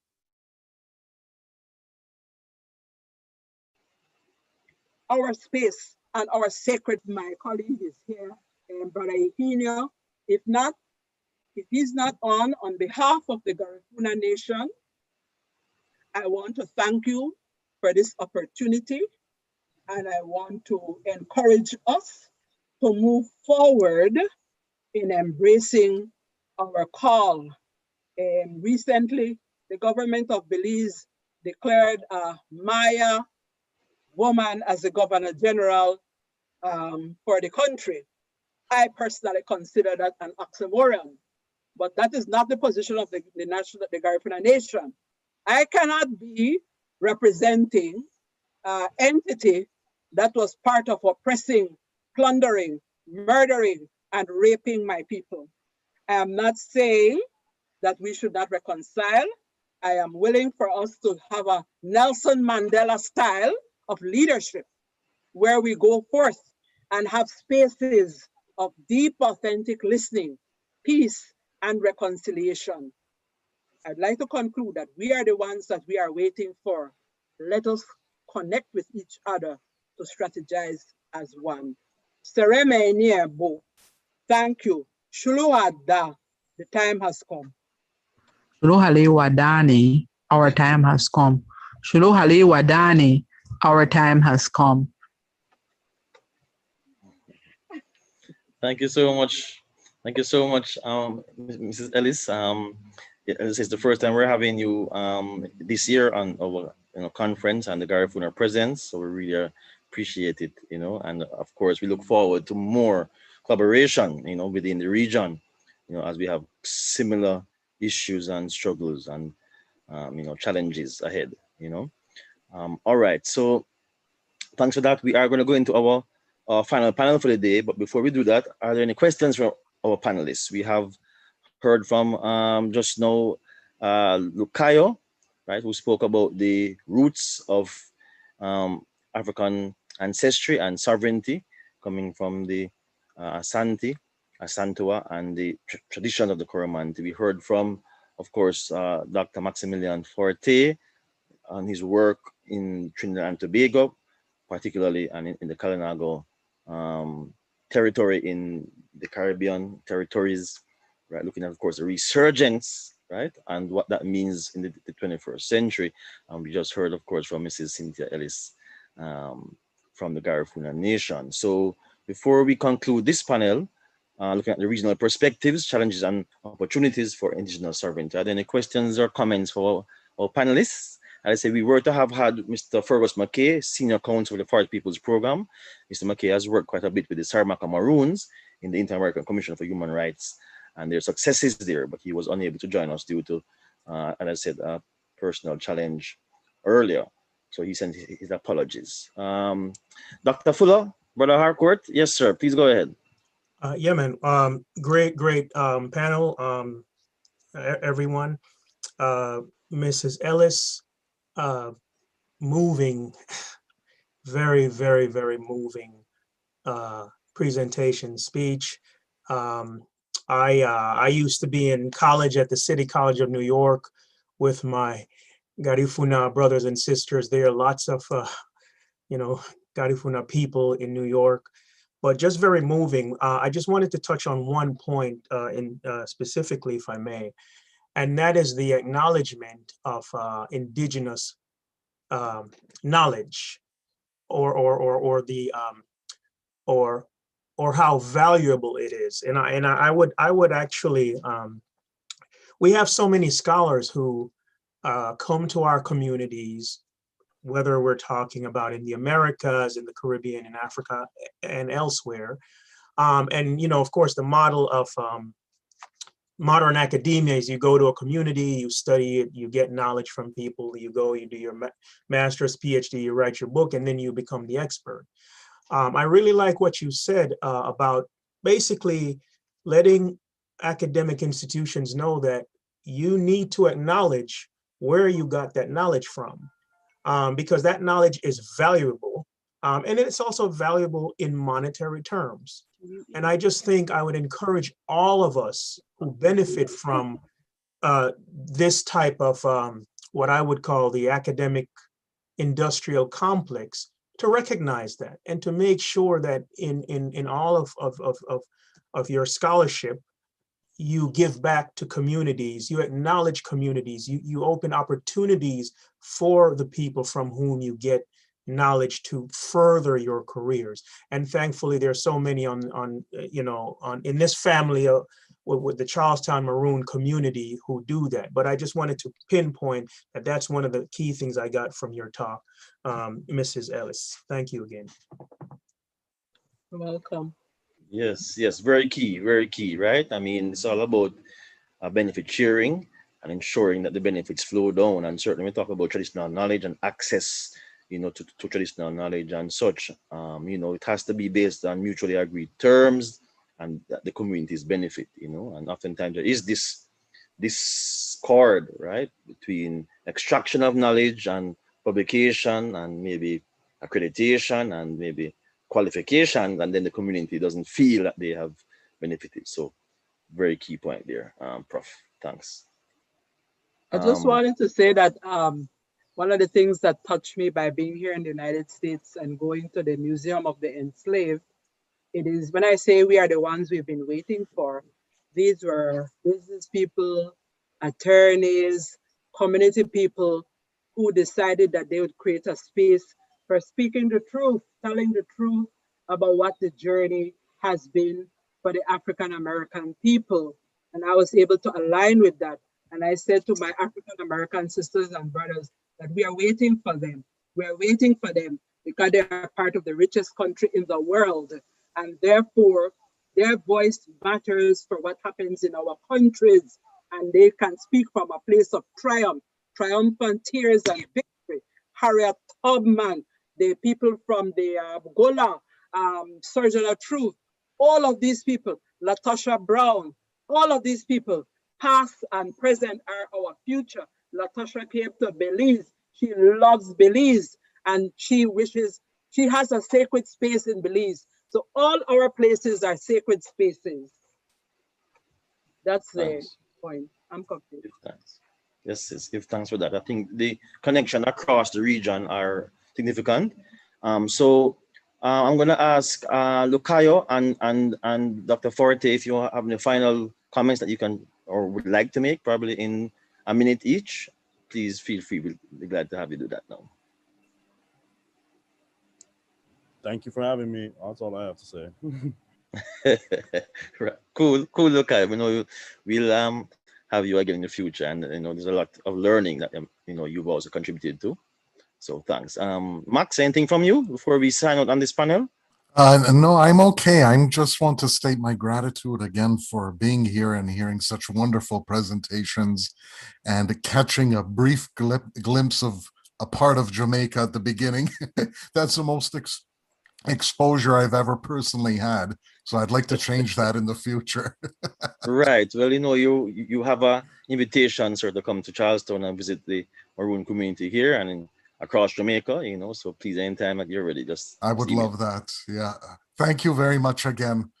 Okay, thank you too. And thanks to all our panelists, to Lucayo Casillas, right, from University of California, Berkeley, and to Dr. Forte from Concordia, and of course to Mrs. Ellis Topsy.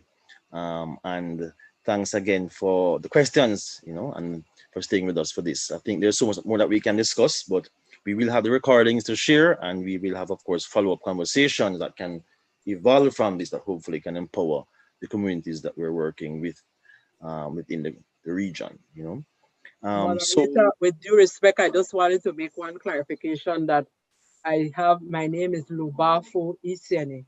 Yes. Other name is the European one. So I just needed to clarify that. Yes, I did see that. Ma'am. And so we will have put whichever one you said to put on the program, we'll have put it on the program. But all right, thanks awesome, for clarifying. awesome. Thank you. That is powerful spirit of love. That is right. Okay, thank you. Sereme. Sereme, thank you.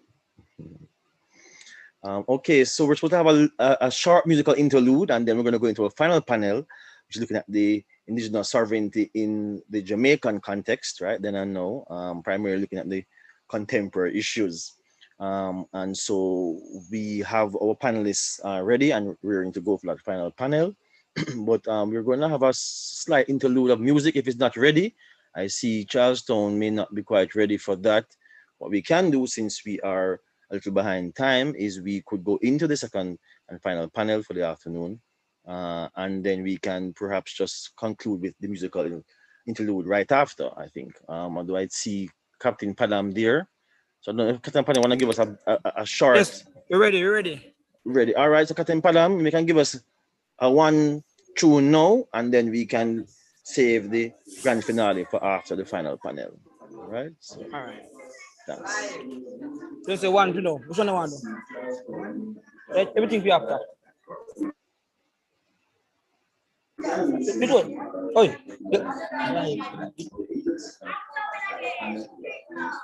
only a white. Pass me. After. Yeah. Yeah. Give thanks and praises, to the Most High Emperor Haile Selassie. Jah Rastafari. Kadama we are Master Ghana, Salam, the King of the Self Mighty and Thunder before the iron slaves at fire. Burn up in a ya! Rasta thing turn up in a ya. Yeah, I'm gonna tell you then keep pump the sauce, come on the shop from now, come stick in the rock. You know? Yeah. Sing again, but I'm represented. Just not love. Knowledge is the key. Well, only a wise man increases learning. But now the streets tell them lies. Will Babylon come around in a camouflage? And them stupid this time, Rasta says, only a wise man increases learning. But now the streets tell them lies. Will Babylon come around in a camouflage?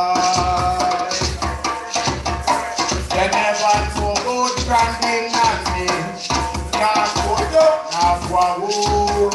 And them man they are heroes. Back in the days of slavery. They never know about Colonel Johnson. Not about Master T. And them man they fight the war. In the Haitian Revolution, I think again. Only a white man if we say learning. But now the treat them lies. Will Babylon come around in a camouflage? And them to bed this time, Rasta. Only a white man if we say learning. But now the treat them lies. Will Babylon come around in a camouflage? And I won't learn. I got them a secret. Techniques is on the sit and mystery. United States and the United part. Black people full time and all your history. No man must be a real man because you can't consider it. Martin Luther King was so strong and touching. But Martin Luther touched me everything gets living. They want that people be strong. Only a white man defeated learning. But now them treat them lies. Will Babylon come around in a camouflage? And them stupid this time, Rasta says, only a wise man defeated learning. But now them treat them lies. Babylon come around in a camouflage.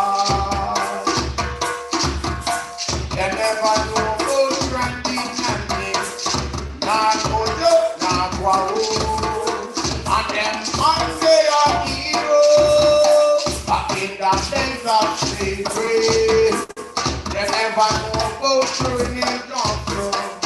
Now about man don't see. And them man they fight the war.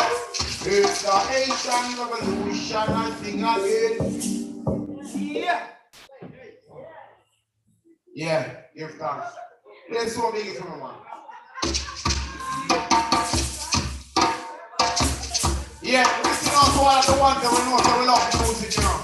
But music was here from the creation, from foundation, I wish. It's the rhythm, it's the beat of my heart. It's the rhythm and the meditate my thoughts. We will avoid some kind of love, music I love. Oh, na na, it's the rhythm, it's the beat of my heart. It's the rhythm and the meditate my thoughts. Some kind of love, some kind of love. And it's a music give me voice and the inspiration. It's a music give me knowledge and the dedication. It's a music give me peace and satisfaction. It's a music unite unification. It's a music keep me firm and make it like lion. It's a music make me burn the fire and take and burn down and power the youth and the Babylon. So it's a music we want. Hey, it's the rhythm, it's the beat of my heart. It's the rhythm that will meditate my thoughts. Come on, love, some time I love, music I love. Oh, na na, it's the rhythm, it's the beat of my heart. It's the rhythm that will meditate my thoughts. Come on, love, some time I love. That this music was there from long before us. It has the key and children. This music is the life. Take up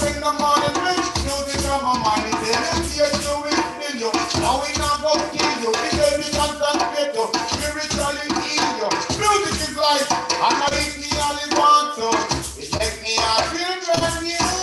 Hey, it's the rhythm, it's the beat of my heart. It's the rhythm that meditate my thoughts. Go on, love on. Come from the Lord. You think I love. Oh, na na. It's the rhythm, it's the beat of my heart. It's the rhythm that meditate my thoughts. Go on, love on. Come from the Lord. Yeah. Give thanks and praises, you know. Rastafari. Yeah, Aquaba. Blessings. I last the first. Blessings. Yes, Captain Padam, Captain Delano Douglas there, straight from Asafo Yard in Charlestown. Yes, a little taste of what's to come. But we're going to have a final panel now. So give thanks, Captain Douglas, give thanks.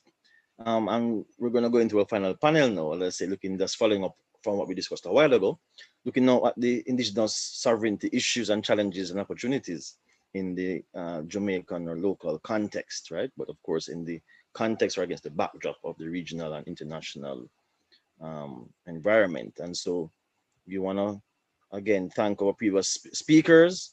And now it's my pleasure to introduce the next panel and the final panel for this afternoon, right? So for this panel, as I said, we will be looking at indigenous and tribal sovereignty in Jamaica, local perspectives.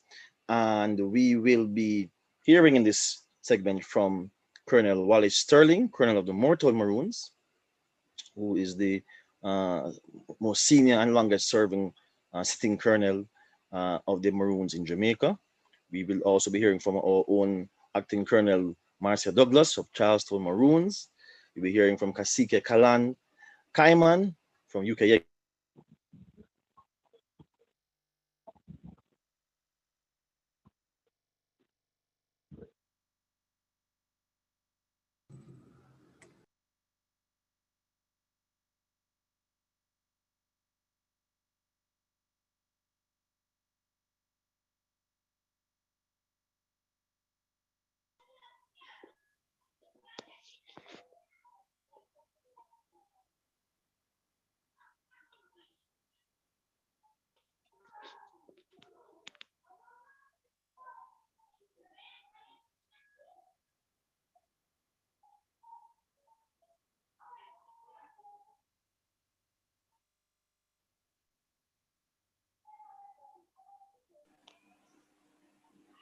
I'm not hearing you, Marcus. Marcus, I'm not hearing you. I don't know, is anyone else hearing Marcus?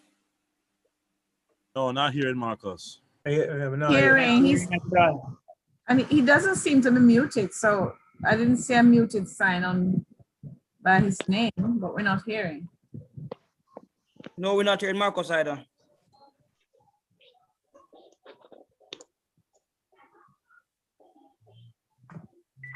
We should put it in the chat so that he can see. Can't hear you.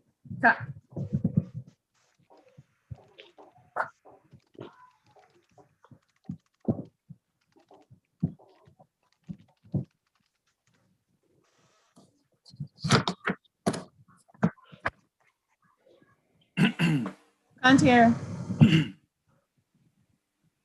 Can't hear.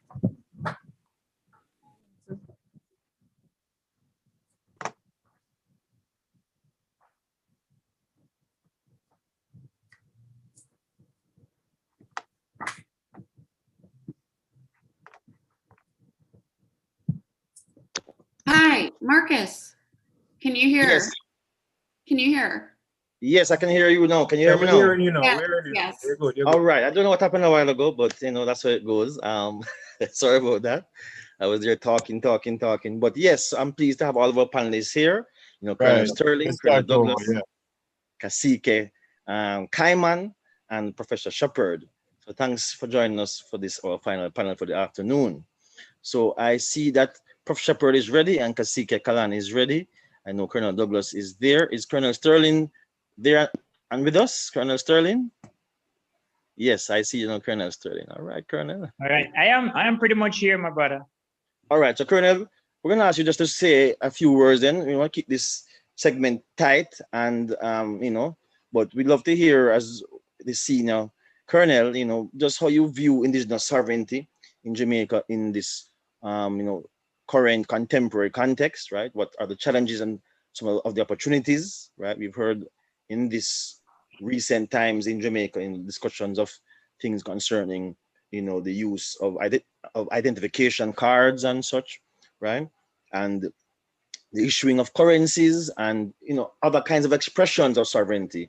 And some of these things oftentimes can be unclear, or at least the perceived context is not always clear. So what do you perceive, sir, as some of the challenges and the opportunities of indigenous sovereignty in Jamaica today? All right, let me first say good afternoon to everyone and the panel. Also to those who are listening to us, because we are streaming live. And when you want to speak of sovereignty, one first get the idea of independence. Let me say that we use the word Maroon commonly to describe ourselves and to describe the people who have gone through Maroon Age and who have been there in this part of the world. But in Jamaica, first and foremost, our foreparents refer to themselves as Yenkunkuno. So we today, we still refer to ourselves as Yenkunkuno Pikibo. Okay, so Yenkunkuno, or Yenkunkuno, as some persons might have pronounced it, is an Akan word. It's a word taken from the Akan speaking people, the people who speak Twi. What does it mean to them to say that, we are Yenkunkuno? It means that we are free, we are independent, we rely on ourselves for whatsoever we want. I watch your back and you watch my back. We hold things in common and we share whatever we have. There's a leadership structure that everybody respect, and you work in that fashion and in that way, and things becomes okay. When our foreparents were fighting against the colonial masters, as it were, it is not that all of them had agreed on every points that were taken, but things were done democratically and what was right for them. And some of them still had their own personal differences and grievances and scores to settle, but they had one common enemy, and the common enemy was the colonial masters, the slave masters, the owners of slaves, and so forth. So they unite around that common goal, and they fought hard to liberate themselves from under that level of oppression. They got a certain level of autonomy in terms of what was signed on paper, because it is obvious to anyone looking on now that the agreement that was written on the paper could not have been the agreement that was negotiated in when they were in the bush. But nonetheless, it gave them a certain amount of freedom to act how they see best in their own space that they were on. The first thing to begin with, though the communities were divided commonly in Jamaica from the east to the west, the Windward Maroons and the Leeward Maroons. In the Windward side, which was much more numerous than on the other side, when the settlement was made, persons reside in New Nanny Town, which is today known as Moortown, and then persons settled into, well, Charlestown or Crawford Town, as it was back then.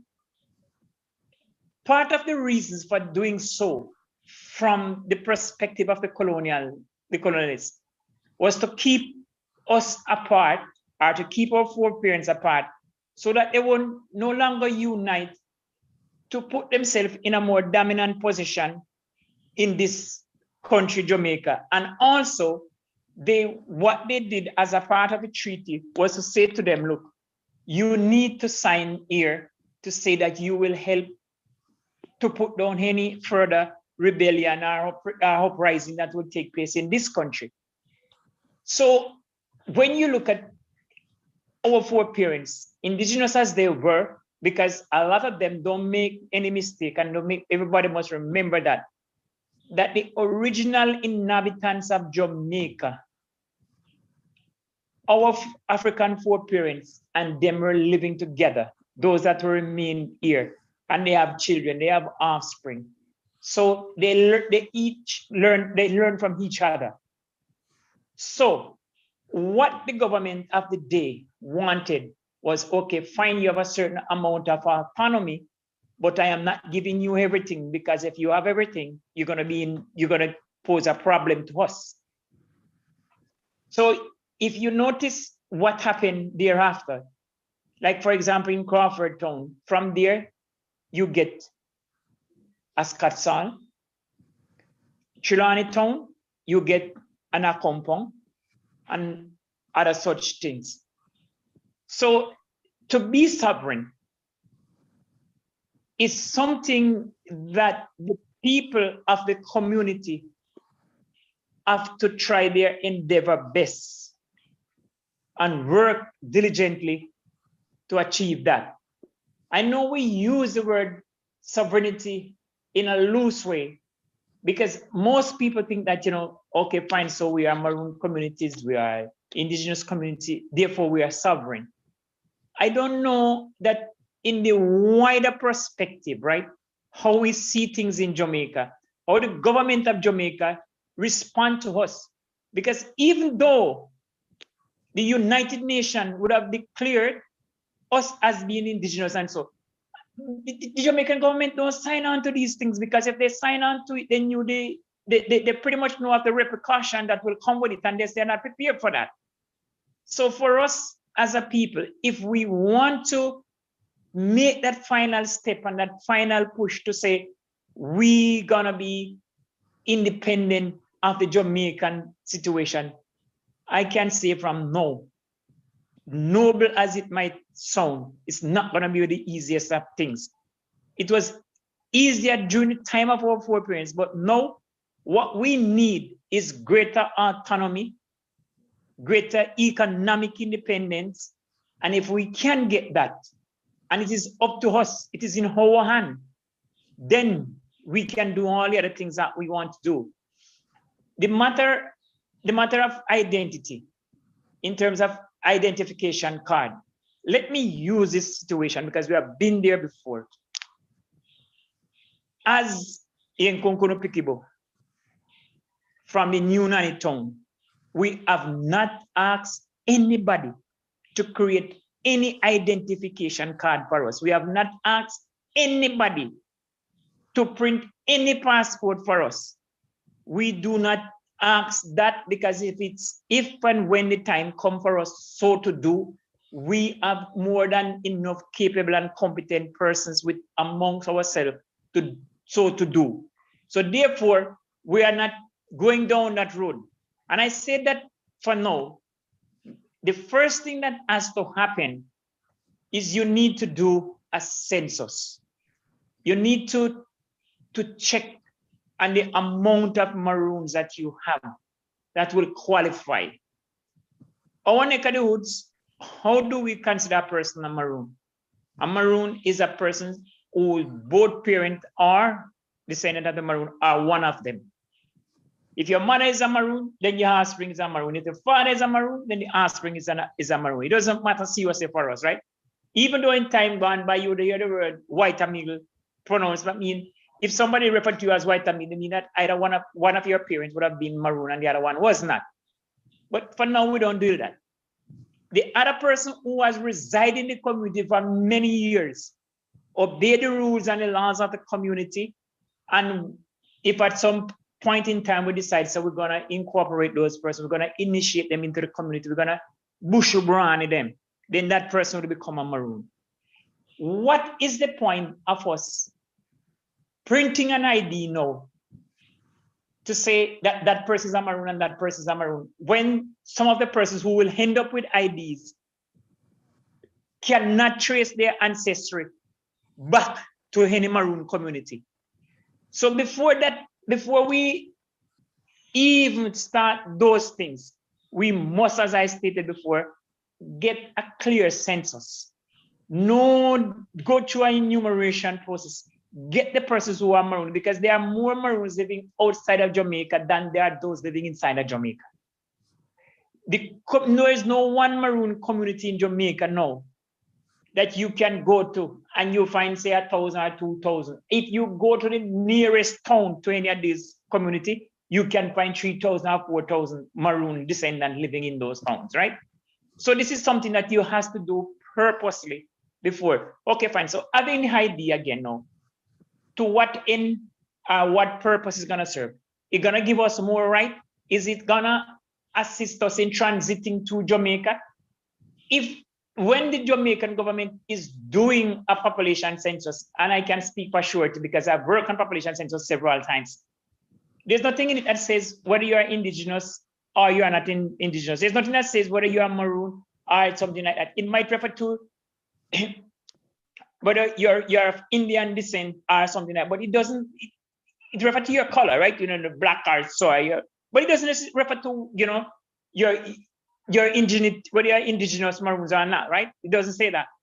So we have to first lay the groundwork, do all the things that is required before you can say, I have this identity card and this is what makes a person a Maroon, because you have satisfied all the criteria that were laid down. But for somebody to be going around in a willy-nilly way, and I was told recently that somebody was charging like say £100 to get a Maroon ID card in the United Kingdom.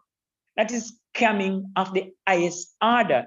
And that is why at the level secretariat, we have taken a decision to denounce these action of these persons and we have decided to disassociate ourselves from, because we are not a part of it.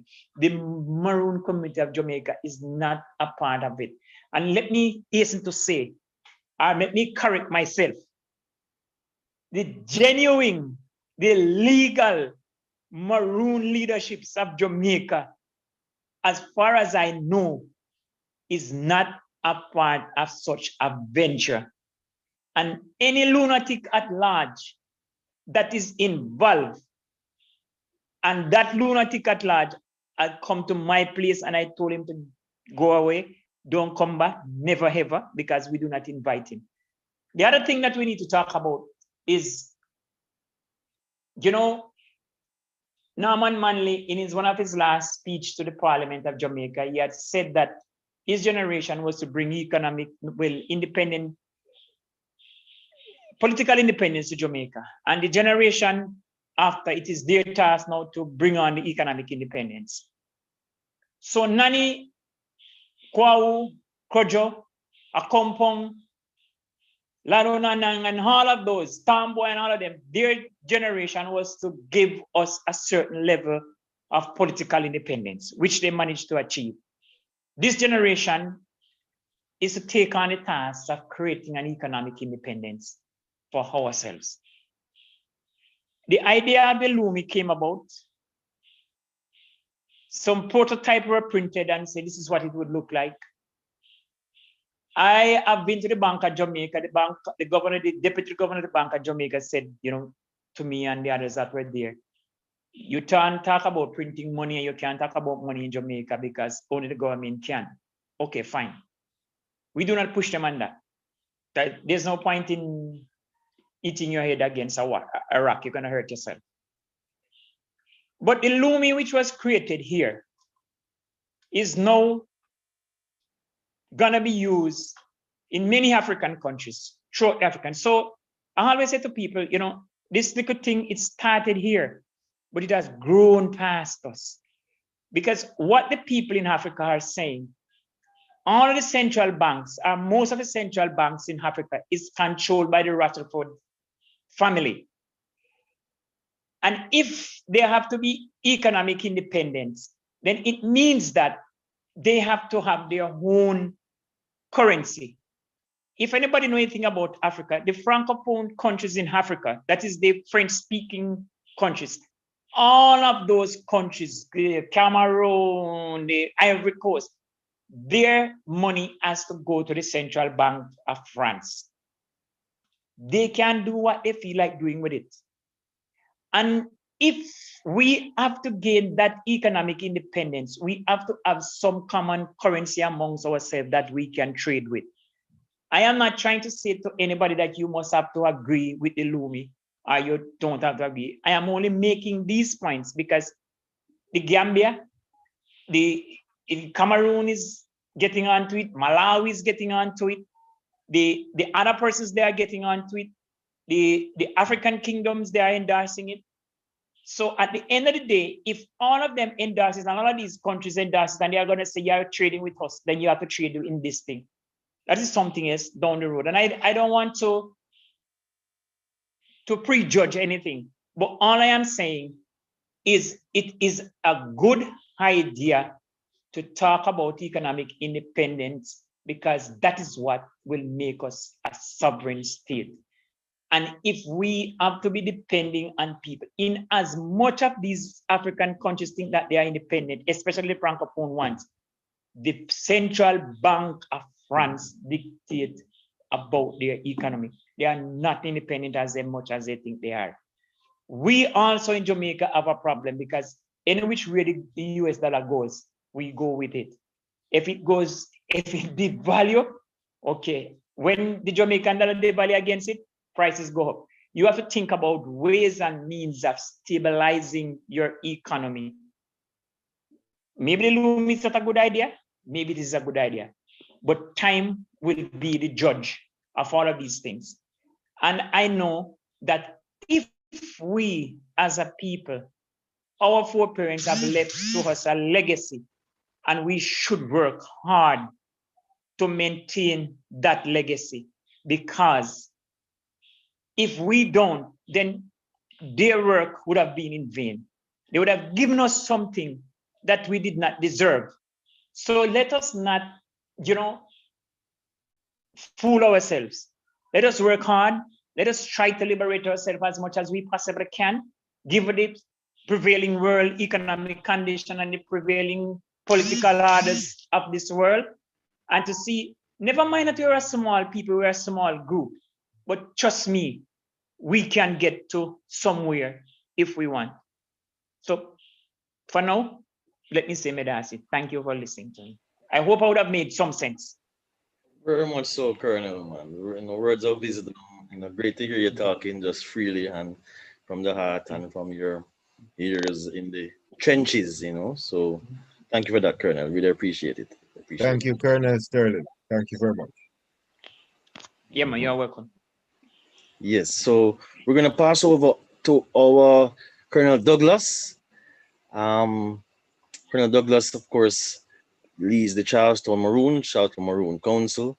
And so we'd love to hear your views, Colonel Douglas, on, again, the challenges and the opportunities of indigenous sovereignty in Jamaica in the 21st century. So, Colonel Douglas.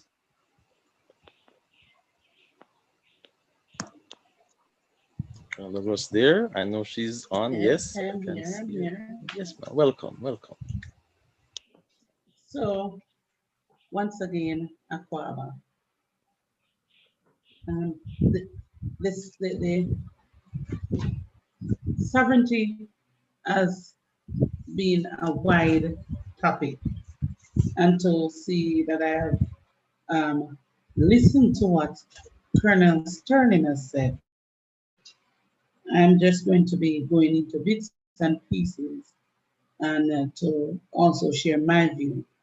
I know sovereignty in Jamaica, it's not as should, because one, most of the rights that our foreparent, our grandparent, let me use grandparent, had was taken away when they were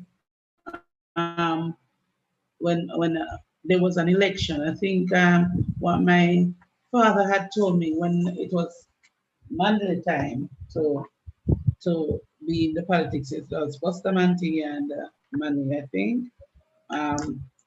They wanted to vote, but not some of the Maroons not being able to read as efficient.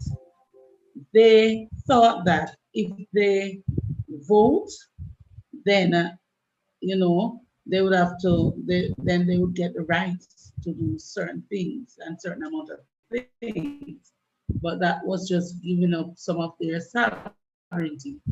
Like for example, they had their own waterlands or water area, and in voting, now they were forced to pay taxes. They were forced to pay water bill, and JPS run their light poles through the community, which they're not paying for because they should by right pay for spaces in the community to put the light pole. But some of those rights were given up because of their lack of understanding. Now, I've been studying about this sovereignty thing for many years now, knowing that a part of what I am or who I am stand is really out there saying sovereignty is what we need. Kasika Kahan and myself, we were talking a couple of days ago, and we were talking about the opportunities that our indigenous people have and the opportunity that they don't have, which is some of the things that are given to other indigenous nations. The Maroons have not been seen in those parts. They've not heard about it. It is not being executed in the Maroon communities so that they too can be of benefit. I think when the constitutional right were signing over, they did not do it considering the Maroons or the other indigenous members or people within this country. So therefore, we are at an advantage where we have to be standing out there, getting things done. Like for example, the Goya Protocol, where we have to learn how to protect our environment, our culture, our speeches, our songs, by knowing that we cannot just have someone coming in our community to record and all of that. What law is against it and what should be done against it. And so some of those practices were not done before by our foreparents, because I can play a cassette. In those days, there were cassettes that people make, right? And first it was on record until they put it on cassette, of members of my community singing our Maroon songs. When we asked, what is the royalty rights on it? The elderly people asked, what is royalty rights? Because they did not understand those things. I can identify the different voices in the interviews. These are some of the sovereignty that was taken from our grandparents. I'm not saying foreparents this time, it's our grandparents, because those are the ones that I can hear on them. People just come in, oh, what plant is this? Oh, okay, come and sit and have a drink with me and explain these herbs. People, elderlies in our community still don't understand that each day you do that, you're just giving away your own secret remedy or medicine, and it becomes now a medicinal remedy of the let me say the pharmaceutical industry across the world, while your information was just blot out. It didn't say Kasika Kalan has given me this information, or this information was given by Kasika Kalan. It says with our researchers done their researches. For example, Tom Jones did a research and found out that vervain is actually in one of the most expensive and reliable pain tablets. They did not tell you that with Kasika Kalan information that vervain has helped to make the Panadol or to make paracetamol. They don't tell you those things. And those are some of the things that we as indigenous nation have to try to hold within ourselves, you know, to get the sovereignty among us. And that is a part of our sovereign state, to keep our knowledge, to ensure that our knowledge circulate in our indigenous community, to ensure that our knowledge be of the fact of our people, and so that we can also say to our people, this is truly who we are. Now, when taking all of our knowledge, because, you know, when they were taking the slave to Jamaica, the Maroons, the Africans, what they did when they take them here was to try to get them to speak English language.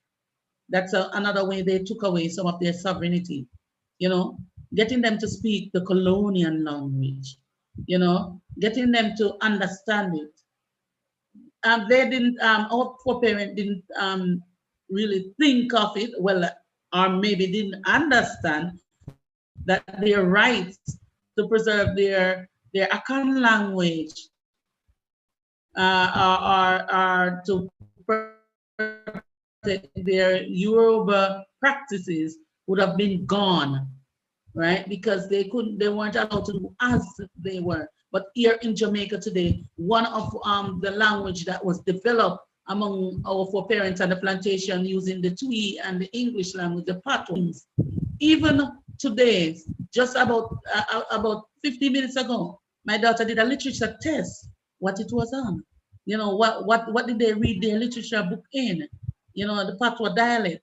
So though that is being preserved as a part of Jamaican sovereign language, but our foreparents, their language was gone. We are now keeping the few that we have learned. We're keeping our elders close to us. We're interviewing our elders. We're talking about our elders. We know that in some point in time that it is not just going to say that you're a sovereign nation, but it is that we are saying is our government do not protect the sovereignty of indigenous people. What does sovereignty mean to the indigenous people? It is a symbol which people neither surrender, lost by the way of conquest or the cultural strain. And so it means that we keep our culture together, we endorse our culture, we ensure that our sovereign rights is kept. So that early morning drumming, that early morning blowing of the abeng, you know, when someone died, that blowing of the abeng in significant to tell the community that someone died, or the abeng to say, well, it's a new dawn, or so on. Those things to send a message to the community, emergency meeting, so on. That's a part of our sovereign here in this country, in this Jamaica. And so in order for us to retain that and to keep it, we have to honor it, we have to acknowledge it, we have to ensure that it is taught to teach to the next generation. What we have learned then is what we are now passing on. And so the right of sovereignty for tribes, including the right to establish their own form of language speaking, embracing, dancing, you name it. How did you, what was the first thing your grandparents do when a baby was born? They would eventually put a string through a Job tears bead and tie it around the neck as one way of protecting, or one way of keeping, or one way of keeping them healthy. Teaching them that from that stage, that's the healing bead or the healing seed. And so we grow up knowing that. So we use it as a way to keep our own sovereignty. I know that the Tainos, you know, at one point in time, I learned that they were all gone, that we didn't have Taino anymore, that the Taino people were all killed by the Spaniards, and that the blood was wiped out, so there were no, you know. But today we can prove, and there are signs and there are signals and there are evidence that Taino still remains in Jamaica. I've been on a property a couple months ago, and the way the thing was formed in the rock or on the side of the walls tell me that Taino reside there. And that's a part of the sovereignty that we can, keep untouched them. We don't want them to be touched. So no institute, African Institute, Caribbean Institute of Jamaica, none of those people that come and dig up your lands and take away your evidence that you should have. That right is not given. So we keep those rights. Those are ours. Those are what we keep. And so those are the things that we look at. It's pretty much us here within this community, Charlestown, that are keeping what we learned from our foreparents as a part of our sovereignty. We are teaching it to our children. We preserve it in our museum. We, from day to day, we ensure that it is kept. So the Asafo Yard was a part of their sovereign space. And so we have the Asafo Yard here in Charlestown. When the Ghanaian chief came here, he said it is built as ours right there in Ghana. And so we know that, yes, that one of the meaning of sovereign or of sovereignty is preserved. When they mention about the abeng and how they use it, I start ticking my paper. That's another one. When they mention about the Afana and the way they dance, I also start ticking and saying, hey, this is another way. So we have to embrace our sovereignty. We have to look forward to keeping it. We have to learn more. So we learn from each other as indigenous nation, like my sister over there in the Garfoon, and that's clearly saying. The things you learn are the things that was taught to you. And the things that was taught to you was done at an early stage. And so you know that they were trying to preserve and to protect the means and way of sovereignty. And that is what we're doing. We're taking it from the Abeng to the internet and to a borderless and indigenous community. Medasi. Medasi. Thank you so much, Colonel Douglas. So it was interesting, when you think about sovereignty, there's so many different aspects to it, maybe from my own bias, I tend to look at it through a legal lens, but it's so interesting to hear you talk about it from a different perspective in terms of preservation and, maintaining the integrity of the traditions, that have enabled our people to survive, and without that, you can't even think about anything else. If you don't keep the tradition intact, then talking about ID and currency and such just doesn't even become relevant. And so I think it's not at the right place, get the traditions, maintain the identity, preserve, fundamentally important, So thanks for that, Colonel Douglas. Okay, I'm gonna go on to our next speaker. So I'm gonna introduce Kasike Kalan. Kasike, of course, is no stranger to us at Charlestown, representing the Taino tradition, the resurgence of indigenous identity in Jamaica and in the Caribbean, is strong and is alive and well. So I want to introduce our Kasike out of Jamaica, representing the Ukayeki Guani tribe here in Jamaica. Kasike Kalan Kaiman. Kasike?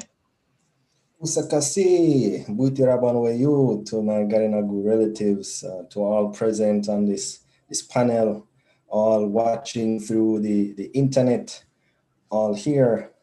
You hearing me well? Okay, good. Yes, sending my greetings to all for this wonderful occasion. And for me, this is a discussion, this panel, this discussion, this conference. 13 to the European is a number they fear, but to our people, it is something that is sacred. We believe in 13 moon cycles, and I find it so significant that today is a full moon. So to me, it's a sacred day, it's a special day. I'm feeling a lot of ancestral energy. So, Marcus, you have to go hold me back if you see me going over time. There's so much to share, there's so much to talk about, and there's so much to bring awareness to. As it relates to sovereignty, there is the sovereignty of indigenous people. That's one concept. using that European concept, that academic concept. And then there's indigenous sovereignty, which deals with the indigenous education and or worldview or mindset. Understanding that for our ancestors, there was no concept of ownership. There were no lines that were drawn to say that, you know, for example, Trelawney start here and end here, Kingston start here and end here. There's land, there are people that are taking care of the land, and people that are taking care of the land will take care of them. It was a very simple process, and a lot of this was lost over time. As it relates to contemporary society, as it relates to Jamaica today, discussions of sovereignty will have to start from human rights, from basic human rights for indigenous people, or right to autonomy, or right to self-determination. The Colonel Sterling and Colonel Kim brought up so many poignant points. One, I'll touch on two. One from Colonel Sterling is, he spoke about the term Maroon. They're still naming us. They're still trying to decide who we are. They'll create forms and on forms, there are options, they have to tick one or the other, right? What does that say for us? How that is another way that they're taking away our birthright or autonomy. And you see, the symptoms of these things that are taking place is why people will decide that there's a need for IDs and there's a need for birth certificates, because at the root, there is this mental genocide that is taking place of tearing away of our indigenous identity. A glimpse of what is happening in the world. As of this morning, it came out that 715 children bodies were found at residential boarding schools in Canada. And the reality of that for us is to show that the systems are organized at keeping us down, of keeping these things secret. The prophecies and traditions and spiritual teachings said that the circle is complete when those who are first join last. So that's why I've been having so many discussions with the Maroon bodies, because the Tainos are present now. And with this circle, we can start that healing, and we can start to bring things into focus and perspective. We can put the pieces together and fill in the gaps. The discussion of ID, we need human rights, we need healing first. We need to understand who we are as a people. Colonel Stern spoke of the fact that our relatives identified as Yenkung Pikibo. Respect that, acknowledge that. It takes a level of decolonization of our systems, of how we communicate with each other, and then re-indigenizing, bringing back those indigenous perspectives that sustained our people for so long. This pandemic, to us, from an indigenous perspective, from an indigenous spiritual perspective, it has a purpose like everything else. So when we are heading out, our prayers is not to wipe away the virus. It's asking for permission to move through in a peaceful way. The concepts like that are lost. I'm a part of a council of indigenous healers of the Americas. And what that has done is allowed me to connect with groups that have not been colonized. And as far as we think we have come after all of these hundreds of years, it allows me to realize the post, we don't even know where the post is that we're heading towards. A community that is not colonized are in such close connection with the land. They did a ceremony last year, asking me what is our sacred mountain. I said the Blue Mountains. They went to a volcano to the ceremony. They do that every year because the volcano and the mountains, they protect them. And you know what they did? They introduced the Blue Mountain by name to their mountain. That is indigenous mindset. That is indigenous sovereignty. They don't own the mountain. They introduce the mountain to their friends and their relatives. They introduce the bodies of water to their friends and their relatives so that we can live together in harmony. The European mindset is that the medicine man calls the rain. He asks the rain to come. He invites the rain into the space. Permission. If we are dealing with inanimate things like this, if we're dealing with energies like this, of course, this is how we should be dealing with one another. So in our communities, to talk about sovereignty, first of all, is to re-indigenize our communities. for us as leaders to sit down with each other and to have discussions. Maroon community, who are you today? Taino community in Jamaica, who are you today? Not who you were in 1492, not who you were in 1655. What is it that you want today? I'm going to say a lot of things here. You see, as it relates to treaties and all of these things, treaties are contracts. It's not just one did sign. There are treaties being made as of today, right? So it's to be conscious as a collective what it is that we want. That is how sovereignty works. We choose our leaders. We choose who our elders are. We choose how we are, our medical practices and health, our birth workers. We respect our people. They should get the same acknowledgement as anybody from some of the top university institutions. You want to know about our people, you ask one of our elders. You have them to step forward and to speak.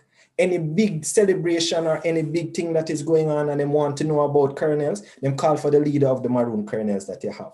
Have them come there and speak. Any wisdom you want, them have it. If there's a book that is written by someone that is not from our community, ask someone from our community to validate it. And you know what? Acknowledge them and do an next edition because we are alive. We can speak towards this now. We might not know about some of the things that happened in the past, but we are living people and we can speak towards it today. Sovereignty is hearing our voice, giving us the opportunity to speak our truth.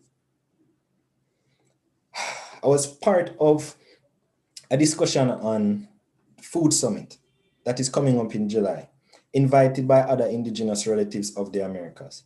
And you know what was one of the things that I realized that I was invited as Tanina, but there were no Maroons present. So I made a difference about that. I held the door for our relatives and I said, on future meetings of Central and Latin America, Maroons need to be present. Maroons of Jamaica specifically need to be present. The word Maroon, Cimarron, come from Cimarabo, which means bow. It's a Lacona word. That word was always here. It's not something that just make up since the Spaniards came. These people, their wisdom, their ancestry, their bloodline, it is connected to the land. So if you're talking about what is going to happen for food sovereignty, we need to be a part of the conversation. Recommendations were made. A lot of the discussions that we have now that group is a part of United Nations. They're going to put forward, and I'll share that with everyone here, the recommendations that were made. And some of them that are made in that instance is that a lot of the things that our communities want, it is not hard for them to do. I hear discussions here about intellectual property, protecting it, and ethics protocols. United Nations, do that up and give it to the communities. That is not hard for you to do. That is not something that's going to cost money. And next part of it, so many people want to come into our communities and they want to offer us things that we never asked for. They want to do research and they want to do all of these things. You know what we as a collective need to create a body that we deal with that. We have our intermediaries, we have our experts. So when they come to us, we can say, all right, these are objectives, these are the things that we want, this is what will benefit our communities. This is how you can help us. And it shouldn't be dependent on funding because there's a lot of expertise out there that can support our communities because the first things that we require is human rights. And once we get those things, then the sovereignty is in us holding on to that, us keeping that for future generations, having a seat at the table. The United Nations Declaration on the Rights of Indigenous People, it's just that. It's not something to create sovereignty, you know. This document is to declare what we already have. So the work in our communities is for us to educate ourselves. I will also share a link on a project called Project Access, which deals with training Indigenous peoples and leaders on how to interact with the United Nations, Permanent Forum on Indigenous Issues. Because we have issues and we need to speak to people that can actually do something about it and make a difference, right? We need to get these things done and we need to sit down as a group. I heard discussions talking about census. Yeah. First of all, what is the terminology? The Kalinago people were called Caribs before. And they said, we're calling us Caribs all this time. We are Kalinago. The people of the Kasab, our relatives, Kalinagu, which Garinagu, which Garifuna come from. So even in the terminology and the names, you see the connections that are there. It is so apparent, right? We declare who we are, that self-identity. From there, our sovereignty comes in the form of our food security, education, wealth and healthness, wealth and health, right? So IDs and all those things will come in place once we establish our systems, and we can say that, all right, we ensure that we do our census, we ensure that all these people are members of our communities, and if there's any health things that need to give out, if there's any welfare stuff that need to give out, then present them ID and them get what is their birthright. It's supposed to be at a level where we have our lands, and we can decide that, all right, as Sterling was mentioning, we'll have a majority of our diaspora, our indigenous communities for Jamaica, Yami indigenous people outside of Jamaica. Create spaces for them to come in, work for them to do, for them to reinvest in the community. Developments like what are taking place in Charlestown now. So that when they come in, somebody that deals with architecture, see a project here. Somebody that deals with hydroponics or organic farming, see a space here. So they have their roots. That is what is at the base of this indigenous concept of sovereignty.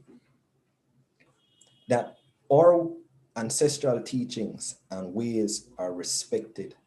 And this is something that we declare, we don't ask for. No. You don't ask for sovereignty. It is ours to declare, to step up and to claim it. And how we do that is through uniting. That is why my sister Cynthia, my sister Isyeni, Ibawu is Inseni, could speak towards the fact that we are relatives. We're connected as indigenous people of the Caribbean. Our goals are similar, and through uniting, that is when you'll have true sovereignty. Us trading with each other, paper money really have no value, you know, right? So when you talk about that exchange, us exchanging with each other, us doing trade, we have something growing here, and our relatives in Suriname want it, and we exchange. Our relatives, the Locono people in Guyana, our relatives in Urumain, in Belize, in Nicaragua. We come together as communities and we share. We share our knowledge. The aspects of the Twi language or aspects of the Cromanti language, certain communities have it. We'll come together and we'll have conferences, not just for the general public, for us as people. So it's things we have to put into practice to claim our sovereignty. It is a mindset and a way of being to understand what your birthright is. I'd recommend going through the United Nations Declarations on the Rights of Indigenous People, not just for to put it out to states, but to educate our people. If somebody wants to have a union ceremony, Colonel Kim supposed to can do that and that valid. She's not supposed to have to go to nobody else for that. Right? There shouldn't be no question. This is an indigenous community leader that has sanctioned this union. It should be acknowledged. Is we need to come together and push for these things. The issues in Scotts Hall, the issues in Charlestown, the issues in Moortown, the issues in our community, the issues in the Garifuna communities are collective issues, especially these that I'm naming that are coming from a British system. So when our Garifuna relatives find a loophole that them can burst open, like I did for the Maroon communities with this summit, you hold the door so all we can flood it. And we secure that space. That is what they did to us. They found that weak link. So what we need to do is strengthen it, strengthen the ties. As I said, this is something that I'm very passionate about. There's so much work that our community is doing. There's so much things that is happening that is not public knowledge yet, but you know, as our Maroon relatives say, shamu shamu, a lot will come to light in time.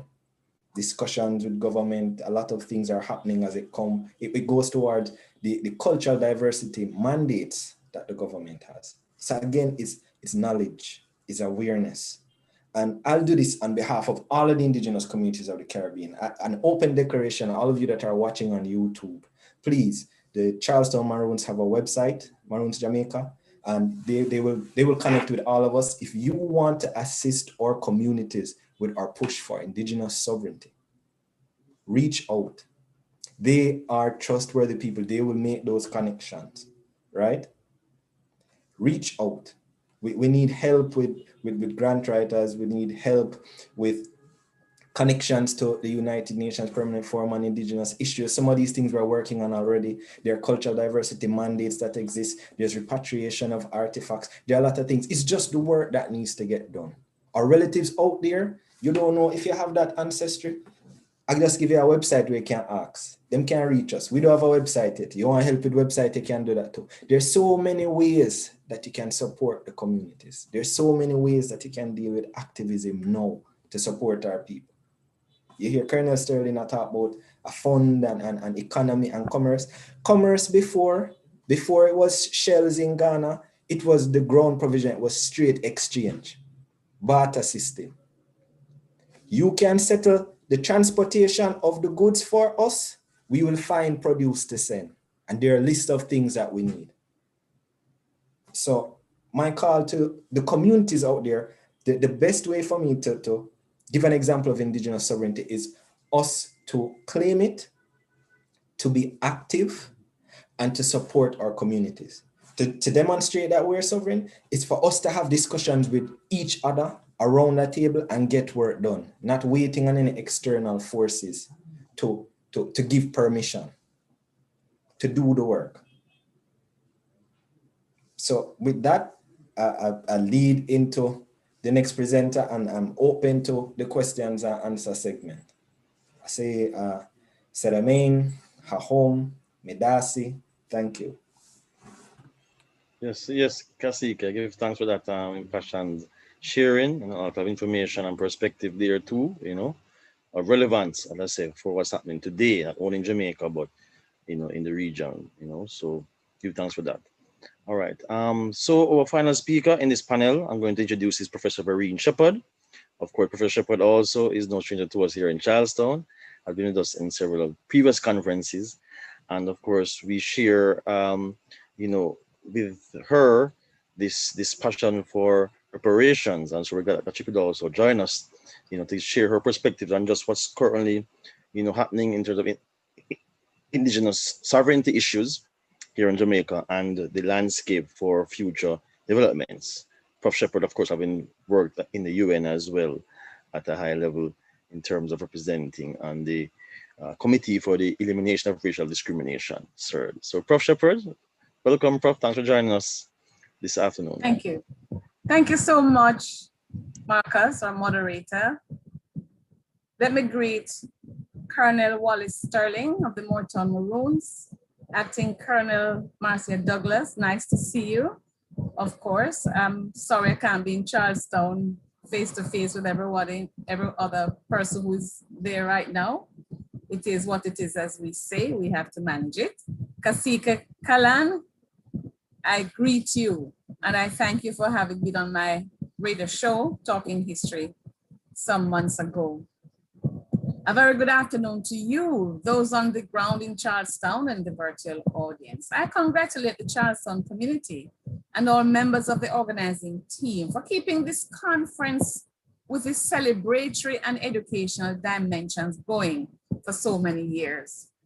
I begin my short intervention by revisiting, first of all, the concept of sovereignty. And what I'm going to say, I think, has basically been said by previous speakers, but nevertheless, I'm going to put in my perspective and my contribution. So as I said, I begin by a short intervention, revisiting, first of all, the concept of sovereignty.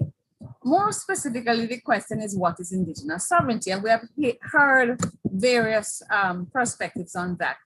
I want to introduce a definition which I got from the quote-unquote Aboriginal people who routinely interact with the Committee on the Elimination of Racial Discrimination. I'm still a member, Marcus. I am now one of the vice chairs, actually.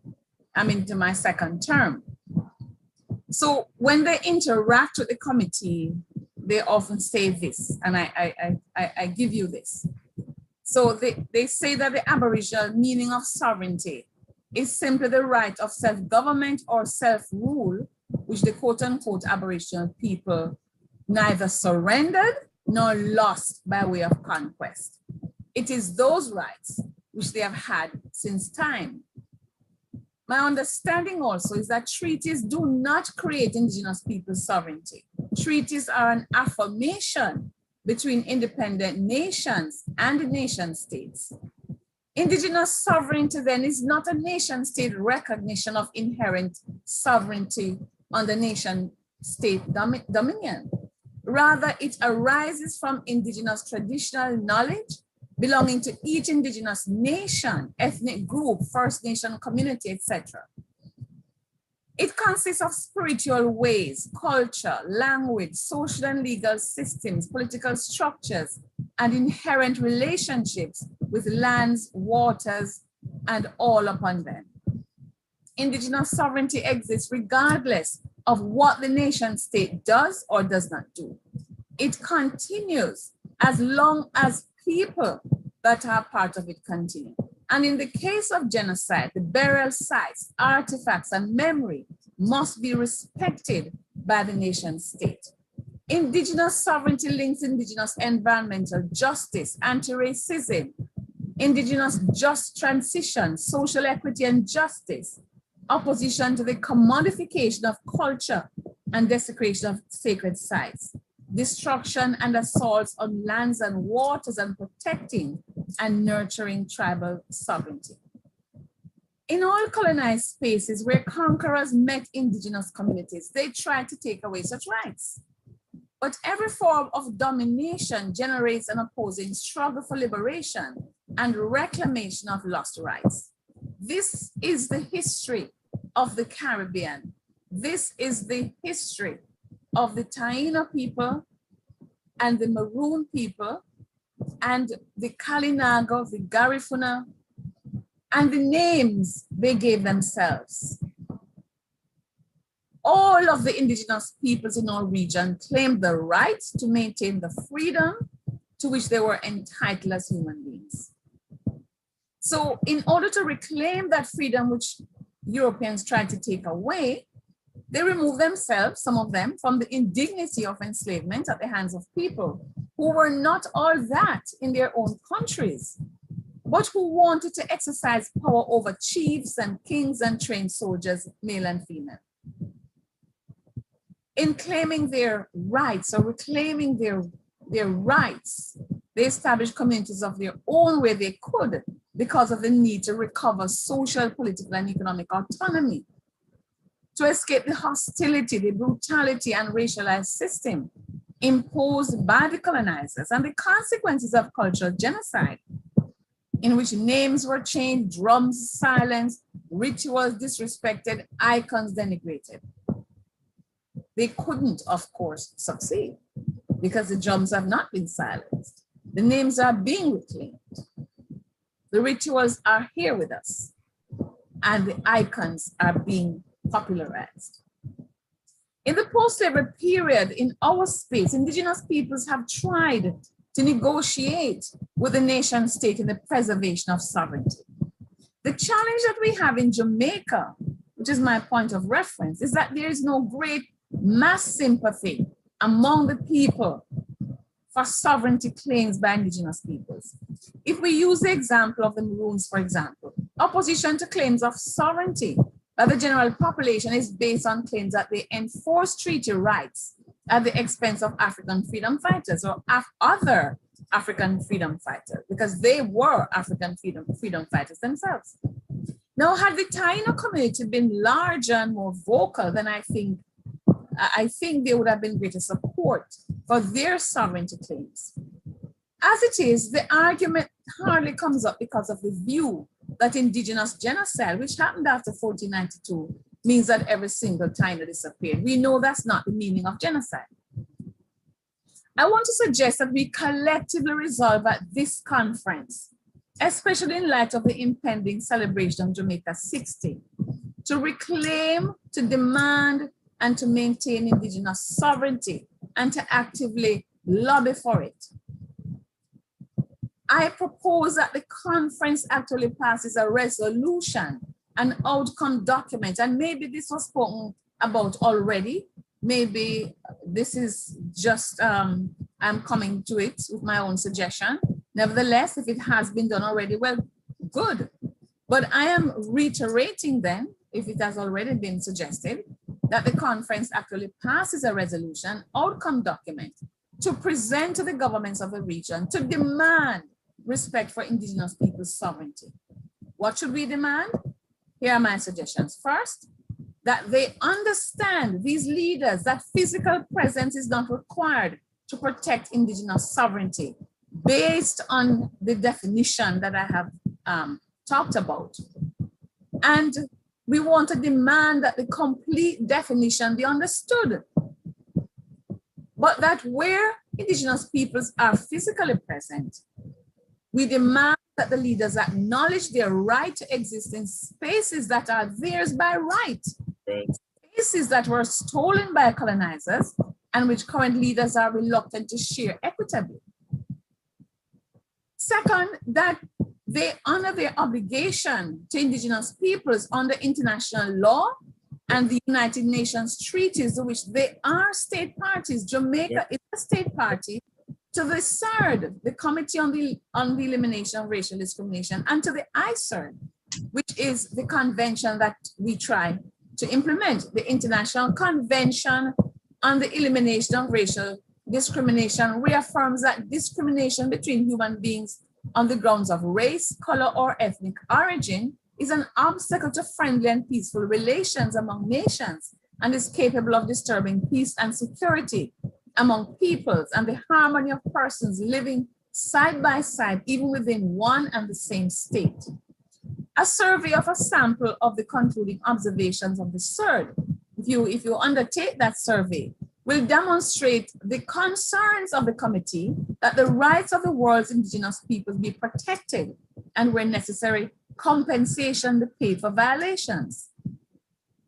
A third suggestion for this resolution is for the maintenance of sovereignty, is that we press for sovereignty, the maintenance of sovereignty through the participation of the state in the education of those external to the Maroon and Taino communities. Because the communities already have their own education. They passed on their culture and their education, their history to the young people. But we call on the state to participate in the education of those external to the Maroon and Taino communities so that their evolution, their history, and their route to recognition can be understood as a way of ensuring that their right to internal sovereignty is respected. In this regard, help me to lobby to make Caribbean history a mandatory subject in all education institutions, as ignorance of history creates discrimination based on this ignorance. The importance of knowing and teaching about the past has long been articulated by Mwalimu Marcus Mosiah Garvey, who said, history is the landmark by which we are directed into the true course of life. There are those who believe that most of what constitutes Caribbean history is too far in the distant past to have contemporary application. This type of response illustrates how the concept of distance permeates society's thinking. The opposite view is that the too far in the past to have contemporary application argument is unacceptable.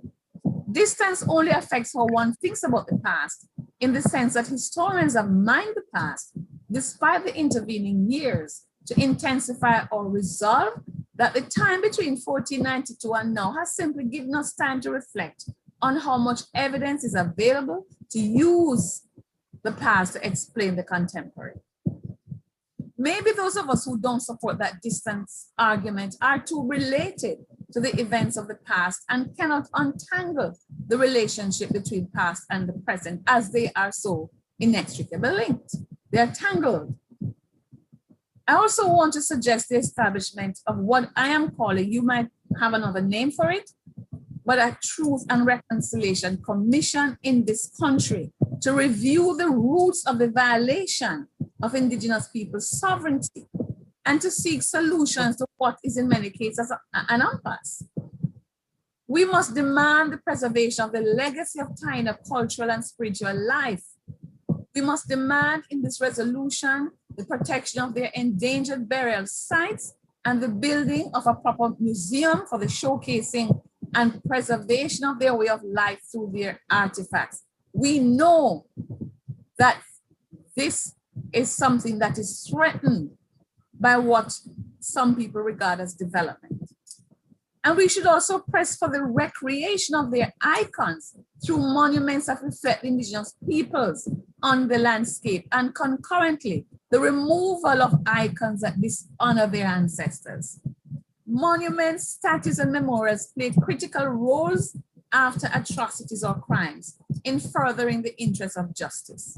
Otherwise, what kinds of futures are we creating for surviving victims and or descendants of dead victims whose memory still resides in our consciousness? The iconographic decolonization conversation must be taken seriously in the Caribbean, the scene of crime. It cannot be that in the Black globalization campaign, we see the diaspora marching ahead in making efforts to rid our region of the vision of the oppressor on the landscape, and the lands of the victims seem not to care. This to me is to participate in our own oppression. I'm yet to hear any credible explanation of why monuments to people like Christopher Columbus or Christopher Columbus, as the Rasta say, whose actions cause such pain and distress to indigenous peoples and Africans, should remain as icons to be admired on the Caribbean landscape. Equally, iconographic or symbolic decolonization extends beyond the toppling of statues and memorials to colonial icons on our landscape and include other colonial relics. In fact, more colonial relics, as I close, I would suggest reside in the corners of our minds, in our mental colonization, than exist on the landscape. That's my intervention today. Thank you very much for listening. Thanks very much, Prof. A lot to think about as usual, and very on point, so we want to thank you for that stimulating thought there, really, really insightful. So I want to thank Prof. Shepherd, as well as our other panelists, right, who spoke earlier, Colonel Sterling and Colonel Douglas and Kasike Kalan. All right, this is the final panel for the day. So before we roll out, are there any comments or questions that would have arisen based on this, very soul-stirring panel discussion? I see some hands up, so please, Lucayo and Dr. Fuller. Lucayo, want to go first? Thank you, Marcus. Thank you, Professor Shepherd. I'm a first-year PhD student. I just came out of undergrad just 2 years ago too, so I'm still learning here. And my advisor at UC Berkeley is also adamant about expanding Caribbean studies. So actually, I'm Eleanor Schneider at UC Berkeley. At first, we had a Latin American studies program. Lucayo, show Prof your face, man. Show want to see your face. Oh, yeah, man. Okay. If you can. Yes, I. Well, Professor Schneider had advocated for the embrace of Latin American as well as Caribbean studies. And I think now, I don't know if it's officially on the website or located anywhere yet, but I think that has already been finalized. And so I'm just, I was really touched by and really affected by what you said about, this advocacy of Caribbean history and Caribbean studies, a greater recognition. I saw in my undergraduate experience at Dartmouth College how Caribbean study, there was a Latin American and Caribbean studies program there that allowed for a greater exploration of these things, that allowed for my personal training in this historiography. So I'm just, any thoughts or recognitions to rising scholars, who want to try to implement these things, please. Thank you. So Prof, a question for you, Prof. Shepherd. It's a question for me. Okay. Well, first of all, I can restate. Oh, sorry. Okay, so go ahead. I can restate if necessary. No. I get it. And you're at a college that I visited, and I remember thinking how privileged the students are and how resourceful the place is compared to our space, But you have to, young people, the students today must become activists and revolutionaries in the way of Walter Rodney. Walter Rodney spoke of himself in terms of someone who transitioned to being, in fact, even stronger than a revolutionary academic. He called himself a guerrilla intellectual because he tried to invade spaces where other people were telling us our story. And therefore, student unions are important and you have to press. I know, because I've spent time in colleges in the United States, that when you have Latin American and Caribbean studies, the Caribbean part of this is normally Puerto Rico. Nothing wrong with studying Puerto Rico, but that's not the Caribbean. That's not the totality of the Caribbean. And some people will say it's not even the Caribbean because they belong, quote unquote, to the United States of America. So activism, student councils, student activism, student history clubs, I think, and lobbying to your professors, I think, you know, and I see that this is working in some spaces because students tell me, they often laugh and say, I don't know why I went to this college to take these courses because it's the same people who are left behind at UA. It's their work that we are reading, you know, so you just have to push because you have ancestors depending on you to say it's a sacred trust and you have to embrace it, is what I would say. True, Prof. I want to say, look, if you want to organize some events, some workshops, seminars, whatever, and you want some support from Charlestown, or any of us here, you know, in this forum, just do it and we'll be glad to support. Opportunities, definitely. And, you know, I've also been doing work to connect with the intellectual community of Ghana. And I've been trained by Professor Baku at the University of Legon, working. And now I've been studying tree for over a year now with Francis Akote at Harvard University, connecting with Professor Champong at Harvard University as well. Elena Schneider also is quite advanced. You know, I've also engaged with Vincent Brown, you know, really seeing what we need to do. And personally, for me, I know my father's indigenous, my mother's a Black woman from Trinidad, you know, so I bring these things. I grew up thinking I would do American Indian history. We grew up in traditional, you know, the sweat lodge, the Sundance, these things. My relatives are very much in touch with these things. But as you can see, if you study the times, you can see there's a lot of pain and suffering right now. A lot of things have put roadblocks. Yes. And so greater unity is definitely necessary. And so I'm definitely interested in learning how to try to connect. And I think all of us on this virtual conference must see in front of our eyes that we're not rid of colonialism. The COVID-19 pandemic and the ways handled, the existence of vaccine apartheid and vaccine imperialism must say to us, we have to take our lives into our own hands, because the same thing that happened 1492 and coming forward, and we thought it had ended in 62 for some of us. No, it is still here. It's coming back to bite us, and we have to learn from that.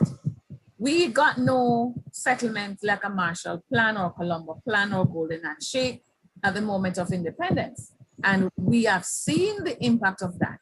So those who snicker at the reparatory justice conversation and think it's a handout that people know, I like how Kasika talks about demanding, because it's your right, and so you demand.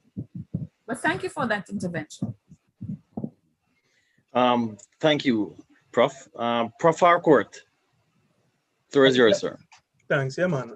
Always great to see my great friend, Prof. Shepard, and listening to you and things like that. Yeah, emancipate yourself from mental slavery. You know, I think that there's so many things that need to be addressed, but I just want to mention two things. I think first and foremost, for any self-respecting person of African descent to still have the person who was the head of the colony to still be the head of state from 53 to now is frankly shameful and disgraceful. The fact that we in Jamaica specifically still have the head of state as QE2, I don't know why there's not an urgency or a greater urgency to do away with that. We're just going about our daily lives as if that is something normal. So that's kind of what I wanted to throw there. And just a final point with respect to establishing Caribbean history more broadly.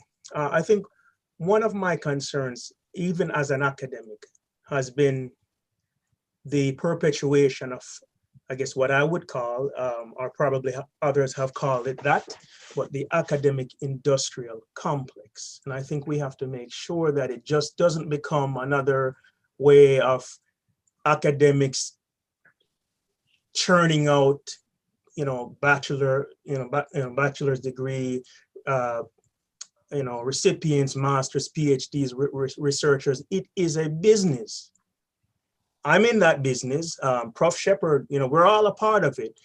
Nonetheless, it's going back to the issue of the value, however you want to define value, of our ways of knowing and who we are, and the commodification of that. And I just think that, again, people who study us, so to speak, have or should have a responsibility to understand that privilege and to make sure that they give back to the communities from where they're going to be getting these accolades and these degrees, and in furthering of their careers and the upliftment of their specific families and circumstances. So again, thanks, Prof. Marcus, if you'll allow me to just make a comment there. Sure, Prof. Let me start with the second point. I want to say categorically that I honor all young people who are trying to use education for upward social mobility, because that is something that was denied us, and no one expected that we would emerge out of colonialism, out of enslavement, and be able to march into the archives out at Kew in the United Kingdom, that we would have been able to read and write and decipher what they wrote about us and critique it. And that is being done by those who are being trained professionally as historians. And research has shown that even the bachelors put our Black people on the road to upward social mobility. Your chances of economic wealth improve, and then the MA and then the PhD. It's what you do with the education for your people. I think that is the issue I think that Harcourt is reminding us about. I certainly grew up in a very poverty-stricken situation. They called it my district Africa, not because that was the name on the title of my father's small piece of land, but because of the racism, the ethnocentrism, the ignorance about the continent of Africa. So they were comparing my district with its infrastructural challenges to what they had in their mind about Africa. Through education, I've been able to come out of that into what I am today. But following the tradition of Walter Rodney, scholar activism, I think, is what connects us to the people on whose shoulders we stand. And so I honor in this space Alexander Mighty, my great-great-grandfather, born into slavery in 1829, and my Tikar ancestors from Cameroon. How did they reach Jamaica? Not a cruise, no tourism. And therefore, I claim the right to be in the space and to do the work I do on their behalf, because it is a sacred trust. The issue of the head of state of England being our head of state. Again, governments and leaders can do what they do because there's no mass revolution. There's no revolt against it among the people. And why? Because they see the image of who you call QE2 as a frail, nice little old lady. That's how Jamaicans are viewing. They don't know the history. They don't know the royal family was mixed up in slavery and the Royal African Company and the group of royal traders to Africa. They didn't know that members of the royal family were shareholders in the Royal African Company. History is critical. If they knew what we here in the virtual audience knew, I think tomorrow they would march and demand that we don't have a GG, that we move straight to Republic, and we have leaders who understand the sacred trust that they have. So thanks, Prof. Oh, sorry. Go ahead, Prof. Is what I'm saying. Sorry, Prof. Let me look at you. Thanks, Prof. I see Kasike has his hand up, and then I'm going to just invite our other panelists, Colonel Sterling and Colonel Douglas, to say any final words. So, Kasike? Yes, yes, gratitude. Commenting on Dr. Fuller's first statement again about the Queen, QE, the second. On that, I'll bring back to what I mentioned in my presentation, that our discussion, that our people need healing. It was several years of programming. I term it as mental genocide that took place.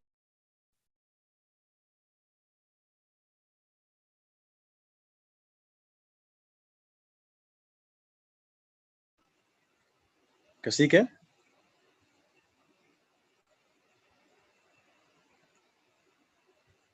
Kasike not hearing you. I don't know if it's just me, but look like you're frozen. So much so that nothing is left but the blood. You guys hear me?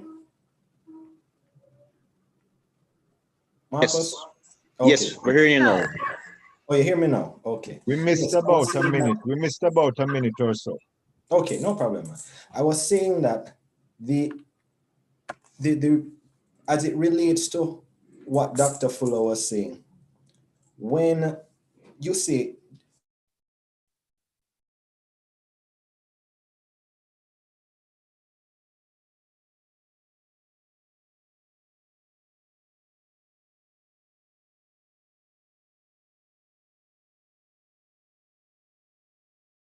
degree that it was the biggest tool of colonization, is a form of mental genocide. You scrub away the identity of the people so much that all that is left is the blood. They cannot recognize themselves. So we grew up getting beaten for speaking our language. Those with my complexion would hear during summertime, come inside so you don't lose your color, right? You're chastised about how you keep your hair. So there are so many elements that requires healing. I've had these discussions with our sister, Isieni of the Garifuna Nation, and we're talking about healing circles. That is what is required. That is what is.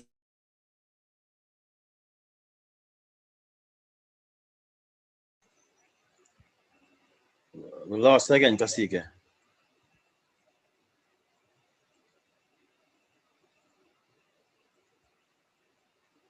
Not hearing you. Equip people that are injured with such a heavy load, they're going to fall with it and hurt others. We need to heal. And a part of that healing is education. We need to know who we are. We need to understand our roots. We need to understand our value. We need to understand that we existed before slavery. We need to truly come full circle and understand the potential that we have to contribute to society. So I close on those comments. All right. Kasike, give thanks for that again, inspiring, passionate words. Colonel Sterling, any final words that you want to share with us briefly as we wrap up? Oh, yes. I think that this conference and this panel discussion was very enlightening, entertaining, and educational. And for persons out there who are listening, they must bear something in mind, that one of the things, one of the songs that our foreparents sing, the Cromanti songs, is what basically record the history and their time here in Jamaica. There's one song that is in this, we are Maroon warriors, and we don't care what you want to say about us. If you're standing our way, we're gonna trample you and go where we want to go. We don't think that, there's another one that is, Braka carry come put pan show, but we're going to go there anyway. The thing is, we first have to respect ourselves and to appreciate that which our foreparents has done for us, and to stand up in this time and to say, we have to continue the struggle. We have to fight. We don't care what Mrs. Queen of England has said, because Mrs. Queen really mean anything to us. Mrs. Queen never put any food on our table. We here in Jamaica, we need to know that, we are our own destiny. we have to decide where we want to go and how we're gonna get there. Just like how other persons, European, decide where they want to go and how they're gonna get there, we got to do the same. Our foreparents, and I keep telling people that as you go to Pikibo, our history did not start the day our foreparents step off those slave ships here and this. It started thousands of years before when we were in Africa. And if we can recall, if we can dig into our minds, you know, yesterday I was in a discussion right inside this very same room when we were doing our live performance and so like that. And I said to some guests that were here, I said, no matter how you hear a person speak English, if you speak the Queen English in Jamaica, and that person and you get into any entanglement and they have to curse, the Queen English go through the window, because innately we cannot describe anything in English that is going to be meaningful to us. We got to go back to that which is in us, which is in our DNA. That is how we can describe things. That is how we can bring things out with the kind of passion, the kind of venom that we want to come out from time to time. And so therefore, this whole matter of whether we are sovereign or don't sovereign or anything like that, we have taken a position to ourselves. We are who we are, and no matter what anybody says, I would want to say, it will not change a thing. So let me say again, Medasi, thank you for this conference. And I hope that at the end of the day, like Professor Vereen Shepherd would have said, we can pass these resolutions and we can get to those people in authority and say, this is how it is. Because if you don't do what we want to do, we'll do what we have to do. And it's gonna make you uncomfortable. So you have to decide for yourself what you want. Medasi again, thank you. Yes, Colonel. Thank you very much, Colonel Sturden. Thank you for that, sir. I'm going to leave the last word for Colonel Douglas, Colonel Marcia Douglas of the Charleston Maroon. Colonel Douglas, any final words as we wrap up this session before we close? Thank you. Certainly. Of course, as it is that we're talking about the sovereignty, you know, it's a long journey that we have to go on to in order to be successful. You know, as Dr. Vereen Shepherd rightly said, we should use this conference and make a demand to what we want, to the government of Jamaica. Let them see that this is what we want, this is who we are, and this is what we are standing for. And so we're putting it out there so that the government of Jamaica, can see what we need. And a part of sovereignty, it begins with the ancestors. And so coming this Sunday, Ancestral Echo, Valley Blue will be hosting Ancestral Echoes at Pear Tree Lodge right down there in Trelawney, in Negril. And so, of course, I'm going to ask Diane to put the link in the chat. And so Kasika Kalen and myself is also on that. And so we are taking charge. We are standing out there. Let them know where the medicine really begin, where the praying really begin. It begins with our ancestors, where, you know, the healing really begin, and how the healing came by, and what are some of the process of healing, and how we can, you know, from day to day, heal the people and be also healed. And so as it is, we are looking forward for that divine unity among the indigenous nation, to embrace the sovereignty, to embrace being the sovereign nation, and to also teach to our children. Like I said to my children, the children at my home and those that I teach here at the center during the day, I said, listen, this coming summer holiday, I'm going to take you to the bush, and I'm going to teach you how to cook in the ground. I'm going to teach you how to make a fire without having to use a matches or a lighter. And I'm going to show you how you can camp in the fields or in the woods. And so those are some of the things that we have to embrace, we have to keep doing, and we have to get going.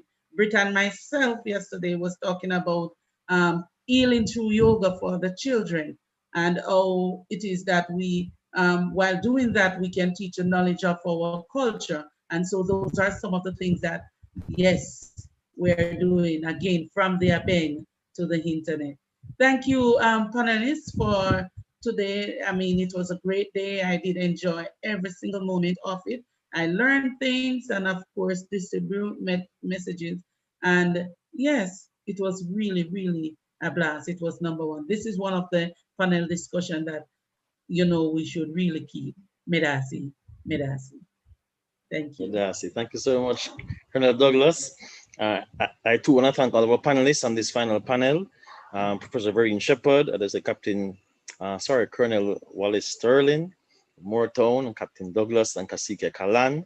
Right. I also want to take the opportunity as we wrap up, before we go to our final performance and drumming and singing and dancing, to thank all of our speakers today. I want to thank our Bangalore from morning and the whole Charlestown team, really, Captain Rose and Captain Douglas and other captains and hardworking team in Asafo Yard, all behind the scenes work, the conference organizing planning team, Mike and Rich Lumsden, Fran and Paul, Diane, and who was available?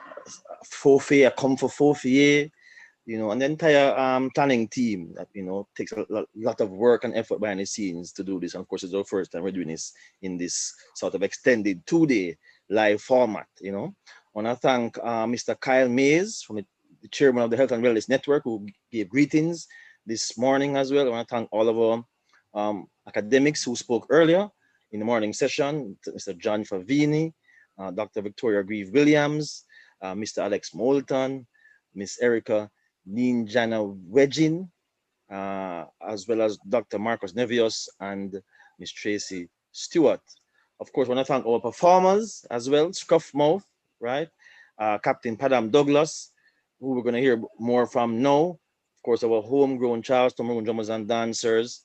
And then we had our Queen Nanny panel discussion as well, our conversation led by Dr. Isis Samaj Hall, and our speakers there, including Mr. Vivian Crawford, of course, from Moortown, and from IOJ, Dr. Harcourt Fuller, Ms. Carla Gottlieb, Dr. Bertha Tim, and of course, our own Gamma Gloria Sims. Of course, we want to thank Barbara Makeda Blake-Hanna. Sister Barbara, give thanks for that reading and for joining us this year. Really blessed to have you here with us this year. And of course, as I say, I want to thank all of our sponsors too, who made this year possible as well. The Tourism Enhancement Fund, TEF, Tourism Linkages Network, Ministry of National Security, Ministry of Culture, Gender, Entertainment, and Sport, as usual, always supportive.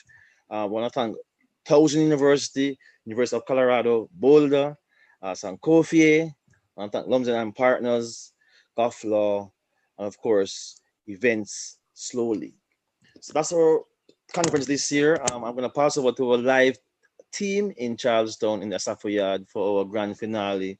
And of course, it's just drumming and dance, it's celebration. So please, all you who have been seated, like I have for the last 3 hours, kind of get up now, right? We're going to hear from Captain Douglas and then from our Charlestown drummers and dancers. So please feel free to, immerse yourself in the rest of the afternoon drumming and dancing as we close out on this our 13th annual International Charlestown Maroon Conference and Festival. All right, so that's it for me. Thanks also to Flavius and Franco for the hosting on the Zoom platform and the YouTube webcasting. Yes, I did big up event story, but thanks to Franco as well too. That is quite so. Thank you, Sir Rich. And to Marcus Stuff, and to you, Marcus.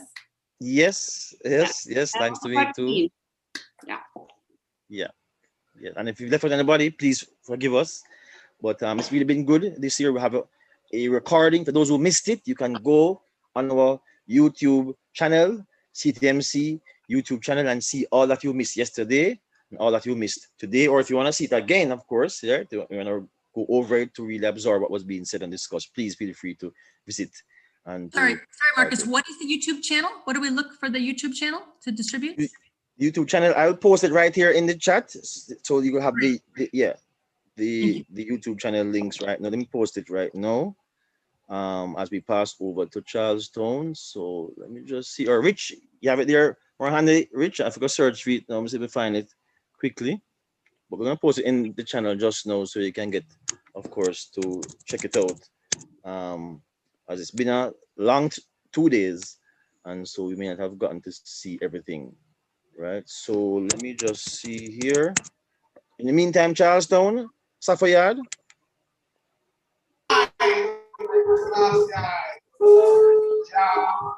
Rastafari. Yeah, man, so that's how we're going now to all the one that we know for you. I give thanks and praise to the Almighty and all the ones that we know for the purity that we pray. You know? Yeah, always I give thanks and praise upon going out our Father, you know.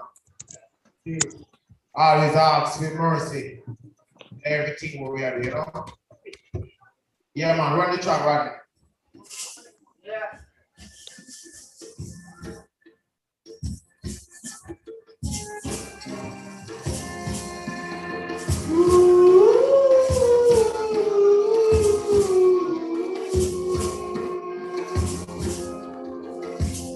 Yeah.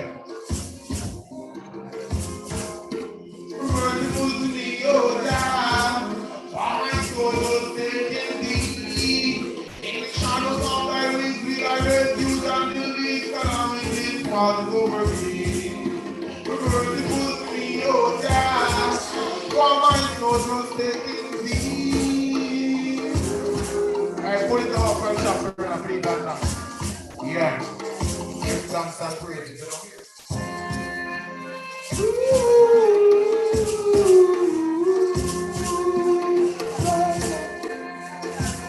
La la la, yeah. Merciful to me, oh God, for my soul just stayed in thee. In the shadows of thy wings will I refuge until these calamities pass over me. Merciful to me, oh God, for my soul just stayed in thee. In the shadows of thy wings will I refuge until these calamities pass over me. I will cry unto you, O God, most high, performing something for me. He shall be saved from the heaven of most high, and his spirit shall surely take me free. Man, I come from where lion there, hatred and fight out there. In all the deep dark dungeon when the lion there. In all the first stuff there, where the fire there. Give me fast when the earth last the higher there. Merciful to me, O God. For my soul was set in thee. In the shadows of thy wings will I refuge until these calamities pass over me. Merciful to me, O God. For my soul was set in thee. In the shadows of thy wings will I refuge until these calamities pass over me. Here stand I rose and days of sunshine bright. He always crosses above the heaven, Georgia, and let thy glory shine above all the earth. They have been there and then for myself, my soul bows down.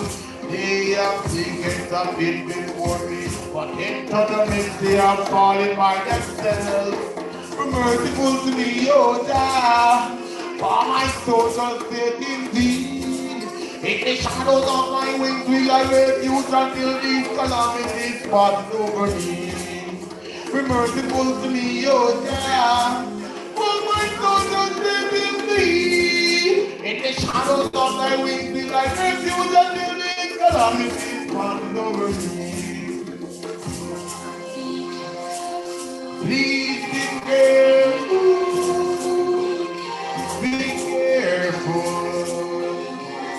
No one prays the Lord. Merciful to me, O God, for my soul was set in thee. In the shadows of thy wings will I refuge until these calamities pass over me. Merciful to me, O God, for my in the shadows of thy wings will I refuge until these calamities pass over me.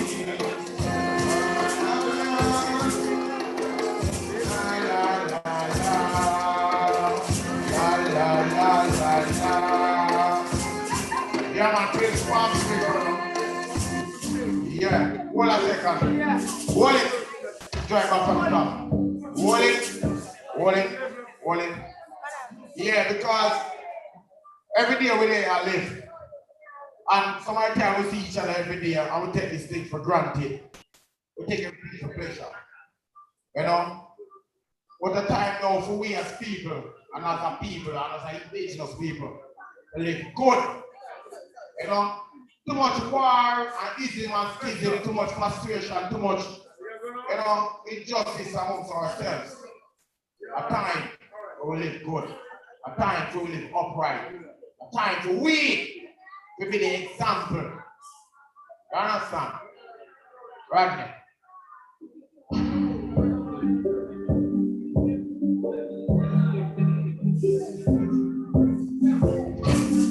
Yeah.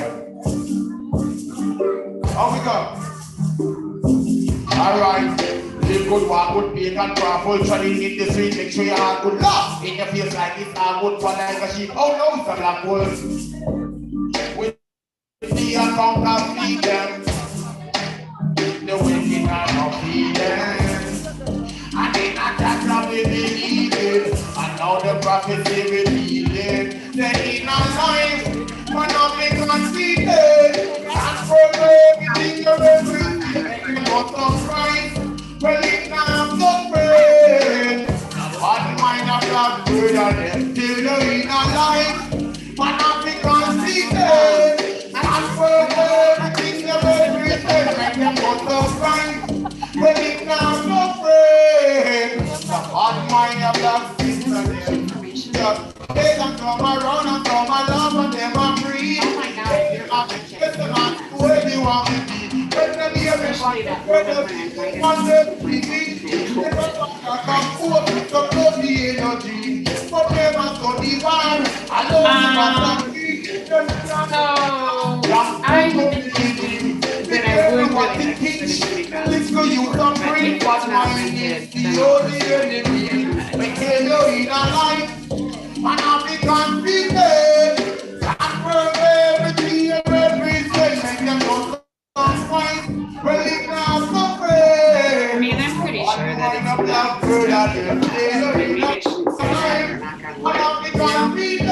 last time people make them know some point. Well, it's not so great. But just a good walk, good game and grapple, trying in the street, make sure you are good. In your face like it's a good one like a sheep. Oh no, it's a black wolf. Miss the account of feelings. The wicked are no feelings. And in a that we believe it. And now the prophecy we believe it. Then in a life, man of it can see it. Stand for everything you represent. Make them know some signs. Well, it's not so great. The body mind of that spirit and them. They know in a life. Man of it can see it. Stand for everything you represent. Make them know some signs. Well, it's not so great. The black bird. But they that come around and come along and them agree. When I ask the question, ask me where you want to be. When they hear me on the radio, see me on the TV, they over. But they must go the one, I don't want to agree. They start to chill up, down for beginning. We can't want to teach. They live for you, not free. On money is the only limit. We can't know in our life. One of the God we did. Yeah.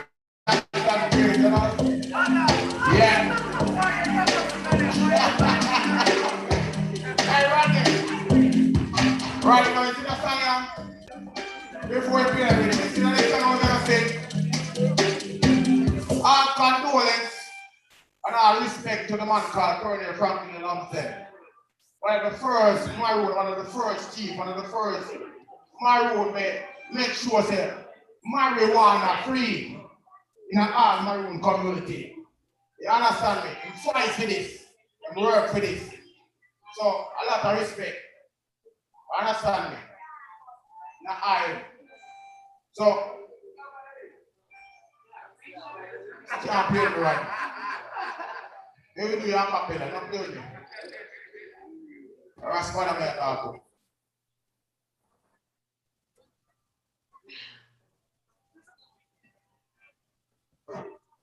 Fireman upon me no care. So on a soul, the dragon and the bear I swear. Jack is there. No man me no fear. Fireman upon me no care. Well, so on a soul, the dragon and the bear I swear. Jack is there. No man me no fear. My burn dirty thinking, burn weak God. My burn pretty face, burn sweet talk. Come around with smiling faces. Everything nice and everything great. But the truth never wants to know. Wow. Them the lights in Rasta account. After not to hear them told you right through that door. Just go to go. Nothing for sure, but a fireman about nothing not care. Someone a soul, the dragon and the bear and swear. Jack is there. The man me no fear. Fireman about nothing not care. Well, someone a soul, the dragon and the bear and swear. Jack is there. The man me no fear. Fireman a gun from them home their worker. Lightning, the one who stop the youth them butter. And listen and not talk when the youth them utter. The would rather say we fallen so far. But whoจะbless? No man throws the last laugh on the best one and not the first. Anything past and gone well, look sweet with first. The whole world is a second of your chat pan the dirt now. You shouldn't this mama earth now.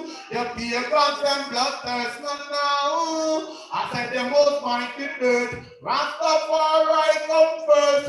Boom! I am on the bone of me not care. Right now, find the again. Check the playlist, 420 rhythm. No, 420 rhythm, 420 rhythm, my lord. Playlist, 420 rhythm. Quick and fast. Quick and fast, I'm going to find the track them good. I want to talk to them from the calling. Hey, cool.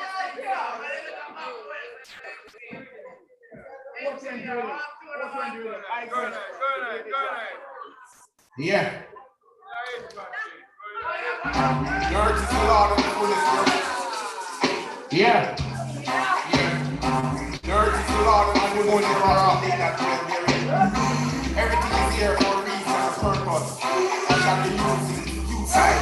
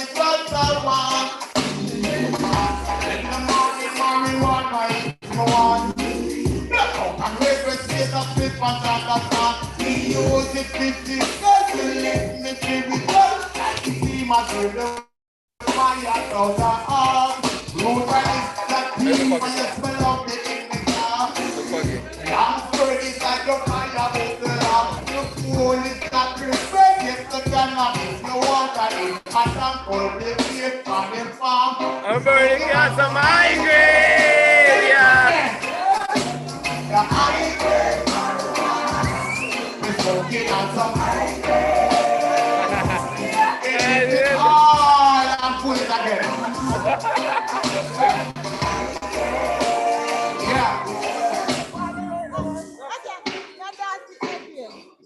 Yeah. Everything is here for a reason and purpose.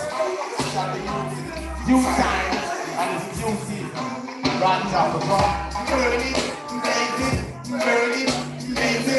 I wanna hit, who want to hear me heard it. Burn it, blaze it. We marijuana if you want. Marijuana try confuse us. Watch it come up and use it with them brilliant education. See how me done. And then we're creating a picture but the one. Right in the marijuana is full the one. The code and river stays of the pattern. We use it with the blood. We live in the spiritual. Like the demons in the fire to the earth. Oh, right, that pure, but yes, my love the indica. I'm sturdy like the fire of the love. The police are prevented the cannabis. No water if we cultivate from the farm. Smoking on the high grade. The high grade marijuana. Smoking on the high grade. It is the spirit of every place, mama. Smoking on the high grade. The high grade marijuana. Smoking on the high grade. It is the spirit of every place, mama. Purple funk of purple ears, the rest of the tears. White pipe me place when me walk in medicine. When you smoke it in the sun, make the skin dance and rain. So what easily in a famous marketplace.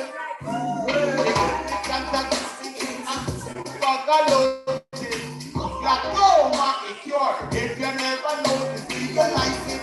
Don't you remain alive? It keeps the healing of the days that they know. We're smoking on some high grade. Yeah, the high grade marijuana. We're smoking on some high grade. Yeah, it is the spirit of everything, mama. We're smoking on some high grade. Yeah, the high grade marijuana. We're smoking on some high grade. Yeah, it is the spirit of everything, mama. The way we smoke it in the morning, smoke it in the crawling field. Stop crawling field. I feel alright. I feel okay.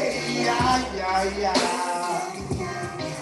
There are some man loving things on fight. All through Babylon with no fight. And I am them sure see out at the side.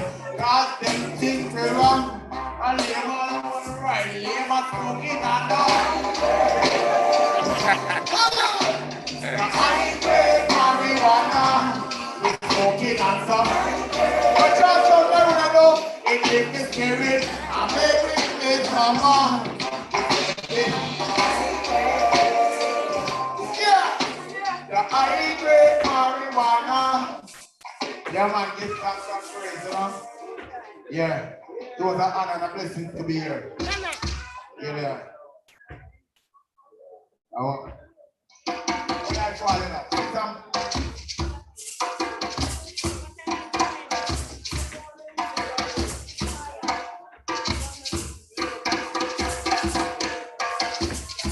When I fall enough, quick and fast. Go on, what's that?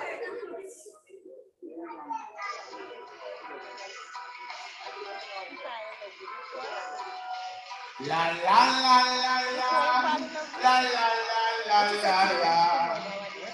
I'm praising Jah, I burn dirty Babylon always.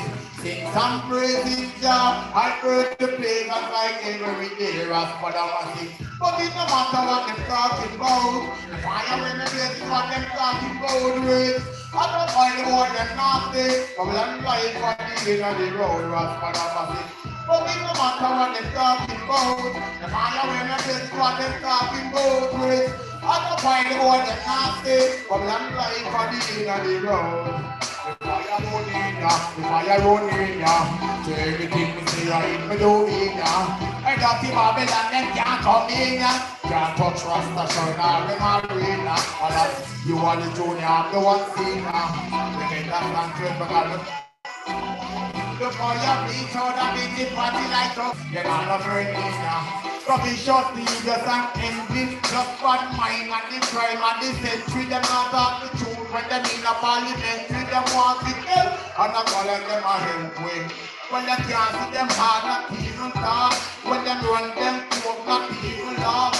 When they can't see this walk without a spark. But the left silent river run deep and dark road. But it no matter what them talking about. The fire when them blaze what them talking about, Rick. And the boy them not this. But that's life for the in and the road, Raspadamatic. But it no matter what them talking about. The fire when them blaze what them talking about, Rick. And the find the boy them not this. But that's life for the in. You are. Old time black people must earn. Dirty body black like a few concern. Fire burn room straight black down to dirt. This kills the last you know the fire can't burn. Babylon gets caught and parts up in them wrinkle. With them like a cardboard be really winkle. This are no Santa Claus, no Bella jingle. Now you think it's jump with the try make you triple. Right down and power. Economic ammunition. And Burman fit ready for the Gideon. King with the fire. Babylon. Oh, it no matter what them talking about. Fire when them is what them talking about, Chris. I don't care for them nothing. Yeah. Oh, it no matter what them talking about. Fire when them is what them talking about, Chris. I don't care for them nothing. Babylon life for the end of the road. Give thanks and praises, huh? Almighty. Yeah, listen.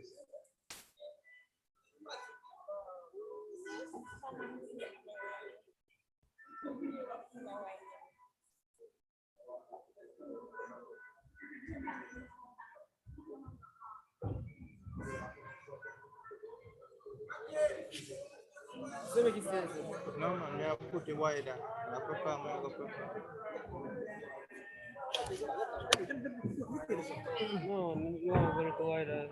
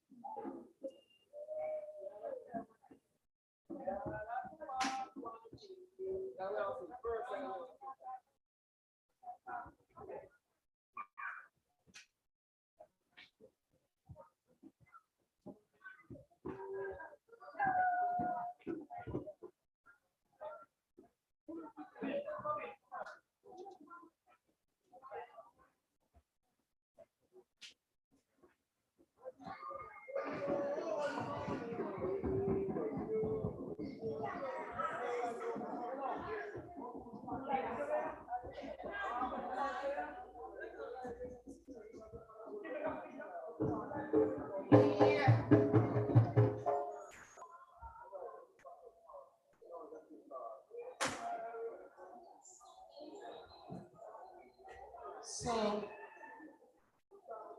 we are about to close our festivity. And so what you will be seeing now is a chromatic drumming and dancing. Of course, you can listen to the rhythm of the chromatic drum, and you can dance anywhere you are. I know that the sound of the drum will pull you, and you will actually feel as if you are right here in our midst. So Don't sit. Get up off your chair, your seat, wherever you are. Dance, nod your head, shake your legs, sing, whatever it is that you can do. Because the Coromantee drumming and dancing was from the beginning. And of course, we are about to close this session with the Coromantee drumming and dancing. All four parents used to use it to send messages. We are going to use it today to actually, communicate in such a way that we have full enjoyment of ourselves. We enjoy the moment. We see the things that our foreparents used to enjoy within the mix of the Coromantee. So the Coromantee drumming and dancing was done by our foreparents, still by us today. We're gonna hit it off first with our children, so they are the ones that going to do it first, and then the adults. All right, so that's what we're about to do.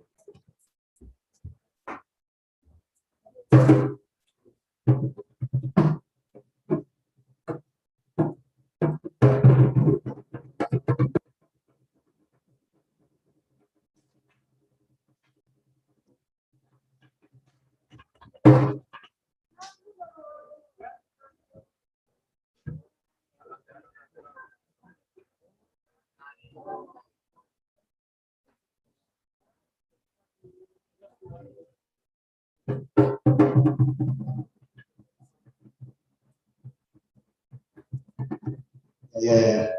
Okay. Yeah. Okay.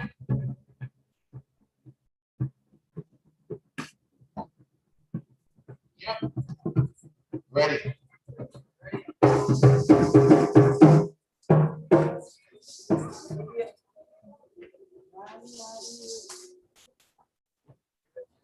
Okay.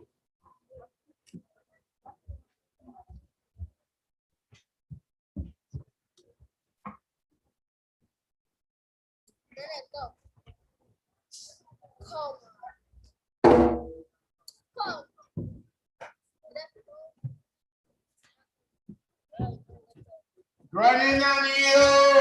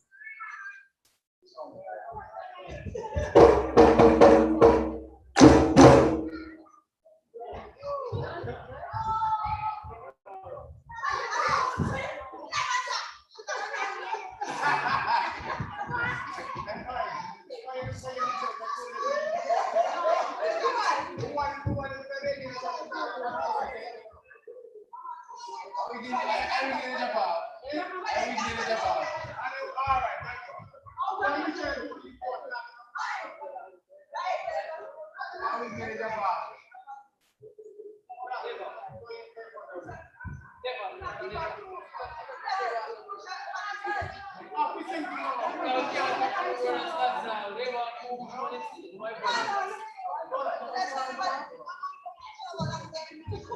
you.